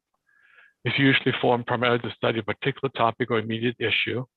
It will automatically terminate once the task is complete. Based on the description and the council direction from last 2 weeks ago, we believe it should be an ad hoc subcommittee which should be formed tonight. City council committees in general, what their duties are to assist the council by studying an issue and preparing a policy alternatives and implications for council deliberation, and also obtain city council concurrence before they proceed in any direction different from the original instructions of the city council. So basically, what the purpose of the subcommittee shall be today, if there's a desire of the talk subcommittee to change the direction, we will have to come back to the city council for approval. And the city council subcommittee members per the handbook may not speak or act for the council and should be regularly reporting out their work to the city council through a scheduled agenda item. Next slide, please. Next slide, please. So what do we need to discuss today? First, with the name of the ad hoc subcommittee, we are proposing an ad hoc odor reduction subcommittee. Council is free to change the title. The members should be appointed by the council tonight, would be 2 members. Meeting frequency should be as needed, but not more than monthly. And the main reason for that is we have staff capacity issues if we were to meet much more regularly than monthly basis. So we have to prepare the meetings for you, etc. And then what's the role and the scope of the meeting? This we took from the discussion which you had during the last council meeting regarding this topic. If the council is free to change the role and scope discussion tonight, but what we understood you would like to do is engage and work with public services, the operator of the Newbie Island Resource Recovery Back landfill to reduce odor from the landfill as identified in the study which you heard last week or 2 weeks ago regarding the odor from the Bay Area Quality Management District. And that concludes the presentation. Excellent, excellent, excellent. Thank you. Our Deputy City Manager, Walter Rossman. Let's take public comment for this item number 20. Item number 20, Mr. Montemiro, would you like to make a public comment? Now you want to come down?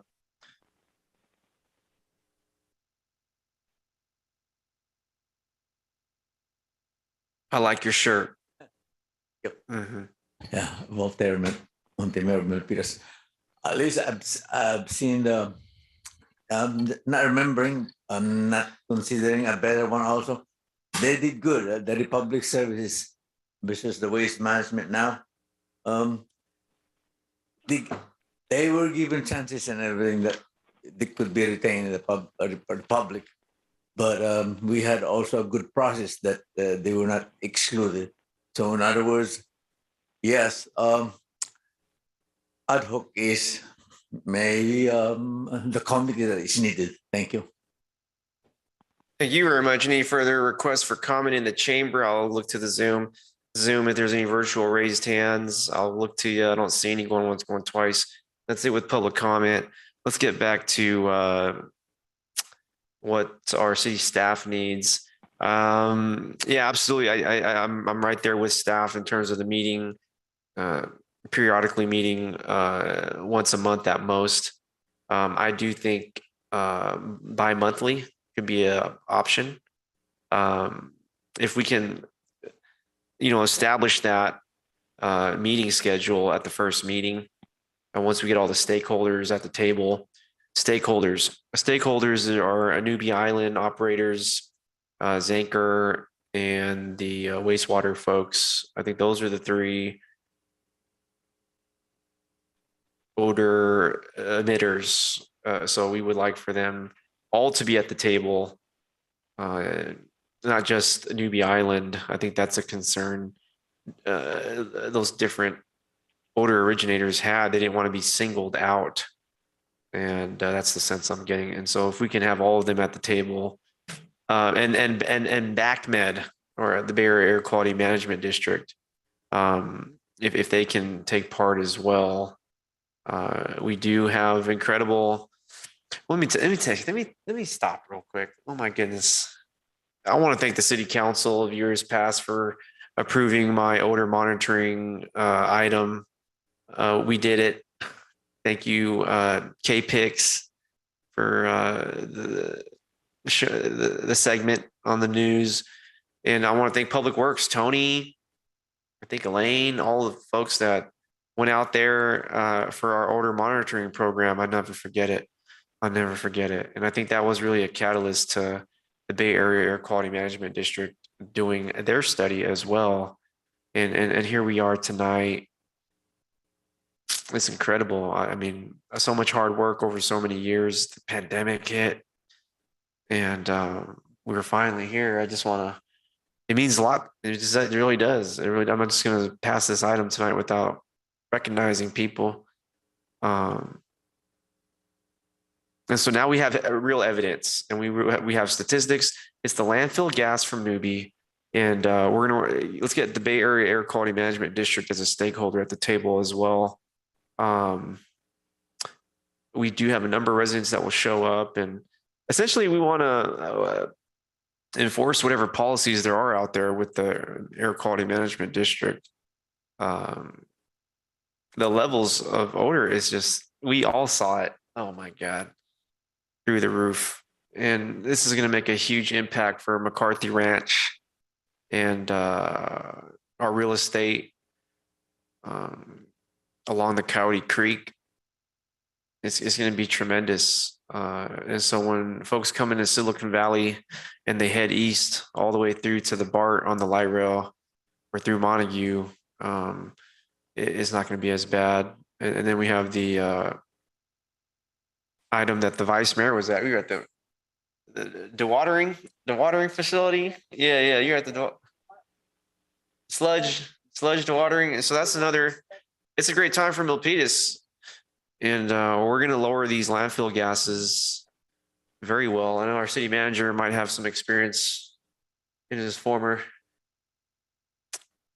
role with that area, so I won't go too into it. But it's good. It's good, and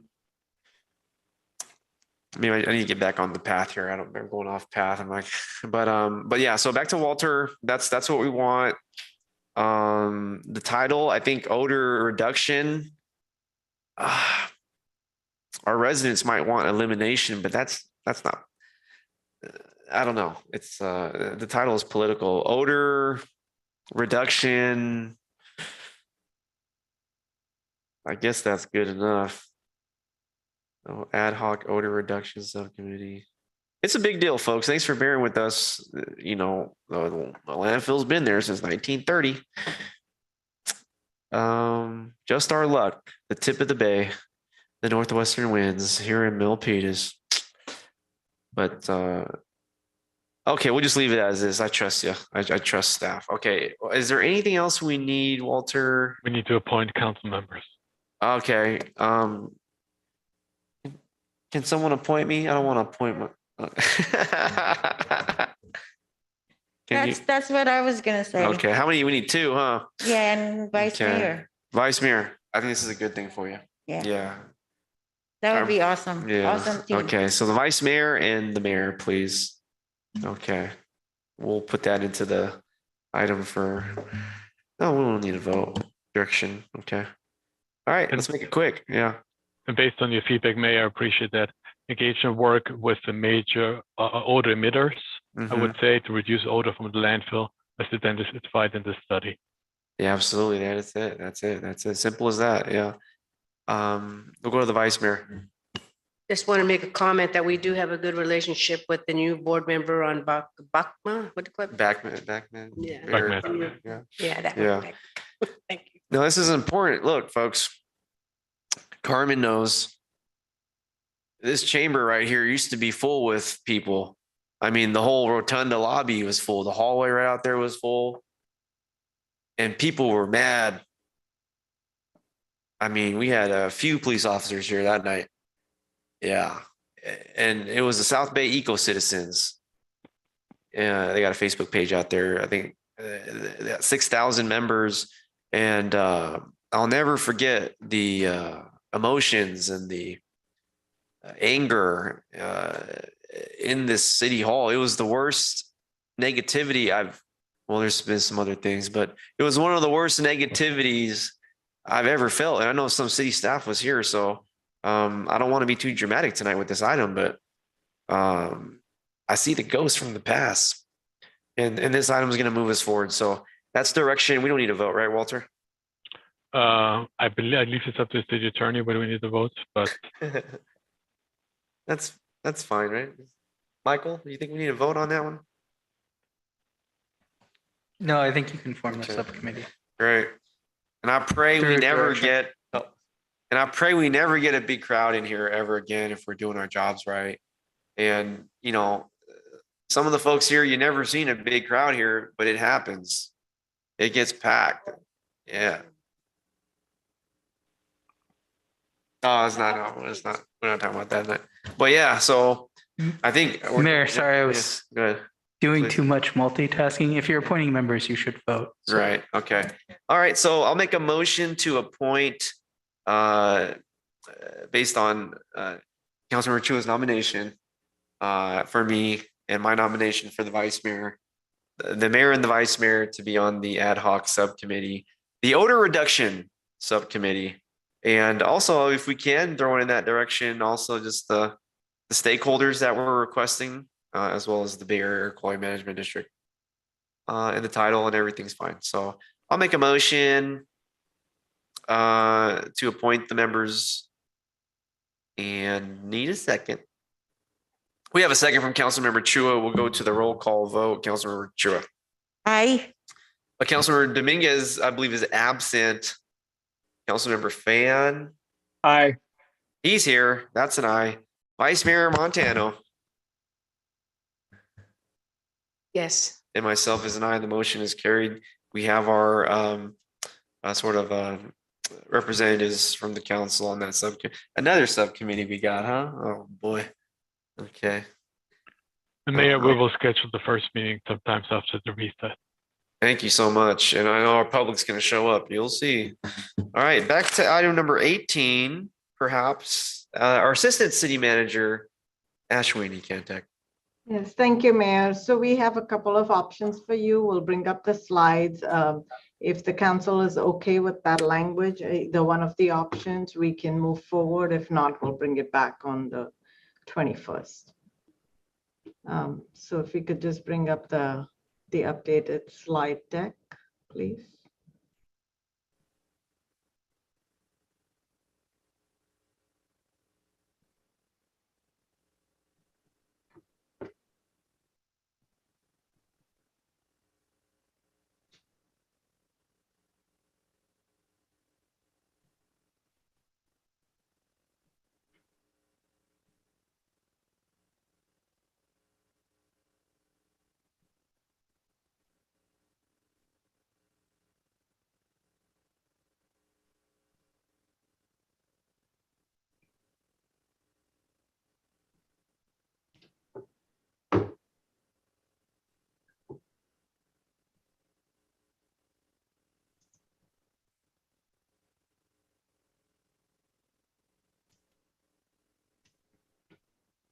All right, folks, we're back to number 18.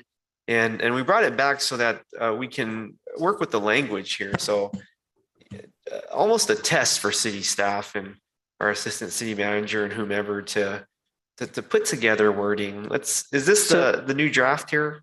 Yeah, and just before we get to it, just to speak to this a little bit, part of our problem with this and adding the 4 years is that this is not the ordinance that sets the actual length of a term. This is just an ordinance that allows for how many terms one can serve consecutively. So part of the problem with adding the 4-year language and making any amendment is it would complicate issues regarding actual term limits in the future. All right, I hear you. So so what we see before us is our best option, perhaps, or best recommendation from staff at this time?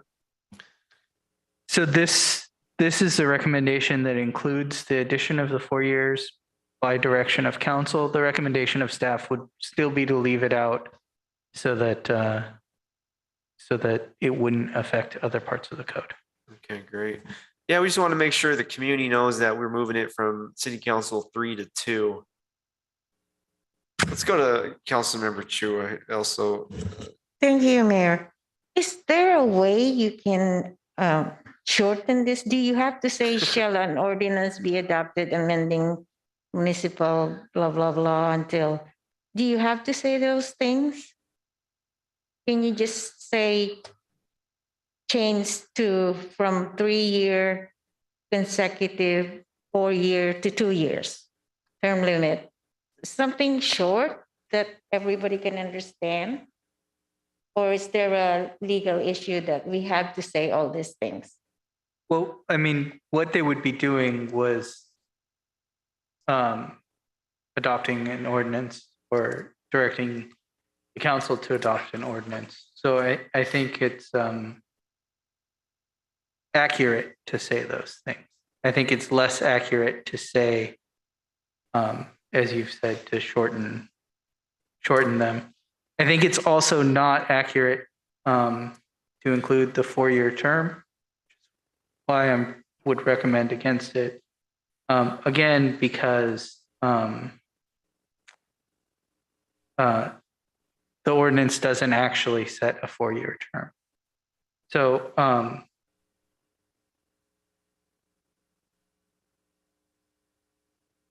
but wouldn't be like, why do you have to say November 8, 2022? Do you have to have a date there?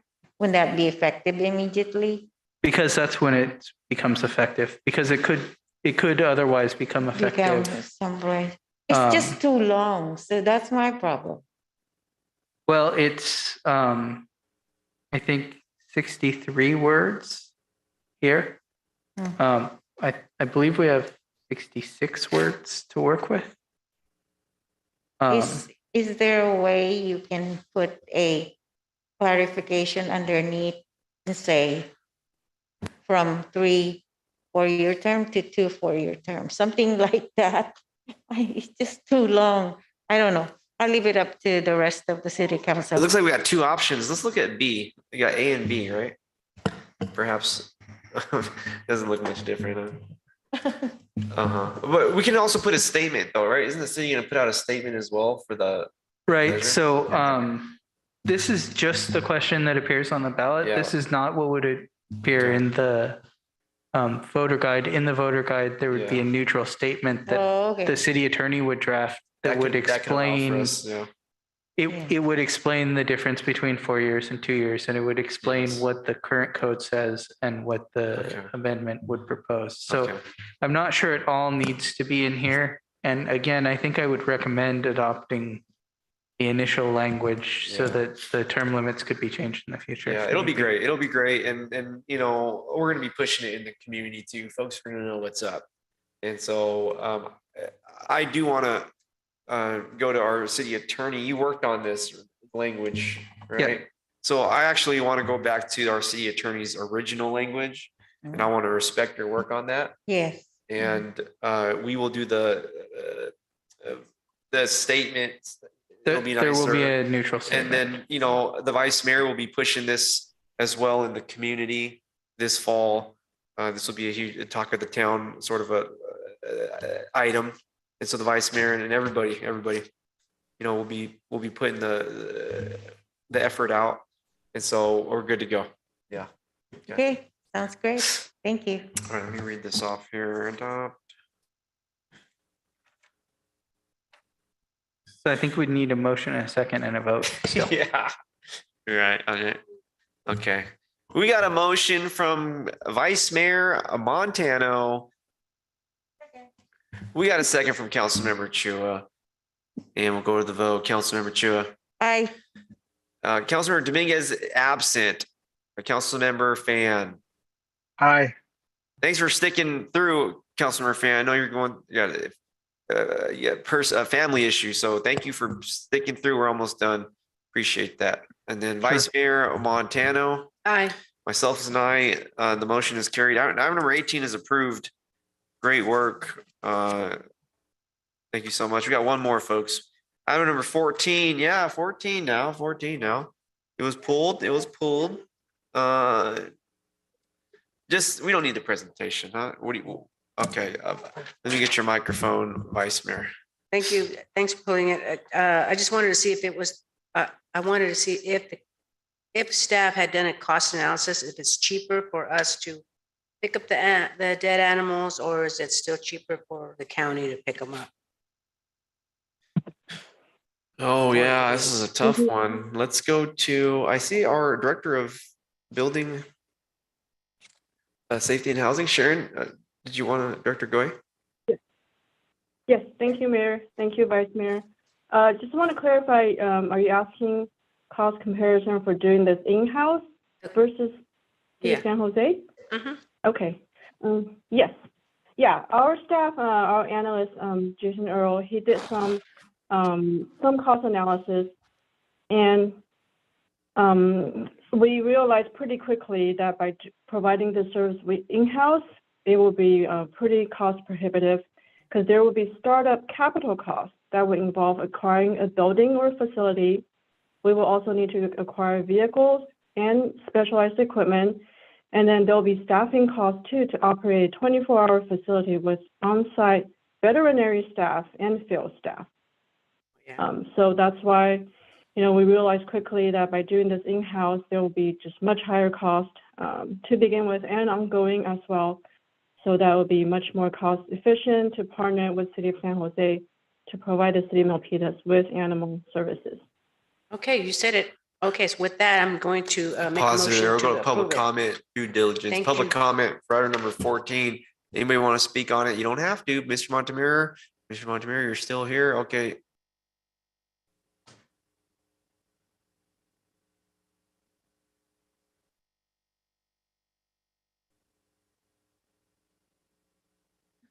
Yeah, I go to Monterey Road also often, and they have a good service. If we save some quantifiable amount of our funds, then maybe we'll take care of ours. Hoping that I don't know. Sometimes it's hard to call our own.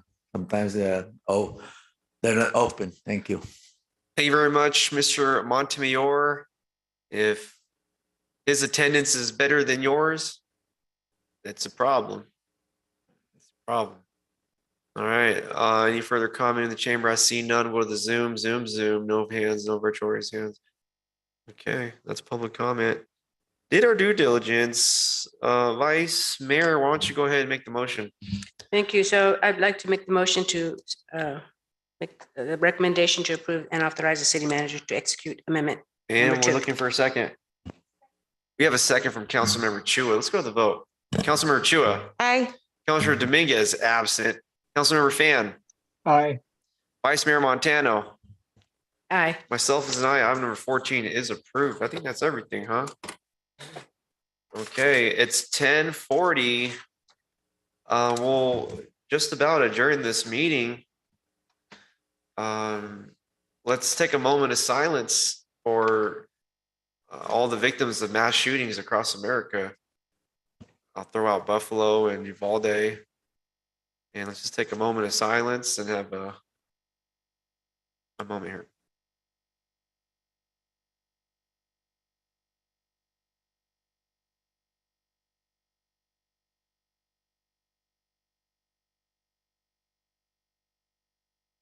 Thank you so much. We'll have the city clerk put that in the minutes. This meeting is adjourned in their memory. Thank you. That was a good meeting, huh?